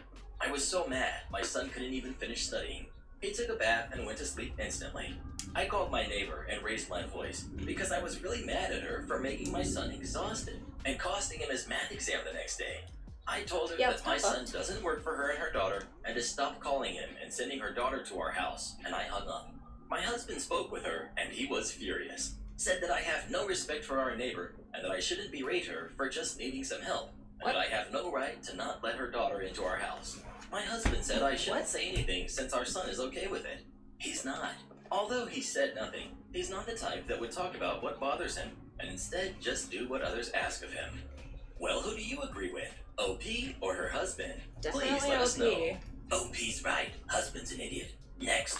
Am I the jerk for not checking Agreed. the house? Okay. I, Almost 30 one's female, out. live on a ranch with multiple horses, a few barn cats, and my service dog. Because of an accident when I was a teen, Hello. I'm legally deaf and have very limited Hi. hearing normally, but do alright with a hearing aid. Unless you're shouting next to me, if I don't have my hearing aid in, I can't hear you. Because of spikes in my country, most major metro areas went into lockdown. My Alright, I'm brother, gonna 32 spray this male, bitch and his down wife, 30 while I female, brush it, were 'cause we're afraid to be doing in the city with curly. their new baby, 6 months old. And my brother asks if they could stay with me in the countryside. I agreed as long as they cleaned up after themselves and respected my animal space. Me and my sister-in-law get along okay, but we've never been close. She doesn't know much sign language, so I have to rely on lip reading when we talk. I really only use my hearing aid when I go out, but I've gotten used to not wearing it at home, which is where the problem is. My brother had to go into the city over the weekend for work, leaving me, sister-in-law, and the baby alone for the weekend. On Saturday, I get up, and while making breakfast, I see that both my brother's car and sister-in-law's car are gone. I think nothing of it and begin my morning routine. By noon, my sister-in-law's car comes back, and I'm training a colt. A bit later, the colt spooks bad and starts pulling away from me. I try to calm him, but a hand gripping my shoulder and spinning me around forces me to let go. Sister-in-law was screaming at me. I was only getting every other word and struggling to read her lips because she was talking so fast. Apparently, the night before, at some point she had told me she was going into town to shop, but didn't want to take the baby, so she asked if I could watch her. To her, I answered, and she took it as a yes. What? So this morning, she went shopping and left the baby for 3 hours. I told her I never heard her request, and had I known, I would have absolutely watched the baby. She called me a negligent monster for not checking the house and just assuming she took the baby. I told her that that was unreasonable and asked why she didn't make sure I understood before she left. She called me a plethora of insults and stormed No, but like upstairs. really, why I didn't you feel check? awful. The baby had cried all morning and I had no idea. It makes me sad and sick thinking about it. I tried to reconcile with my they're sister-in-law, fucking but she deaf? wouldn't talk or look at me. My What? brother came back late Sunday and agreed with his wife that I should have checked the house before going out to take care of the animals, and that his not daughter their comes job. first. I told them their baby is their responsibility, Yeah. and my animals are mine, and that sister-in-law should have really made sure I understood her request before leaving. We fought, and now things are tense. I don't feel like I'm the jerk, because I'm opening my home to them. I'm Yeah, not a that's babysitter, really dumb. and if sister-in-law had a request, I feel she should have made it clear. But on the Agreed. other hand, my poor niece was left for 3 hours, and now Yeah, but even that's my not your parents are fault. calling me negligent. Am I wrong for not checking the house to see if anyone was home? Like Well, they who do you probably agree think with? that you OP originally or her agreed. sister-in-law? Like, why would you Please check let us the know. house? She needs to kick them out ASAP. Their entitlement gives mine a run for its money. The most blatant shoplifting I've ever Like, do seen. you normally check Okay, so the I house work at a certain randomly store that sells things for $5 or less. just to make sure And I other see people kids have try to done stuff things chips they're in their supposed to big do? coat Because pockets. I Take a quick definitely snack know. from the 10-cent candy when they think nobody's looking. All that fun stuff. But today was just the dumbest attempt at shoplifting that I have ever seen. So it's just me and my manager. So while she's cleaning, I'm keeping watch over the register and doing inventory in between sales. Eventually, this lady comes up to my register with her kid in a stroller, looking absolutely dead to the world, and places a few items on the counter. I'm ringing her up like normal until I notice a Peppa Pig play pack sticking out of the stroller. Okay, we heard this one It's yesterday. not hidden or Didn't anything, so I figured her kid was holding it, and that she just forgot about it. So I pointed it out and asked if she was buying it. Customer. Oh no, that's hers. You see? She brought it from home. Ah, okay, sure. Your unconscious 3-year-old brought along an unopened play pack on her and Mom's trip to the store. I'm already ready to call this woman out on it, but benefit of the doubt, right? She could have brought it from home and then fell asleep. But then this woman kept talking. Wow, you guys sell this here? I've never seen it in your store. She readjusts it in the stroller. Hold on to it and don't lose it. Now, as she's readjusting it, I almost burst into laughter then and there. Me. Ma'am, may I see the playback? Now, it took a bit of arguing, but I guess she decided she can convince me it was hers. So, as I'm holding on to it, I start questioning her. Me. So, you say that your daughter brought this unopened playpack from home, correct? Yes, she did. And you say you've never seen it in our store before, correct? Yes, you don't sell them here. I haven't seen them once, and I don't appreciate being talked to like this. At this, I flip the package over and point to the bright yellow sticker that clearly says, store name, $5. Her face goes pretty red, so I offered to let her add it to her LMAO. transaction or leave it here, because it was most definitely not her daughter's. In the end, she left it at the store after walking out, saying many words that should not have been said in front of her kid. Thankfully, she was still asleep. It honestly sucks, because people think they can get away with all kinds of crap at our location because we don't have security. Just observant cashiers.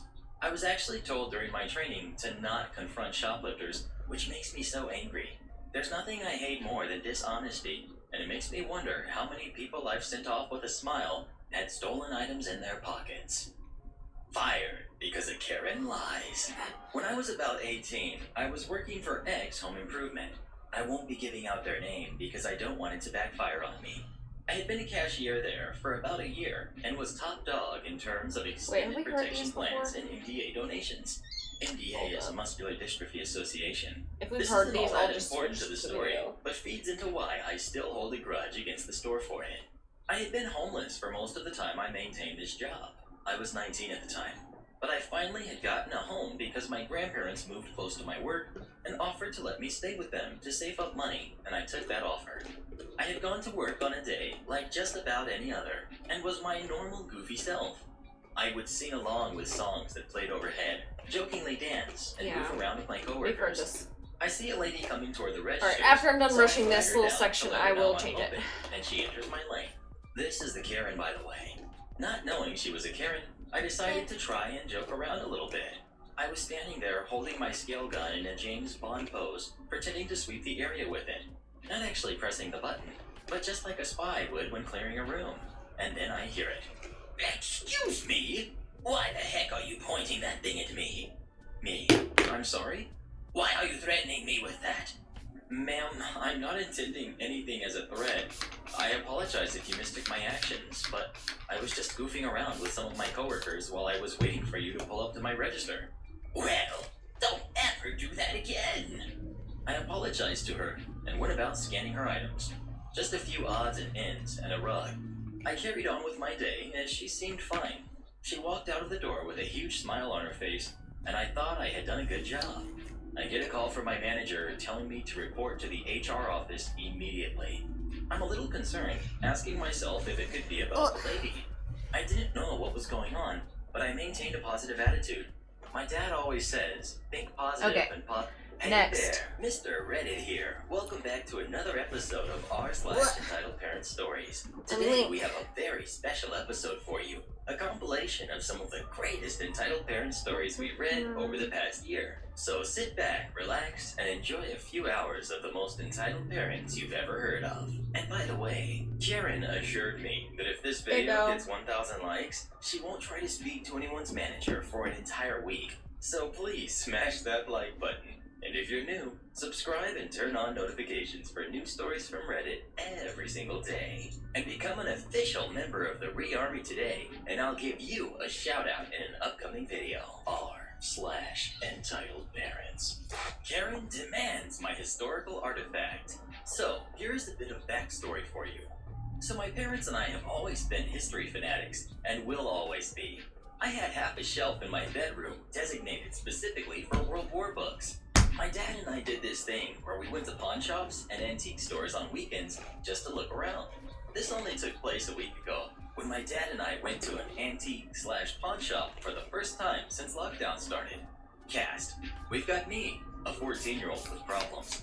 We've got entitled Mom, she who must not be named. We've got entitled Kid, Me, the little brat. 14-year-old We've with got a problems. random helpful person. Okay, on to the story.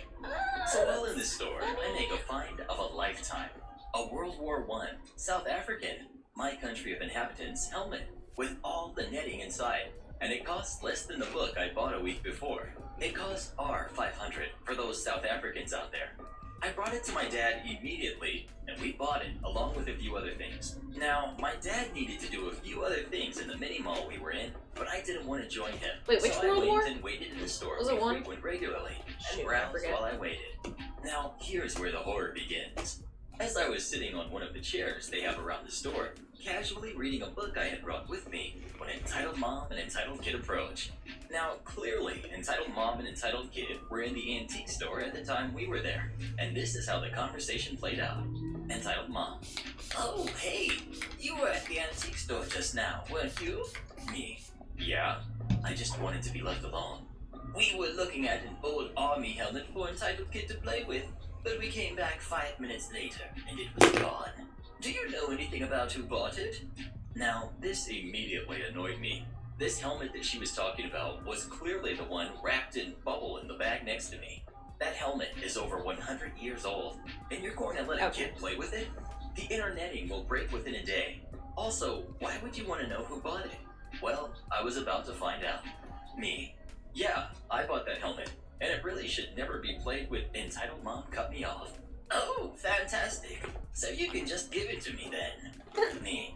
Excuse me? Yeah, you can just give it to me. There's really nothing you're going to do with it anyway, and you're far too old to be playing with things like that. Now, With I must admit historical that with how war long my hair has helmets? gotten, the fact that I wear glasses, and the fact that I have stress permanently etched on my face, I have been told that I look about 2 years older. But this is a World War I helmet. If anything, I'm extremely young to be owning such a treasure. Me. Ma'am, I don't think you understand. This is a historical artifact, not something to be played with. Entitled Mom. But what else are you going to do with it? In hindsight, my next remark may have, in her eyes, strengthened her argument. What I should have said was, display it in an appropriate manner. But I didn't, so here goes. Me. That doesn't concern you. Entitled Kid. Mommy, I want it. Entitled Mom. And I will get it for you. Me. No, you won't. I swear. The look of manic, entitled rage she gave me would scar the faint-hearted for life. How dare you tell me what I will and won't do? You will give that to Entitled Kid so they can play with it, and you will do it now. At this point, I had picked up the helmet and was prepared to go see where my dad was, just to get away from this psycho. Then Entitled Mom attacked. They leapt at me, just missing the helmet as I twisted my body, holding her off while she screamed at me. At this point, random helpful person decided to step in. I have no idea if he worked there, as you often see the employees there wearing casual clothes, but he sure didn't act like an employee. Random person. What the heck do you think you're doing to him? This boy is trying to steal my kid's hat I just bought. Why do they always He's say a that? thief and a liar. Random person. Shut up. I heard the whole thing. I was standing in the aisle behind you. Entitled Mom suddenly started looking nervous that this person was against them. Random person. I hate people like you. Entitled jerks without brain cells. You never change. Entitled Mom. How dare you swear in front of my kid? You didn't seem to have a problem with it when you were the one swearing at this guy. Entitled Mom suddenly looked like she was going to blow, but didn't. Instead, she grabbed Entitled Kid's arm, yanked him towards her, and walked out. Random person. Now to me. I'm sorry about that. I'll speak to people here and get them banned. Moral. History is important. Speaking of history, do you like history or not really? Please let us know. I love learning about queens, especially since I'm one myself. Am I the jerk for not wanting to be in my son's life anymore? My ex-wife and I got divorced 2 years ago and have a son who's 5 together. Our kid has a dark complexion and brown eyes, even though my wife and I are both very pale and have blue eyes. It was a bit surprising for me, but I never really gave the idea that you're a this dick. kid was not my own any serious consideration. Flash forward to 3 years after he is born, and my wife and I get divorced. Our divorce was unpleasant, but all things considered, not nearly as bad as it could have been. There was no infidelity or any irredeemable mistake by either party, just 2 people who no longer wanted to be together. We share custody, but my son lives primarily with my ex-wife and her boyfriend. As the boy has gotten older, his features have almost entirely diverged from mine, and he now looks absolutely nothing like me. Again, I thought nothing of it, as I trusted my ex-wife. But a couple of weekends ago, when I was visiting him, I made a joke to my ex-wife that people will think he's not mine. She then bursts into tears and admits that he is most likely not mine. I am absolutely stunned and didn't interrupt her once as she spilled an entire saga of her cheating on me with her current boyfriend around the time we were trying to get pregnant. I thought I was going to throw up when I heard and immediately left her home. I don't know if I can ever go back or ever see my son again. Get a DNA I feel test. deeply betrayed by my ex-wife. My ex-wife insists that I remain a part of this family, despite all of the deceit. Get a She's called me DNA deadbeat test. for leaving after she told me the truth and not Like, you sticking don't around know. to raise my son. She claims that even after all she's done to me, I am the jerk. I know none of this is my son's fault, and I still care a great deal about his well-being. But I just don't think I can be a father to a kid that's not my own, especially when his actual father is fully in his life. I Have you feel done like a an test? unnecessary appendage in this relationship, and I refuse to be humiliated any further. Because it Am I sounds the like you're jerk for assuming. refusing to raise a son that is not my Like- own? Clarifying point. I plan on doing an official DNA test before I make any lasting decisions, Okay, yeah, but I don't so you feel ready haven't to have even the done it. conversation with my ex-wife yet. She seems convinced her boyfriend is the father, not me. For now, I'm keeping my distance. As much as I might despise them, the kid is perfectly safe with my ex-wife and her boyfriend. They both love him Get a deeply, test, and this would then be a make very your different choices. conversation if that were not the case. Edit. A lot of people are talking about child support being the real issue here. I'm not particularly worried about this at the moment. That discussion will come, but both my wife and I have well-paying jobs, and the kid's future will be secure financially regardless of the outcome. Who do you think is in the right? Pissed. OP or his ex-wife? Please let us know. Like, Customers loophole why are against you leaving it takeout up to only like, oh policy no, I don't doesn't know, work. like just to Weird find one out. recently. We were still 95% takeout and delivery only because we can't really accommodate outdoor dining at scale. When this happened, my job was pretty much entirely processing takeout orders and handing bags to delivery guys, besides the occasional, oh hey, we're still closed, but we have takeout and delivery options conversation. Up to this point, people had been really understanding about it. We did have some regulars though, who were clearly getting impatient and came back every couple days, even when we told them, you'll know you can eat inside the same time we know, as soon as the governor makes an announcement about it. They seemed slightly annoyed with us for not flouting the public health mandates for their convenience. We always offered them one of the 2 tables we've crowded onto the sidewalk to try and make some money from outdoor dining, but unsurprisingly, no one ever wants to sit there. So that day I was taking orders, chilling. It was pretty slow, winding down between meals. An older couple, a couple men, come in and started pulling one of our tables in from the street. I called from across the room. Oh, actually, we aren't doing dine-in right now. Still pick up and delivery only, unless you'd like to sit outside. One man said, oh, we have a takeout order.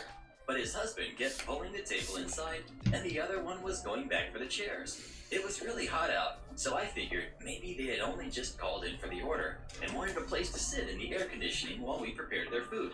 They did look to be at least 65 or 70 after all, and they had masks on, so it was no big deal. I asked for the name on their takeout order, and they gave it to me. They had actually ordered quite a while ago, and their food was ready. They paid over the phone, so I handed them their bags and said bye. One of the men asked if I had included plates and silverware. We haven't been lately, because people are usually taking the food home, but whatever. We're always happy to if asked. I grabbed them some.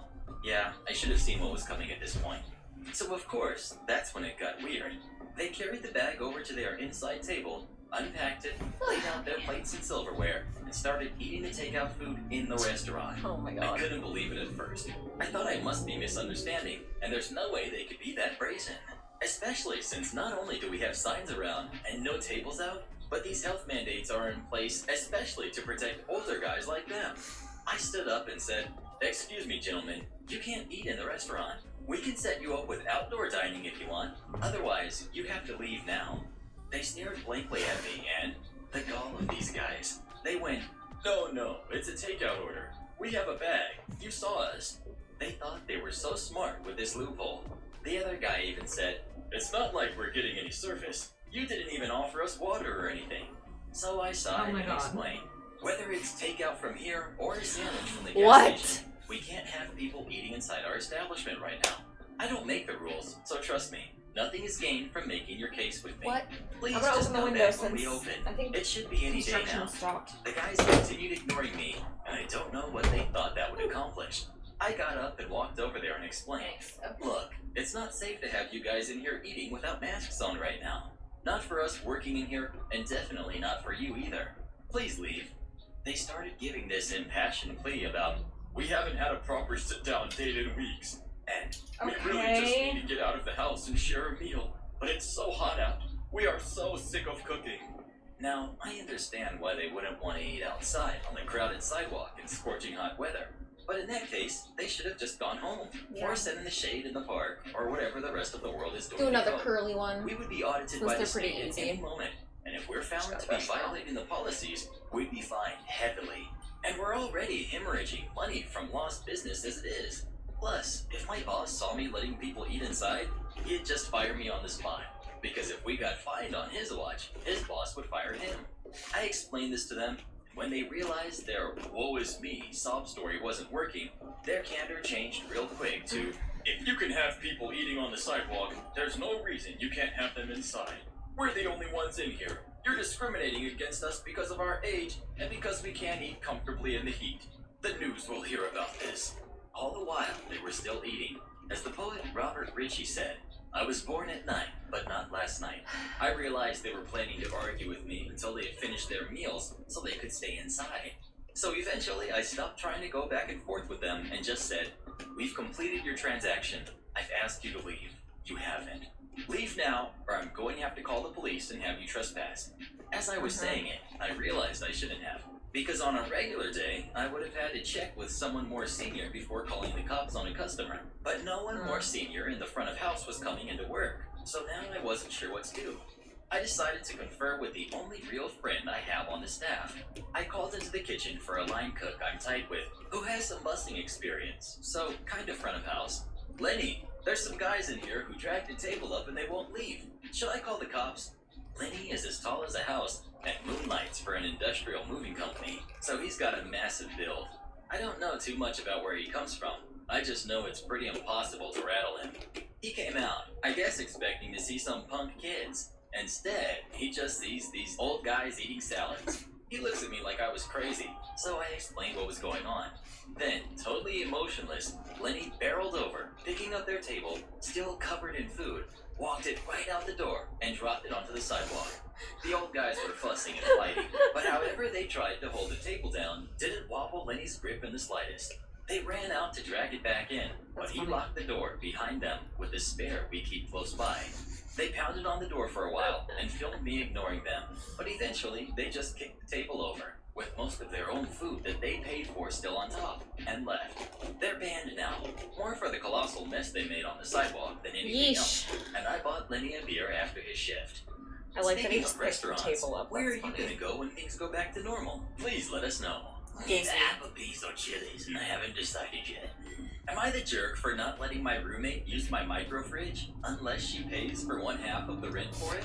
I, female 19, am currently doing summer classes at my college, so I was able to stay on campus due to family issues. I have a roommate who's also 19, Jill, who seemed like she was great. Before we moved in, I asked her if she wanted to split the cost of renting a micro fridge, about $220 US for the year. She says no, she doesn't need a fridge or a microwave. I rented my own and thought everything was okay. A week or so into living together, Jill asks if she can use the microwave to heat up her food from a few nights ago. I say sure, because I didn't think it was a huge deal, and thought it was a one-time event. Nope. She continued asking to use the microwave for a few weeks, buying food that could only be made in a microwave, without asking me if that was okay. I let it slide because I didn't really want to get into it with her. A week passed, and I told her that I wanted her to pay 1/3 of the cost if she was going to be using it that much, and she was also leaving a pretty big mess regularly inside of it. She just laughed and said that it's our microwave, and she can do what she wants with it. Then I got back from grocery shopping one day and go to put ice cream in the freezer to discover that it has a bunch of her stuff in it, leaving me with no room to put my stuff in. So I told her that if she wanted to keep using it, she had to pay me half of the rent for it. I'm so petty. She I would have scoffed taken that and shit said out that I and was set it being on her a bad bed, let it roommate, fucking and that rot. it was fine for her to use it as it was in our room, and that it was unfair for me to go from 1/3 to 1/2. Well, 1/3 was when she was only using the microwave. But when she's taking up significant space, I want her to contribute to it more. I told her that I wanted her to Venmo the money to me by the end of the week, or I'd take her stuff out of the fridge and put everything in my room where she can't get to it. A week passes, still no money. I can barely fit any of my stuff in the fridge that I pay for because of Girl, everything I would she have has given her in there. 24 I hours. reminded her a couple of times about it, going about 1.5 weeks. Then I took all of her stuff out of the fridge and put it by her bed, Good. moving the fridge into my That's room how you and deal with locking the door. roommates. She gets back and freaks out, yelling about Dirty how I'm a dishes, horrible going on the roommate, bed. and she Trash, needs her Gatorade on to the be bed. cold because it helps with her migraines. I've been living with her Bullshit. for a few weeks now. Right on and the she's bed. never mentioned this before. Enjoy your And shit, if I don't bitch. get the fridge out of my room, she's going to get the people in charge of the dorm involved. I asked for the money again, and she said that it was her right to use it as we were sharing the room. She continued to flip out at me until I just went into my room and shut her out. Am I the jerk? I think I'm being reasonable because it's my fridge that I pay for. A few of my friends agree with me, but Jill's friends have been texting me about how I'm Yeah, messing with her obviously. migraines and making her life harder because the meds don't work on her. What would Whose you do in this fucking situation? fault is that? Would you go ahead and let her use the fridge book? for free or not? No. Please let us know. How dare she I expect wouldn't me have to even use let her that fridge? use it I'm not a at member all. of the rail Ever. staff or a taxi. I'm back with another tale from the retail crypt. I used to work at a coffee shop kiosk at a train station in the UK, and I had countless occasions where I had passengers asking me for advice about their rail travel. I would help where I could, but more often than not, I would direct them to the station staff who were actually responsible for dealing with these sorts of inquiries since it wasn't my job. Also, the information office was literally 10 feet away from the kiosk and was clearly posted with a large sign and everything. But as you're probably aware, people seem to lack the ability to see and understand signs. I've Yeah, lost somehow. count of how many times clueless people would wander past the exit multiple times, even though the exit was clearly marked. Anyway, most of these other stories are fairly unremarkable, but then one evening, one man took stupid to a whole new level. It was late evening, and I had about an hour left on my shift, and I had been there for 10 hours by this point, and I was due back the following morning at 5 a.m., so I was looking forward to being done for the evening. Since it's a small kiosk, there would often only be one employee on shift. Anyway, this passenger approaches, and this is the conversation that followed. This was several years ago, so it isn't verbatim, just going off my best recollection of the encounter. Passenger: hello, could you tell me where I need to go to get to the train to York?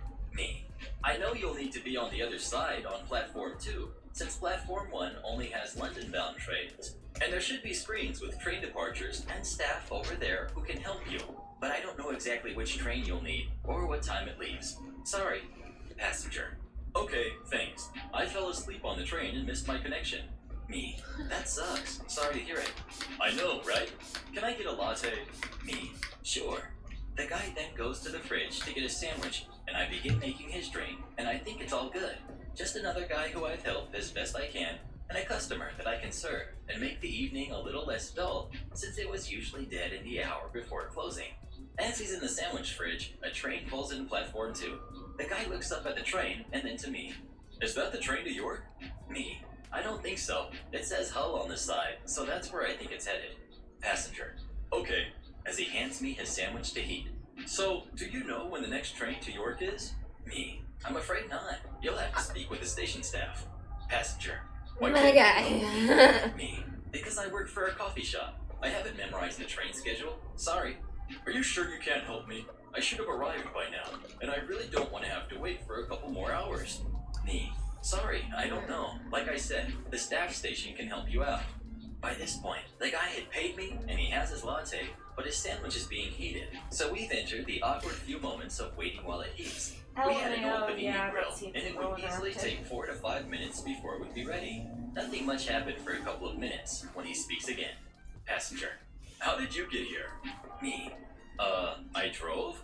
Would you give me a lift? At this point, I should mention that where I live and work is easily a 2-hour drive one way, and I was not, under any circumstances, going to drive for 4 hours, especially when I had to get up at 4 a.m. the next morning. Me: no. Passenger: why not? He was genuinely shocked that I said no to him. Ooh. Because I'm not a taxi service. I'm a barista. If you can't wait for your train, there are taxis outside that can take you. What? Why can't you do it? Because I'm a barista, and I have to go to bed at 9 if I want to get a decent amount of sleep tonight. I still don't see why you can't. It was at this moment that the timer went off, and I said, 1 moment, to the guy, while I put his panini into a cardboard sleeve and handed it over to him with some napkins. This seemed to snap the guy out of his stupor, and he just thanks me and wanders off to platform 2. Sorry it's not a satisfying What? ending, but it mystified me how he couldn't understand what I was telling him and that I wouldn't drive him to York. I figured I'd follow his example. Literally, Next time I went to what? Starbucks, I'd ask for a mocha and a ride to London. That's the job of a barista, right? If you made it this far, thanks for reading. Edit. What the This hell? is just to clarify, since I didn't mention it in the post. I lived 10 minutes away from where I worked at the time by car. York, where the guy wanted me to give him a lift, was a 4-hour round trip where I lived. So 2 hours each way. Sorry for the confusion.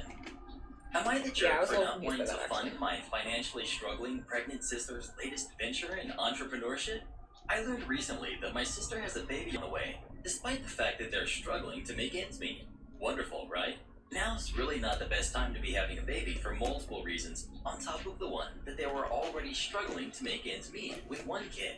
They've already loaned a few thousand from me and other family members, including my elderly retired mom, to not end up on the streets.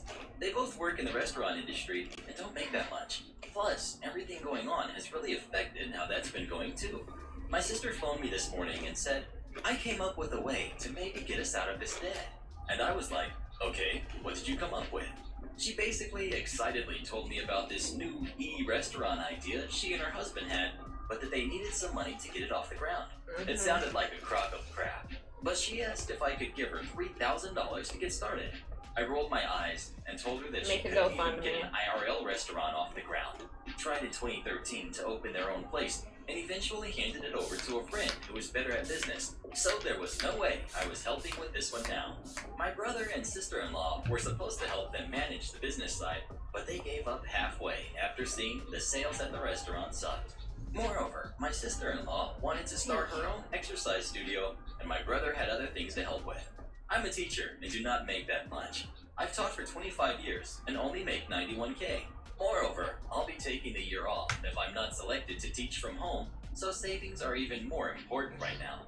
I live with my boyfriend, who makes a good income, but don't want to depend on him too much financially, as he has 2 kids to support. After I told my sister my decision, she got incredibly mad at me and said, okay then, I guess you want our baby to grow up in poverty because we are barely staying afloat right now and can't afford the September rent. Get I a different replied, job. you shouldn't have gotten pregnant, especially not during what's going on. I also said that I had my own finances to worry about. Then my mom called me and told me I was a terrible sister and family member for not helping out. She said, if you can't rely on family, who can you rely on? Yourself, So, bitch. am I the jerk? Welcome Karen to watches reality. as her brats tear apart my office. Especially I when work you're for not a E&T child. a couple of days What? a week. My job is to both efficiently and accurately give patients a hearing assessment before they see the doctor. In the audiological field, ENT days are pretty well known to be quite high stress because of the complexity of assessments. The patients we assess are often there because they were referred from private hearing clinics or GPs for red flags or complicated cases. And the speed at which you are I've expected tried to to get in assess with an people, ENT before. I normally see Literally between 35 to 40 impossible. patients per day. Like, One appointment literally that goes a bit impossible. over the allotted time They're can so throw off fucking your booked. entire day. It's crazy. Anyway, yesterday, one of my first morning appointments, a 55 to 60-year-old woman entitled Grandma, showed up 20 minutes late. When I called her back to my office, she was dragging a kid, entitled Kid, who looked about 3 and a half.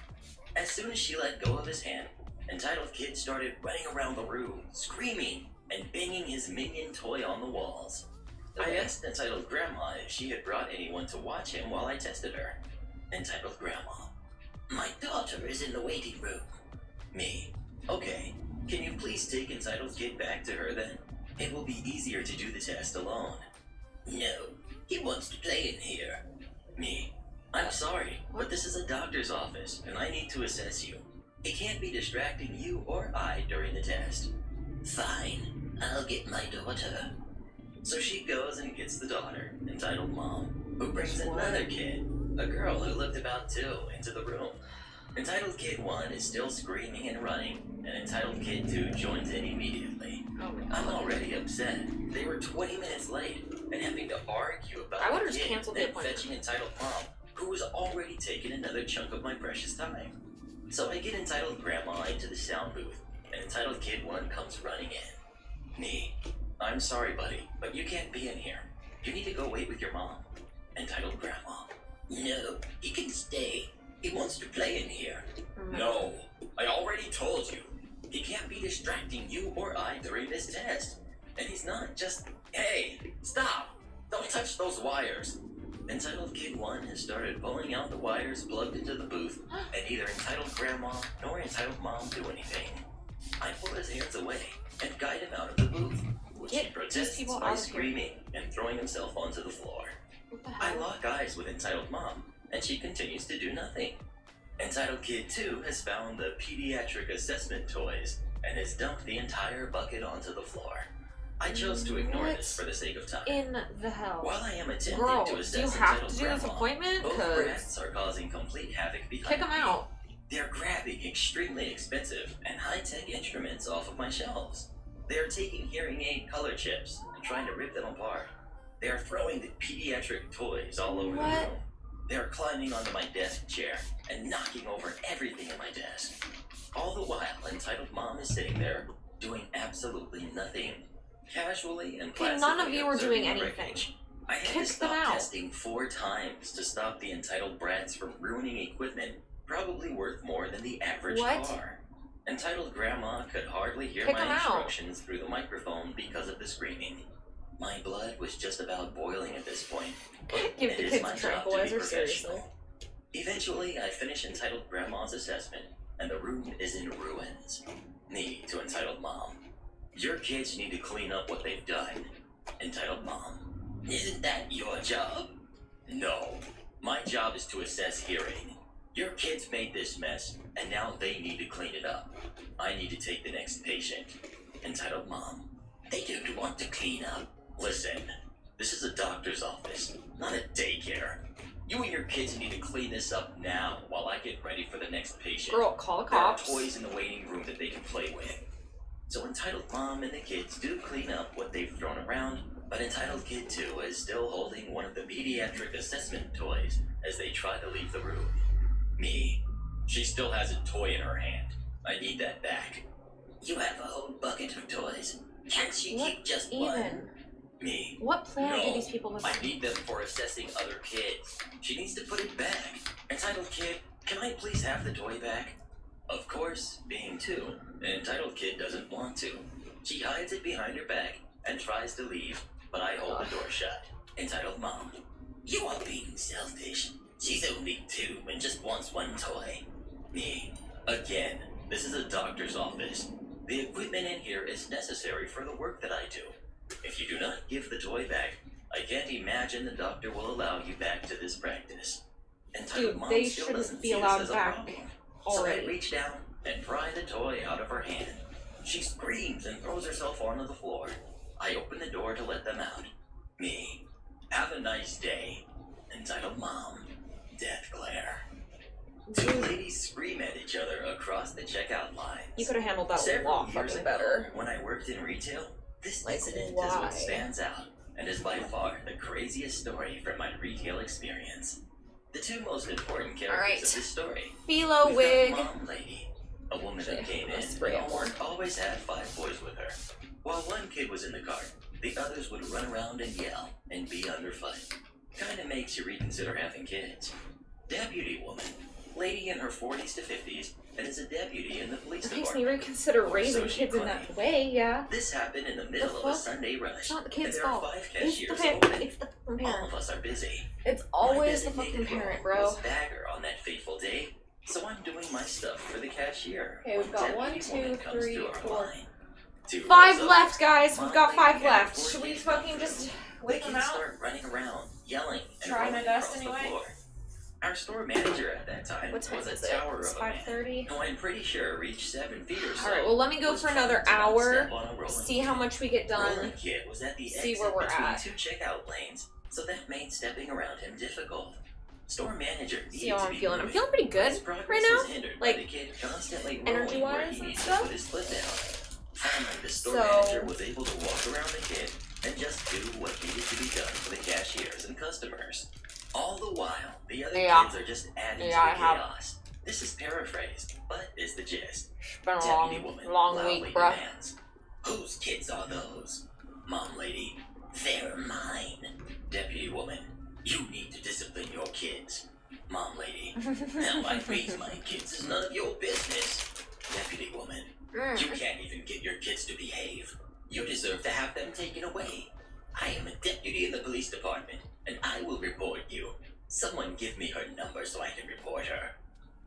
gave Deputy Woman Mom Lady's number. Mom Lady. Forget you, jerk. Deputy Woman. Forget you. I will report you. I'm a deputy in the police department. Are you? This round of yelling lasted a bit longer with the forget you and calling each other names. Deputy Woman continued repeating that she was a deputy and that she would report Mom Lady. My tea's gone. All the while, us workers are keeping our Water heads time. down and doing our jobs with Miso soup is incredibly intense focus. It was so bad, I thought we were going to have to call the police to break up a fight. After Probably spitting one a of few my more favorite insults at soups. each other, Not gonna lie. Mom Lady and Deputy went their separate ways at opposite ends of the store. I was honestly half expecting someone to run in from outside and yell that there were two ladies having a smackdown in the parking lot. Good. The rush ended at this time as well, and all of us were laughing awkwardly and were beat red. Another cashier came up and said that her customer asked if the Let's ladies put my were phone going on to the fight. I charger. didn't see Mom Lady again for about 6 months, and when I saw her again, she always only had 1 or 2 kids with her. Steal One kid in the cart, this and outlet. the other 3. Deputy Lady was never seen again.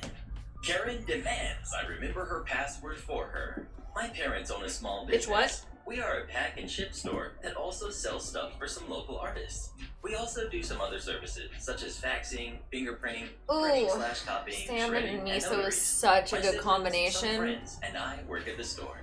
I was at work about 2 weeks ago, and we were very busy during lunchtime, Ooh, which cheese. is pretty normal for us. My brother, mom, and I were Step all on there, brush. and both my brother and my mom were handling their own things, and I was disinfecting the counter. This lady with the classic Karen haircut walks in. She looked like Dolores Umbridge if Umbridge had a Karen haircut. I finished disinfecting, put the rag back in the bucket of disinfectant, then walked to the register to help her. She was pleasant at first. She told me she needed to print and sign 2 large documents, then scan them in and email them to the company they were for and herself. Normal stuff for our business. So she emailed the documents to us. Sometimes Verizon phones struggle to connect to data within our store, and our network is secure because of safety and privacy for our customers. She had a Verizon phone and was instantly frustrated with how long it took for it to send. Let's do the Around you this know. time, her daughter came in, apparently in a rush. Her It's a daughter longer barely wig spoke too. while she was See here, how long this but one Karen is? had mentioned something along the lines of needing to go to work soon. I'll call her daughter Make this CS, taller. a college student. She seemed much nicer than her mother. So I finally got the email documents. They were PDF files that required a password. So I disinfected the keyboard and gave it to Karen to log into the PDFs so we could print them. She typed her password in and hit enter. Wrong password. Yes, stretching So is she good. typed it in Good again. call. Let's do the Wrong back password. stretch. I lost count of how many times she That's tried what- to type in that's the what keeps same hurting. password and kept getting the wrong Okay. password. By now, Do it with all me. of the customers in the store have come and gone. Another batch Good has for come and ya. gone. Finally, I sheepishly asked if there was a different one she could use. That's when she started to get nasty. I know my password. It's the name of my daughter. I exchanged a look with my brother, then quietly said, "Okay, ma'am. Try different combinations then." She tried the password a few more times, while I just waited awkwardly. Her daughter was wandering around the store, looking at the things we have for sale. I was watching her as I waited. Then Karen cleared her throat, so I looked at her. Why are you You don't just like standing there like seafood? an idiot? Really? Her I like daughter seafood. glared at her from across the store. I was a bit dumbfounded and frankly exhausted, so it took me a moment to actually register what she said. I just quietly apologized and stared at the counter. She kept grumbling about how I'm so unhelpful and I should be helping more. Finally, after what felt like an eternity, I suggested again to try a different combination. She did that snarly side thing that grouchy teenagers such as myself do. She typed in something else, and suddenly we had Dude, the access chair's to the helping a lot. documents. Like- She grumbled something along the lines of, "Finally," then called her Yeah, daughter I don't think I could do this without I the tried chair. to print it, and it came up with an error code. So I called my mom over, and she helped me riddle it out. But then it printed absolutely tiny. So my mom and I spent a few minutes finagling with the settings. That's when I noticed that it was set to the receipt printer size. So I set it to letter size and printed it again. Perfection. Karen's face lit up, and she said, "You're so smart. Thank you." Oh, the irony. The rest of the job was pretty routine. I told my brother what happened afterwards, and he gave me a hug. 3 minutes later, I hear my mom's voice raise. She said, "What?" But that was the last we were expecting to hear from that lady, so there wasn't anything we could do. Work went back on like normal. But wait, there's more. We got a call about 40 But minutes wait, after there's her more. daughter Karen had left. My mom picked it up because my brother and I were handling customers. It was Karen's husband. He I'm gonna said try they to never got burst the the email, top of and this. that Karen wanted to send it to his email as well. This is now. my you-know So wig. we sent the documents to them again, and all was fine. Then the husband stopped before he hung up and asked, "Did my wife cause any trouble while she was there? She keeps saying the customer service there was awful, and I don't believe her." Not his exact words, but roughly what he had said according to my mom. My mom told him what had happened. He thanked her and hung up. I'd like to believe that Karen got chewed out, but who knows? Edit. I'm at work again today, and her daughter came into the store. Recognized her by her last name before the face, but it was definitely her, and she quietly apologized for her mother. It's weird that as soon as I decide to post this here, I see her again. Life is wild. What do you think the best password would be for a Karen? Please let Maybe us she know. saw the I red. normally just use manager123. Am I the jerk for being upset with my $150 engagement ring? My fiance is quite well off, and while I don't make as much as him, Your I password certainly isn't would a not be random struggling number on my own. combination. He You're doing it rotates wrong. between a few very expensive watches that he wears to work, and while we have a good grasp on financial literacy, we aren't shy about spending for the important parts of life. We openly share finances, so I know he isn't secretly in debt or any such nonsense. The ring is nice and understated, but more of a nice stacker than an engagement ring to show off. The stone, which I'm doubtful of being a diamond, is quite small. It is not heirloom. When friends or family get engaged, there's always the excitement and sharing the news, and inevitably someone will ask to see the ring, and then everyone coos over it, and it's a good time. When I showed mine, the mood got awkward, and they feigned excitement just long enough until it was okay to change the topic. This is not a knock on them. They are just terrible liars. I would like to make clear that I'm not expecting a 3-month salary ring or an over-the-top wedding. However, this is a piece I will be wearing daily for decades and is largely considered a symbol of his love. I know not all feel this way, but we do. Or at least I thought we did. But I really don't think I'm out of line for thinking of it as a long-term investment piece, given the amount it of wear definitely it will is. see and the sentimentality behind it. If you're not investing in Surely a this wedding worth ring, more then than a gaming console. probably don't get Am I the married. jerk here? Like, unless you guys have both agreed that you don't like wedding rings or you don't care about that for whatever reason. Overall style, and he has access to my jewelry box to know the stuff I typically wear. As the price of the ring wasn't very important to me, the budget for it was never really discussed, which I see as a mistake. Yeah, it's now. definitely not the I price didn't of the ring, realize it's this how could be a nice the problem. ring is. Price is not important. You can so find much a as nice I don't care if $100 you spend ring. $1,000 or $100,000 on it. But this ring looks cheap. It is not quality craftsmanship. The dampened excitement of showing off my ring was only a part of my post. The rest being that his drastic lowball on a piece I will be wearing every day for the rest of my life doesn't seem like the symbol of love one traditionally associates with engagement and wedding I'd be pieces. pissed. Without having a very wealthy fiance that invests more into the latest gaming console than he does in a lifelong symbol of our love. To you, Ooh, a ring bad might sign. be just a ring, but unless otherwise discussed, it would be silly to assume it to be a throwaway item. And my culture as well, the engagement ring is paired with the wedding band, not replaced. We share our finances, and I saw the charge on the bank statement. If he paid in cash as well, then he overpaid.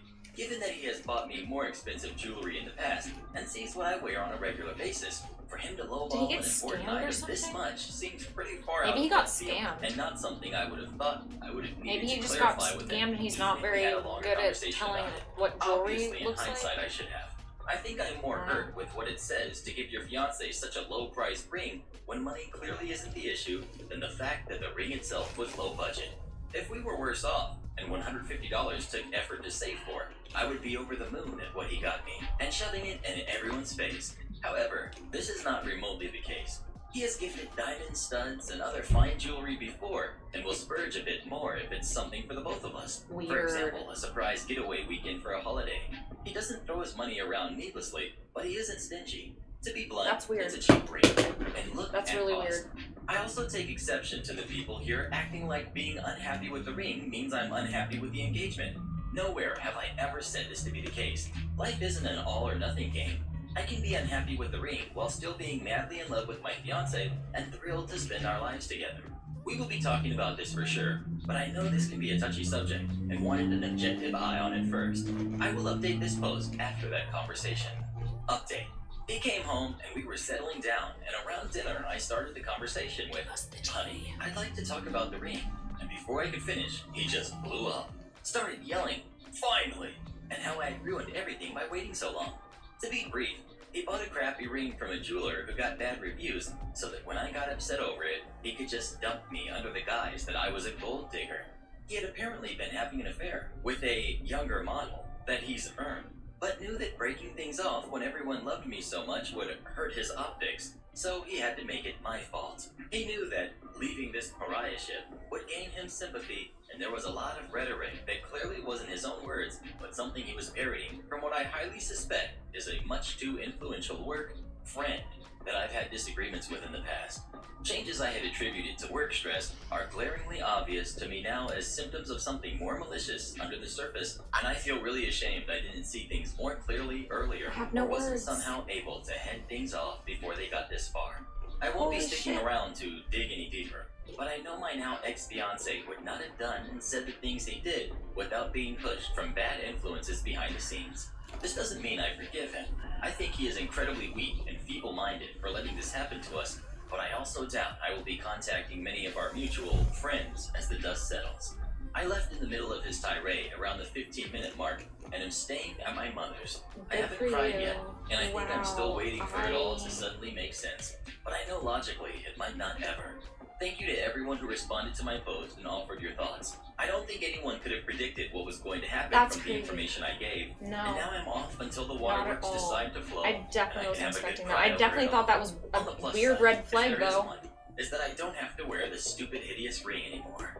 What Wow, would you that do is if you were in so this fucking situation? sad. Would you talk to them about the ring, or just leave it as is? I would Please let us expose know. their ass Kevin on had to take out the Facebook second to all mortgage their to friends pay and for my family. wedding ring. I deserved it. Because If what you the don't hell? clean the kitty litter every day, I will move, and you will have to as well. Ugh, I make hate the people who choice. get into So I serious just moved relationships where you're apartments living because together my and sharing previous finances landlady/roommate and slash fixer engaged, was absolutely crazy and they're broke a ton of cheating. laws. Like, I would have you escalated the can situation, go and most fucking likely jump got off a my cliff in landlady, Minecraft, who okay? was over 40 years old, in trouble. But I'm pretty young, 21, so I decided to go the malicious Oh, I compliance don't even route. think I need to straighten Where to this begin? one. From the moment I moved It's into already the pretty apartment, good. things were going awry. The landlady hadn't moved her stuff out of my unit yet, so I had to help her do that before moving my stuff in. I'll just spray Of it. course, she didn't help me Easy. move my stuff in, just wanted help moving her stuff. Now, I'm a pretty laid-back person, arguably to the point of me being a borderline doormat, so whatever, cool. I'll help you move your stuff. Then after helping her, she decided to then tell me, after I'd moved in, and after the lease is signed, that my cat might not be able to stay because of her daughter's alleged allergy that she apparently didn't know about when she agreed to allow my cat in the unit. The landlady had 3 very aggressive and loud chihuahuas, as well as constantly babysitting her 9-month-old grandson, who stomped and screamed the entirety of his visits. Once again, it's your girl, the doormat, and I just kind of ignored the annoyance I had towards the loud dogs and kid because I'm renting, so like, what did I expect? I notified her that if the cat hair became a problem, then I would temporarily house him until I could find a pet-friendly new place. Landlady agreed that this was the I best mean, route. I Upon would later say there's conversation definitely with her something daughter, wrong the with allergy was people that super are low-grade, proposing and her that daughter routinely easy fed and then and just loved my like cat without issue when she came down to do laundry. letting it So I end don't at know why that her point. mother made a It's huge deal of definitely it. weird. So now that I've painted a picture of my move-in, let me just add that I had 3 deal breakers. 1, unit had to be pet friendly. 2, unit had to have separate entrance. And 3, if shared laundry, the washer and dryer were to be separated from my unit. It's totally my fault for choosing this place, as the entrance was shared and my unit had no lock and I couldn't install one. The washer and dryer was in my unit, which meant if the landlady or her daughter wanted to do laundry, No, this they is would have to not walk 02. through my This entire is, apartment. And now, with the daughter's new you know, allergy, things were outside looking grim. from But whatever, Future I Diary. chose this as a favor to my landlady because she couldn't find anyone else. Big red You flag love cheating? retrospectively. And I worked with her, so I figured it would be Ew. okay since we could carpool. Marriage will be Spoiler alert, obsolete in it 100 wasn't. years. Shortly after my turbulent move-in Why day, would you think things were that? tense as my landlady lost her father the previous year, and this was her first holiday season without him. I suppose that during my holiday to my parents, my landlady entered my unit without permission. She wrote a laundry schedule, so I knew she was supposed to be down Yeah, there. I know, this is was not definitely one of those good. I don't times. need to straighten It's it a or big anything. dislike Like, it's to my already dad's litter box. fucking... Now, I just have need to one spray it, adult so, male yeah, tabby let's cat go. that maybe uses the litter box once a day, So I would clean the litter box 2 to 3 times a week, which had never been an issue before. Upon my return home, my landlady screamed at me in her car about my lack of hygiene for my animal, and accused me of neglecting him, while also claiming her son said he smelled a dirty litter in her unit when he was over for Christmas. She demanded that I clean the litter box every day / every other day, which I was basically doing already, as it was cleaned every 2 to 3 days, or she would move and thus terminate her lease, and furthermore result in mine being terminated because I was leasing from her. Okay, cool. I totally thought she was out of line, but I'm a broke college student, so moving again after only being there for a few months was not ideal. Whatever. I apologized for the issue and any smell they smelled and let her know that I would handle it. My boyfriend was in charge of that chore, so he abides by her demands just to keep the peace, as well as taking it further by adding deodorizers to the litter. Some more backstory is that both her and her daughters are cigarette smokers and would smoke in the house and right by the entrance. All of my guests have verified that they do not smell any litter even if they are standing right next to the box. The only thing they could smell was cigarette smoke. This was after I would slyly prompt them by saying, "I think I smell cat litter. Do you? I think I may be desensitized." A month later, she sends a text stating that the litter is still an issue, and that if it happens again, she is going to evict us as we are endangering the health of her grandson. At this point, she had began terrorizing me at work and at home due to this issue. She was my HR rep, so I was kind of crap out of luck when it came to work, because she would be the one that could handle any kind of situation. She's terrible at her job mostly because she's crazy and can't understand that her personal feelings have no place in the professional sphere. At this point, I'm like, forget it. I give up. I've jumped through fiery hoops for this lady, and she still isn't happy. So we respond to her eviction threat with our 60-day notice of termination of our lease. The landlady did not take it well at all, and the atmosphere became more tense because now she had to move as well, as she couldn't afford this place on her own and could not get any other roommate, hence me moving in. During this period, before I moved to my new unit, she repeatedly entered my unit to do laundry, despite it not being her day on the schedule. She wrote, and after I gave explicit notification that she is to wait until I get home to my unit to do laundry, maybe we can finish today. I never said That no, was fast. just not while I'm not home, because my cat can get skittish if I'm not there and strangers enter his space. She ignored my request, citing that it didn't work for her, and would enter my unit. She would also enter my unit early in the morning after I had left for work, and would enter my unit to do laundry when I was sleeping.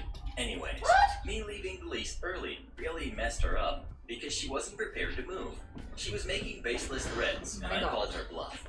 She couldn't find a new roommate, she couldn't afford the place on her own, and she was struggling to find a place to live because she's crazy and had super weird stipulations, like there cannot be a speck of green in her unit and stuff like that. A speck of She wanted her niece to move in, but that would require kicking us out a night before we could move into our new place, which she tried to do, but I informed her of the law. Yeah, I was gonna say that's definitely unless we got a illegal. refund for the nights we left early. Ultimately, my parents are amazing, and were able to loan me some extra cash so I could move into my new place sooner than the first of the month, so I did that. My landlady's niece had already found other accommodations, so she got done over there, because she was going to have to front rent entirely on her own now, since she didn't want to refund us for the nights we would have had to forfeit this is for one her of the needs. few Her that I was able to terribly really mannered get dogs had brushed done out plenty and of stuff damage to the unit beforehand. before we moved in, that the owner of the property charged her $400 for, which she promptly tried to blame on us, even though it was her dogs who chewed the baseboards and her own negligence that resulted in her dogs peeing and saturating a wooden door. I switched companies due to her harassment, and as of late, my replacement is messing up the job so badly that the company can't even function day-to-day operations. My replacement was my landlady / HR rep's best friend, so it looks terrible on her. They had to hire an additional person to cover the work that I was doing. I, on the other hand, got a new job in the field in which I'm studying. A bonus I'm was that gonna this new straighten job this had one, better I think. hours, double the pay, less work, and was full-time with benefits, none of which I was getting from my previous employer. My new unit is amazing, and my new landlords are so incredible. My unit is separated from the laundry and pet-friendly, and it has a separate entrance. I'm allowed to burn incense and candles again, which is super nice. Have you ever had a roommate that you just couldn't stand? Please let us know. Am I the jerk for stating publicly that my parents have nothing to do with my talents or hobbies? This started innocently enough a few days ago. With what's going on, Hilarious. I've been looking for some relaxing things I can do away from my computer / Nintendo. I landed first on cooking and baking, a thing I've always liked, but with more free time I can try new and more challenging recipes. I also took up embroidery instead of video games while I watch TV at night. This is basically a new development in my life, as I've never done needlework outside of a brief period when I was 11. That's pretty I'm over bonkers. 30 now. A few days ago, I put a photo on Facebook of a meal I'd made for the first time. An oven version of fried fish, roast corn, and some other vegetables. I'd also made a pie for dessert. A few of my parents' friends are Facebook friends of mine, as well as a couple of my cousins and my mom. A lot of them liked the post and commented saying it looked delicious and so on. Over the next couple days, I posted a few more pictures of meals I was proud of, with similar comments. My mom's best friend commented to say I was turning into quite the chef, and so on. Last night I posted a picture of an embroidery project I just finished. It's nothing special, but it's the first thing I finished in terms of needlework in 20 years. One of my cousins pretty quickly commented to say that between this and the food I had been posting, it was clear that Aunt Sarah, my mom, had spent a lot of time passing down her skills to me. To be honest, that couldn't be further from the truth. When I was a kid, getting interested in these things, my mom had no patience for the fact that I made mistakes. She would make token attempts to teach me cooking or sewing, but if I messed up, she'd lecture me on how I was useless and would never survive without her. Often, she'd take whatever I made and throw it in the garbage because it wasn't perfect, then tell me to do it again. Of course, I stopped trying. When I moved to college and got an apartment, I also bought a basic cookbook. Everything I know how to do in the kitchen now comes from trial and error over the course of over 10 years. My needlework is also self-taught, as my mom only ever taught me one basic stitch as a kid. My reply to my cousin was pretty simple. My mom didn't actually teach me much of this stuff. I'm mostly self-taught. Of course, my mom and her friends saw the comment, and now my dad has called me to chew me out, because she's crying over the fact I didn't give her credit for things she didn't do. Am I the jerk? Was it okay for OP to post that comment, or should they not have? Please let us know. I dare my kid to post a comment like that. Karen and entitled daughter scream at me, a human on crutches, for sitting in the priority seats on the bus. So, a bit of background. I have a genetic condition that causes me issues with my joints. My joints will randomly dislocate without reason, and it's very painful. My worst joint by far is my right knee. When my knee is really bad, I use crutches.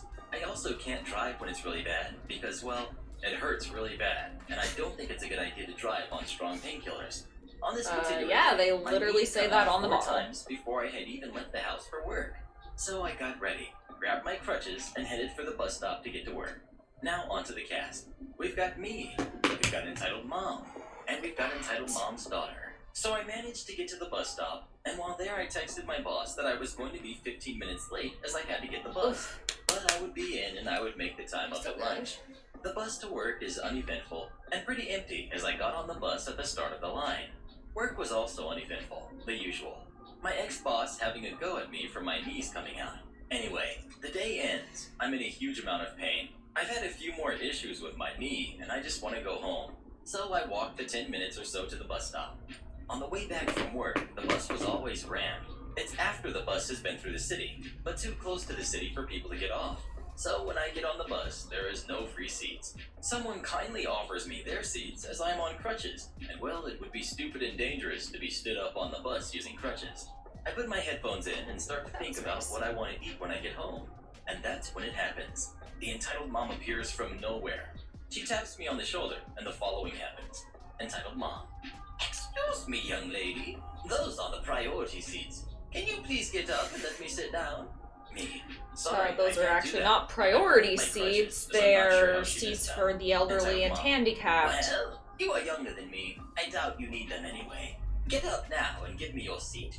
Me. Do you Look, not see the I'm not crutches? giving you my medical history, but I can assure you that I'm not on these for fun. I cannot stand up on the bus. I am entitled to be here. Entitled mom's daughter. Stop being so rude. Get up and stop being lazy, you attention-seeking jerk. At this point, I'm mad. Me. Look, I'm not moving. For you or anyone else. I can see 3 other people all set on the seats, so go get them to move. Yeah, At this why would point, you go to the someone one gets up person and that gives has the old lady her seat. crutches? Too little, too late, but whatever. Entitled mom. No, I don't want your seat. You are older than this lazy jerk who is refusing to move for me. You sit down. The lady insists, and the woman eventually sits down. Entitled mom's daughter.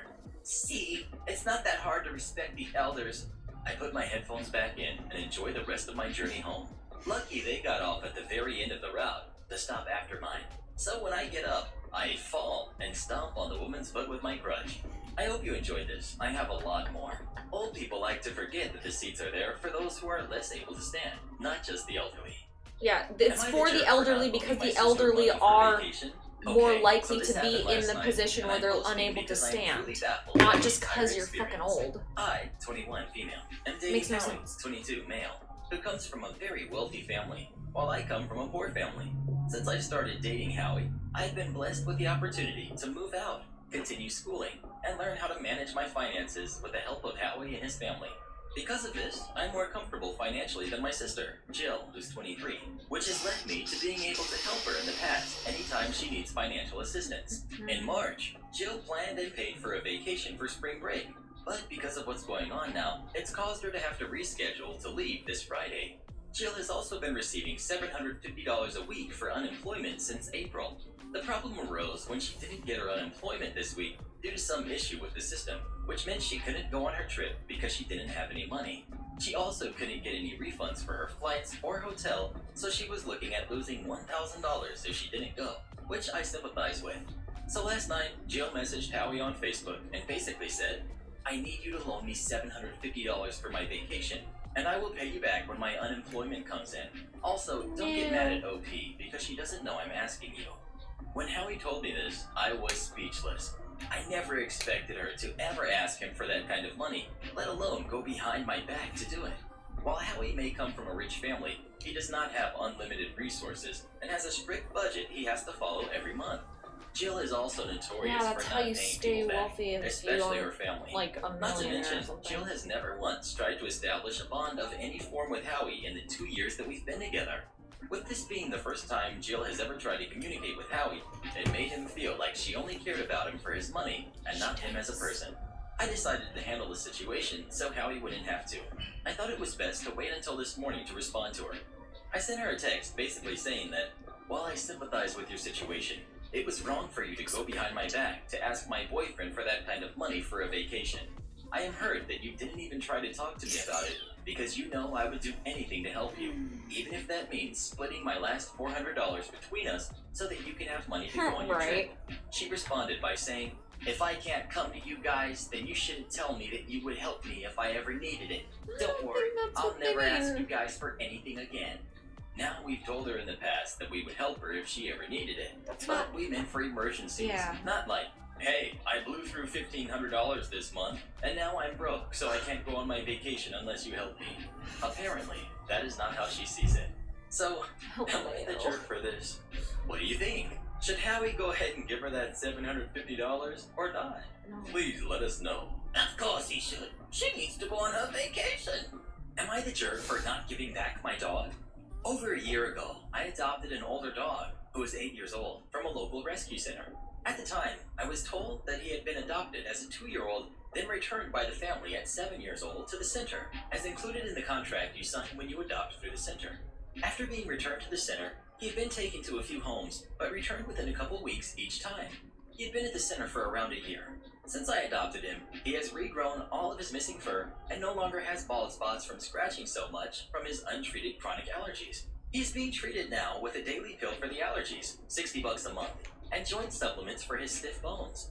He has also become best friends with my other dog, and is wonderful with the foster dogs and puppies that come through my door and go on to their forever homes. I have recently been contacted by the center I adopted him from. A member of the family he was originally with has come forward and wants him back. They gave him up over 2 years ago. I don't know why they decided to take him back to the shelter. I don't know what changed then or now. Am I the jerk for not wanting to give him back to this person? No. He's my sweet old man. I would miss him terribly. Edit.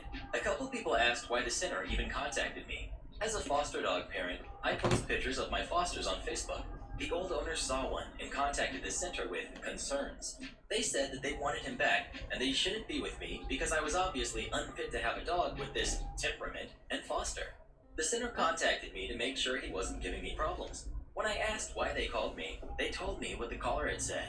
The only temperament problems this dog has is that he has to be drugged and muzzled at the vet, which I have no problem blaming on previous That's owners. like a lot of He is dogs happy to though. let me muzzle him, and is great anywhere and with anyone else. Old man is staying with me until he goes to the Rainbow Bridge. This just got in my head, and especially after the post I mentioned at the beginning of the Ask. Speaking of dogs, do any of you have a dog? And if so, what kind? Please let us know. The cutest Teacup little... Chihuahuas for the win. Am I the jerk for not Teacup wanting my vacation Chihuahuas to be a for the family win. reunion? Background. Me, 26, and my boyfriend, 27, have been together for almost 5 years.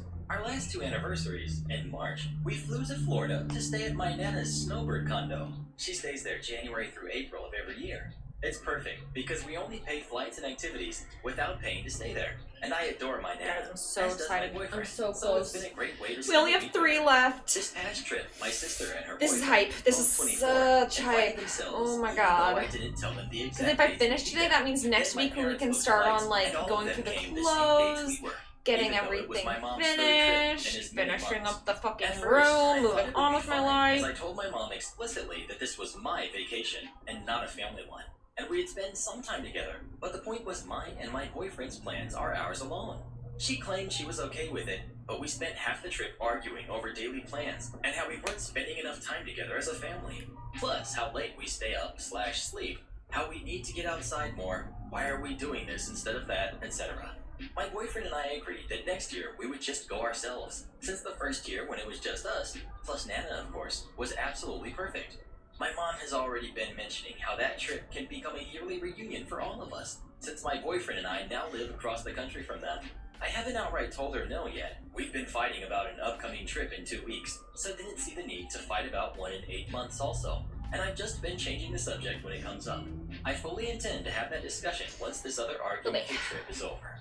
But am I the jerk for not wanting my annual anniversary trip to become the new family reunion? And just wanting it to be about my boyfriend and I spending a week together with my dear Nana? Edit to add. The trip wouldn't be until March of 2021, if it is deemed safe at that time. Edit 2. Just to be clear, my parents visited me across the country for nearly a week, almost every month for 7 months, so we definitely get enough family time. Also, the only reason I act like I have veto power on if they can come to Nana's condo is because my mom has been asking me if it's okay if she makes it a reunion every year for us all. Thank you for all your comments / ideas / etc.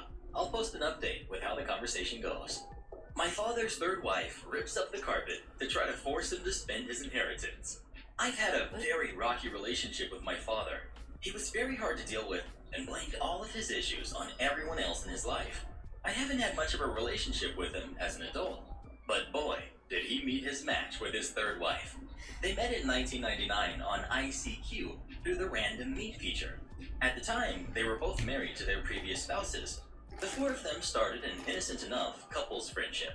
But unbeknownst to my stepmother and her husband, my father and this woman had started an emotional affair online, professing their love to one another while each was going to couples counseling working on their marriage. My stepmother was even telling this woman her deep down feelings about the relationship. A huge betrayal now that she knows that this woman was using it against her. When they finally told their spouses, seemingly timed in a way to cause the most pain, they decided she would move from her home in Louisiana to Indiana and start a life together while their spouses struggled to understand what had happened. I have never forgiven my father for the narcissism this took on both of their parts, but he just blamed it on my stepmother, convinced I would one day come to accept them as a couple. He was so in denial about how bad the rift between us had grown after the years that they even bought me Christmas presents that year, convinced I would come home. I didn't speak to him for years. I was young and angry, and I needed space. The first time I met her was at my grandfather's funeral years later. She seemed nice enough, but she absolutely wanted to hear nothing negative about my father and was quick to make snide remarks about my mother and stepmother. She was convinced that my father's ex-wives had put me against him and her, and that she could suck up to me and have the sort of relationship with me that my stepmother did. I let her add me on AIM, but the conversations just became more and more demanding. The second wife has the possibility of maybe becoming part of the family. Third, in though, his life for everything that's ever gone wrong in his life. For the record, my mother and stepmother never said a negative word about him and encouraged me to have a relationship with him if it was possible. She really believed she was entitled to have the same relationship with me, a person in their 20s who had only just met her and didn't particularly like her, as my stepmother, a woman who had been there for me unconditionally since I was 8. The last straw for me with her was was when she messaged me on Facebook and started chewing me out for not wishing my father a happy birthday on his Facebook profile. Look at that. I had enough of her Together, nonsense, guys. told her off, told her to mind her own business, and blocked her on every platform she had added me on. I didn't speak to her for years, except for a brief exchange at my grandmother's funeral. I didn't have a relationship with her and felt no reason to have to pretend I liked her. I was too busy living my life, going to university, studying abroad, making something of my life, and I didn't need them or their drama. Well, not long after my grandmother's death, they got divorced, and I finally heard the story. See, it turned out my grandparents were rich, and I had no idea growing up. They had managed to save enough money so that all their kids and grandkids would get a generous inheritance. My father, like his sisters, suddenly found himself in possession of $250,000. In the years between, they had moved from Indiana down to Louisiana so she could be close to her aging mother and had a modest house in the suburbs of New Orleans. Now, the story goes that my father, who had switched jobs several times in his life and had a questionable amount of retirement income, decided to do the smart thing and invest the $250,000 for his retirement and/or a rainy day. Nice. His wife, on the other hand, Smart. wanted to use the money to make improvements to their house, including putting brand new carpet down. He did not think this was necessary and thought that the carpet they had was fine for at least a while longer. His wife was not happy with being told no and decided that she was going to make him spend money on the carpet.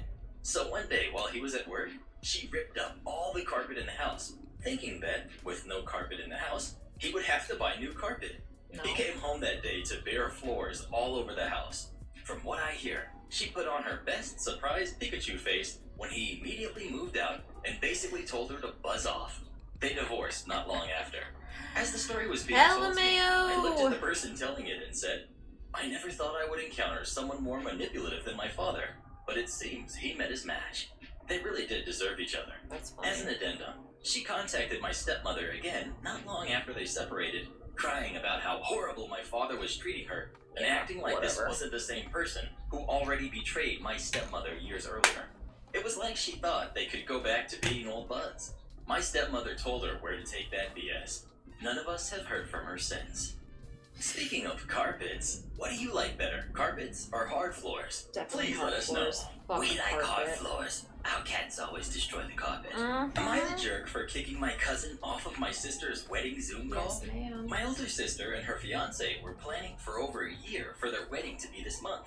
Obviously, they can't have the wedding as planned, but they still would like to get married. So they decided on a Zoom wedding, where all of the family and friends would just call in to watch the officiant, my sister and her fiance. My sister didn't want to be in charge of hosting the Zoom call because she thought it would stress her out. So she asked me, and I gladly accepted. She and her fiance decided to invite everyone they originally wanted to, and it was a very big list. When we were going over the list, my sister mentioned to me that she wanted everyone else to be muted for the majority of the wedding, as she was worried others would talk over her and her fiance and, quote, overshadow them on their big day that was already scaled down. However, her and her fiance said that I should unmute everyone at one point so everyone could talk and have a nice time with each other. Fast forward to the day of the wedding. Everyone is muted during the ceremony, which goes great, and so I then unmute everyone and ask to please raise a hand if they'd like to talk so it doesn't get confusing. My cousin, around my age, starts waving his hand crazily, and he's with his longtime girlfriend, also similar age I guess. He's a very gregarious guy, so I was not surprised. Then he says stuff like, "The bride and the groom are such an inspiration. It's given me the courage to do this." Then turns to his girlfriend No, and don't do pulls this. out a box that is the size of an engagement ring. Oh, God. box. I immediately saw this as him trying to steal the spotlight, something that he's done since we were kids. Example, he would secretly mess up my sister and I's drawings if the adults would praise ours and booted him off the call. Then I quickly announced that my cousin had technical difficulties and would not be joining again. Everyone else accepted this and went about talking. My sister and her husband did too. The rest of the wedding went smoothly, except for the fact that my cousin kept texting me angrily, saying that he finally wanted to propose as a surprise to family all around. Dude, you don't propose. Me boss. My Shush. aunt and uncle texted me You to don't say, propose at someone's "Am I the wedding, jerk?" bro. That is a No, rule. Your cousin is. But what do you guys think? Me Please boss. let us know in the comments below. I think it was sweet that he was trying to propose, but whatever. Break my phone, you'll pay for the damage. I was always the kid people picked on at school. The girls would spread rumors about me, and the boys would harass me non-stop. See, I'd always known that I wanted to be a nanny. I loved babysitting and looking after kids, so it seemed like a natural career choice for me. I made the mistake of telling this to a girl who I thought was my friend, and she proceeded to tell everyone in school. As this was perceived as feminine, I instantly became the target for bullies. There was one boy who loved to terrorize me. I'll call him Jack for the sake of the story. Jack was awful. He would follow me home while throwing things at me, vandalize my schoolwork, call me names, steal my stuff, cut my hair in class, etc. I was terrified of him. It got to the point where I couldn't sleep from the fear of having to deal with him at school the next day. I blamed him and his friends for the anxiety I had, and still somewhat have to this day. I reached breaking point not long after Christmas when I was 15. My family never had a lot of money, but we got by. My mom had saved for ages in order to buy me my first phone. No, it wasn't the newest model, but I didn't care. I was so grateful to have my first phone, and a little guilty that my mom had gone without her new Christmas outfit and had put off fixing her own phone to buy it for me. Once the schools went back after Christmas break, Jack found out about my phone. He took it from me and proceeded to read through my messages, making fun of me for the lack of contacts and telling my mom I loved her. Then threw it to the floor and stomped on it in front of his friends. I was furious, upset, and devastated that this jerk had destroyed something that my mom had worked so hard to buy for me. I started planning my revenge. I knew through the grapevine that Jack's mom was a stay-at-home mom. His dad had a well-paid job, and his mother was quite happy to stay at home with the kids. I also knew, however, that she didn't get to go out much, as Jack would flat-out refuse to babysit, and she was pretty picky when it came to who was allowed to look after her kids. I used to babysit her friend's kid, and I was pretty good at it, if I do say so myself. However, for my plan to work, I had to babysit Jack's siblings. I made a few comments here and there to the boy's mom about wanting to get a few more babysitting jobs so I could save up some money for my mom's upcoming birthday. As luck would have it, the lady recommended me to Jack's mom, since it had been so long since she'd been able to go out with the girls. For the next few weeks, I'd go to Jack's house, with the other boy I was babysitting, and look after his sisters. Despite Jack's awful attitude, his family were all pretty nice. His sisters were an absolute joy to look after. Jack wasn't Sometimes, usually in the house, even if the but when family's it was, good, people I could just see turn that he out to couldn't be stand having to be assholes. civil with me. His mom would have flipped out if he had been horrible to me in front of her or his sisters. They'd have quickly ratted him out. Once I decided enough time had passed, I put my plan into action. See, Jack was one of those creepy kids that liked to brag about his certain magazine stash in his bedroom. This made him cool to his friends. Never understood why, to be honest. Anyways, every time I'd babysit and put the little ones to bed, I'd sneak into his room and search around. I knew this was a massive invasion of privacy, but I was a stupid 15-year-old, and I couldn't take his bullying anymore. I eventually found his stash and made a mental note that they were in a bag in his closet. I had been observant those few weeks, so I knew that Jack's mom and dad had an unopened bottle of vodka in the fridge. They didn't drink a lot, and it was only for when they were going to parties. One night, once the kids were asleep, and Jack was out with his friends, I went to the fridge, opened the bottle, and tipped about a quarter of it down the sink. His parents could afford to buy a new one, by the way. If they couldn't, I'd have done it. And snuck up to Jack's bedroom and hid the bottle in the same bag as his stash. His parents found out about it not too long later, and after Jack accused me of taking it, they showed up at my door.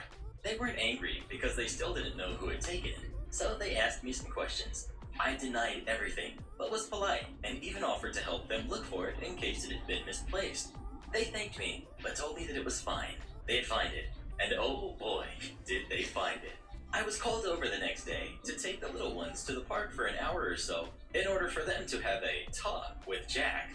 They didn't like arguing in front of the twins. It had frightened them. Oh wait. When I got back, Jack was in his bedroom. If the noises were anything to go by, he was crying. It turns out that he had ratted himself out. His parents found the bottle in his room along with his magazines. He had denied everything and accused me of planting it there. When asked why I'd do that, he ratted himself out by saying that it was payback for him breaking my phone. His parents flipped out. They had no idea their son was such a bully. They took away his phone, grounded him, and made him sell his game console to pay to get my phone fixed. I had been saving up the money myself. Well, that for a kid will few probably weeks. turn out fine. My His face parents will when put they him made back him in hand me line. the money will stay with me forever. His parents questioned me about the bullying, eventually informing my mom as well. I had hidden it from her and told her I dropped my phone. He got into a lot of crap at school after a few other kids came forward about the bullying they'd endured at the hands of Jack and his friends. A few of them, including Jack, got suspended. Jack's parents even made him go to the door to apologize to the people he had tormented. I was reluctant to take the money at first, as it was way over the amount it would have cost to get my phone fixed, so his parents compromised and told me to take enough to at least cover the repair cost. Needless to say, with the phone repair covered, I managed to get my mom an awesome birthday gift. I know this is really long and really badly written. I'm not a writer, so please forgive me for any errors. Were any of you guys ever thank you, bullied in dickhead. school? Bless And if up. so, what did you Bless do up, about dickhead. it? Please let us know. I might have given a few swervies back in my day. Am I the jerk for refusing to give my sister a car Another bless and up. using Thank you, the police to dickhead. take it back from her? Wait, why are you At the giving time, so many? My brother was age 36 to 39. I was Wait, 30 to okay. 33. 1, 2, and 3, sister was 4, 22 to 25. 5. My dad knew he was 6. dying months ahead of Bless time. up. He held meetings with his 4 kids. We all got a little money and a dilapidated vehicle or a few. I got a 1974 LMAO, Porsche thank you. 914. Other vehicles went to Hi. other siblings. Dad Thank you. made sure all the paperwork was done before he passed. Everyone received things, agreed Dad's plan was fair, and nobody objected to anything. He passed. Sister had all of the vehicle keys. I hired someone to put the Porsche in storage until I could have my house and garage built. Sister was evasive about the keys. Then she and brother suddenly showed up with the car on a trailer. I had to cancel my arrangements, lost my deposit, and hustled to rearrange everything. Brother and sister teased me about this, saying I should just give sister the car if I couldn't handle it. I declined. No. My house had delays, and sister bought an existing house with a garage, which she offered up for the Porsche. I said no. The car went to brother's field. A few weeks later, sister told me that brother hit the car while putting my Porsche in her garage. Then she began a long game of thwarting my attempts to retrieve it. After 2 years of thwarted attempts, I called the police. They told me to come with a truck and they would stand by. Brother attempted to pick up the car first, but I passed him on the highway. When I arrived at sister's house, she and her boyfriend screamed at length and attracted plenty of attention, disowning me by the end. Sister doesn't speak to me. Mom keeps telling me I need to apologize and give the car back to sister. And brother says, "You gave her that car. I was there." Ooh. I stand firm What? that I never gave it to her, nor gave her any reason to believe I would. The paperwork went straight from Dad's name to mine, and there was never any wavering on that. I repeatedly said no. Their failure to recognize my no does not make it a yes. After all this, I sold off my property, LMAO. including the Porsche, and moved across the country. 5 years later, they won't drop it. They still call me the jerk for not giving sister the car, calling the police on my own family, embarrassing sister in front of her neighbors, refusing to She embarrassed apologize, herself. and abandoning my family to live among strangers.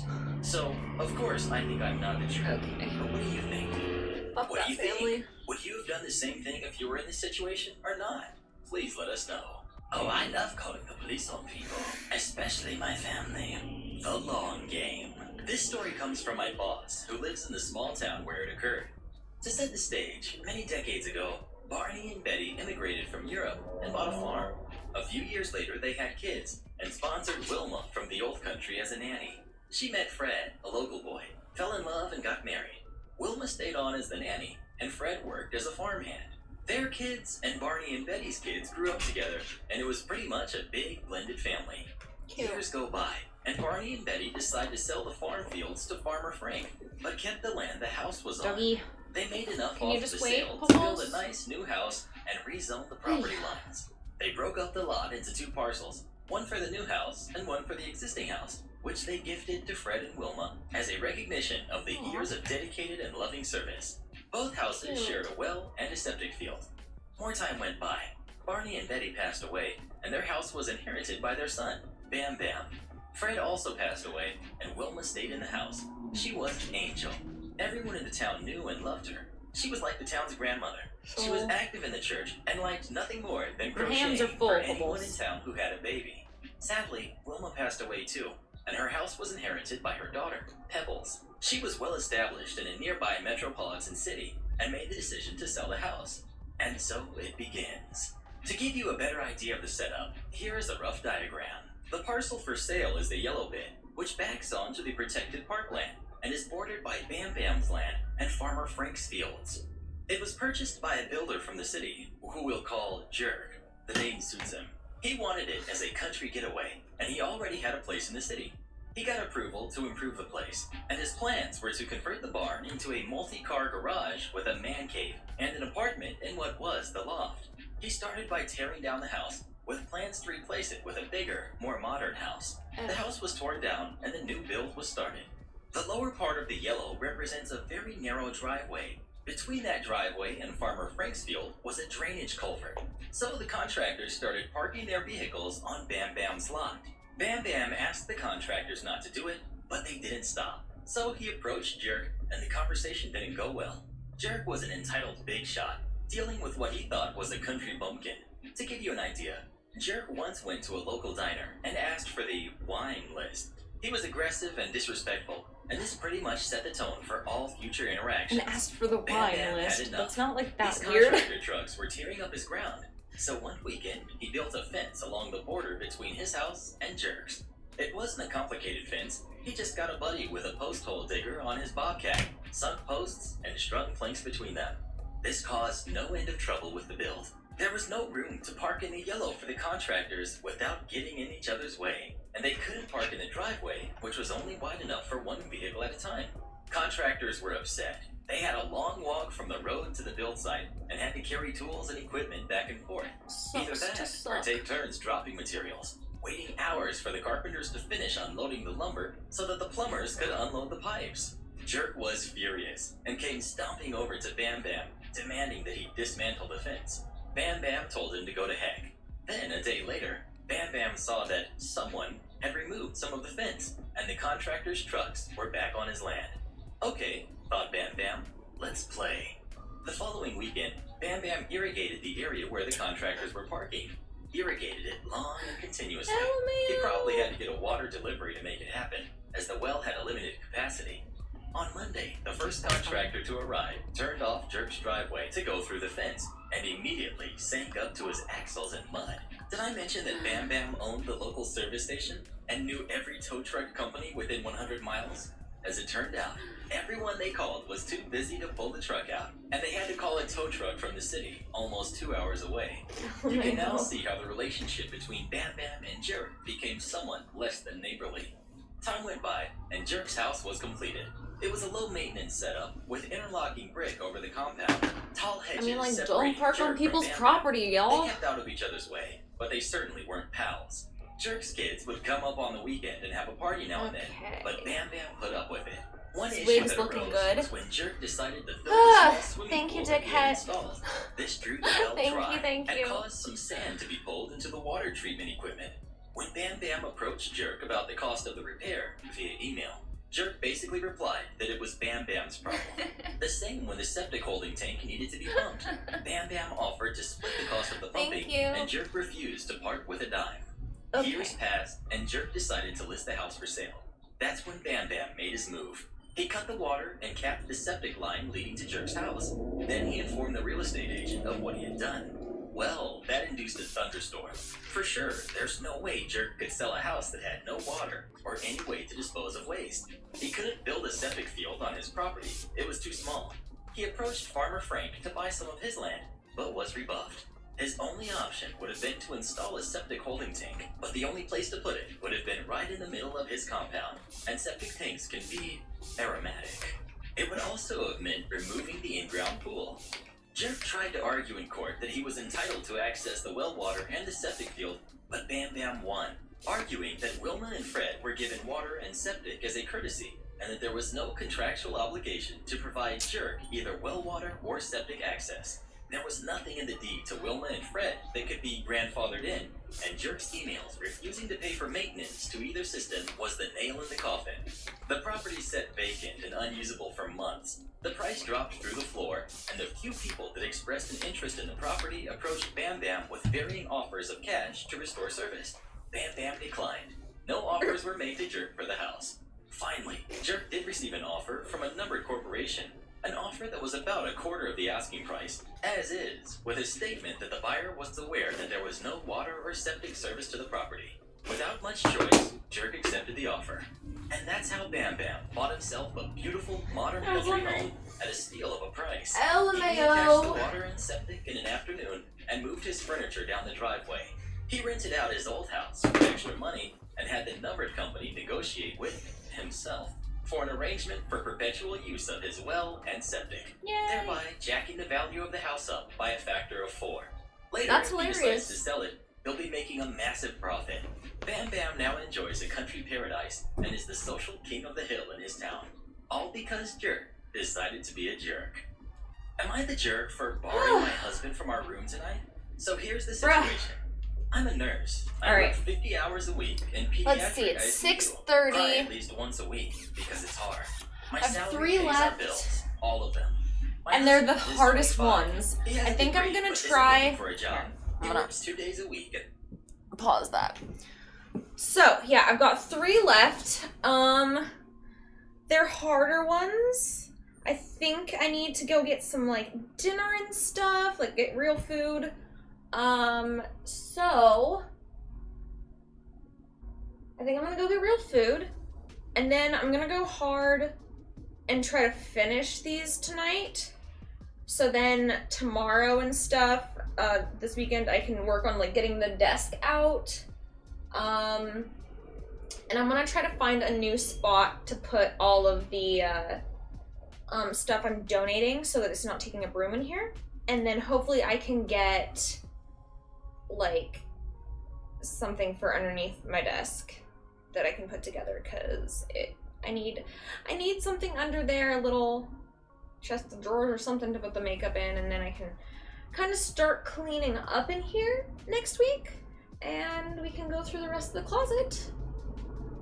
And yeah, that should go pretty fast. So yeah, I've just got to finish the rest of these, and I'm gonna try to do that tonight. I think I'm gonna be able to. It's only 6:30 right now. I'll go take a little power break, get some food, and then get back to it. Okay? All right. Well, we got a lot done today, guys. We finished probably like 8 wigs. We did a lot. So I think this was our most productive day so far. Yeah. Fuck yeah. All right. My tummy is growling. All right. Well, I will see you guys on Monday. Like I said, no video tomorrow. I know.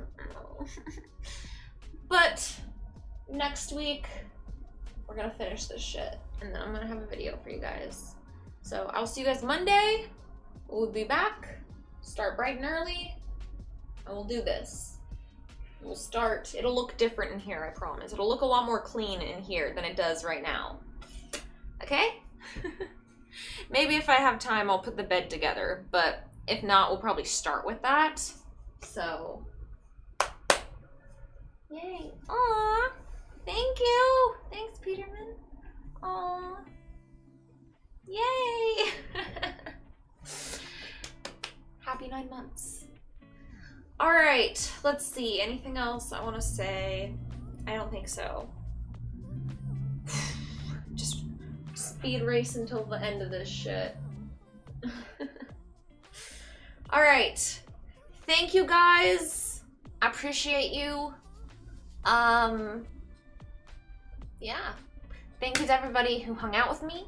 Thank you to everybody who donated. Thank you to everybody who subscribed. Thank you to everybody who joined. Thank you to everybody who liked the video. Thank you. And thank you, Mr. Reddit, for keeping us entertained while we do this shit, because holy shit, it would be so boring without Mr. Reddit, I swear to God. So I'm glad we have stuff to talk about and entertain us. All right. Well, next time I see you guys, the wigs will be all done. Okay. Okay. Yay. All right. I'm gonna shut up and switch this to end screen now. Okay? Okay. Bye. Bye. Bye.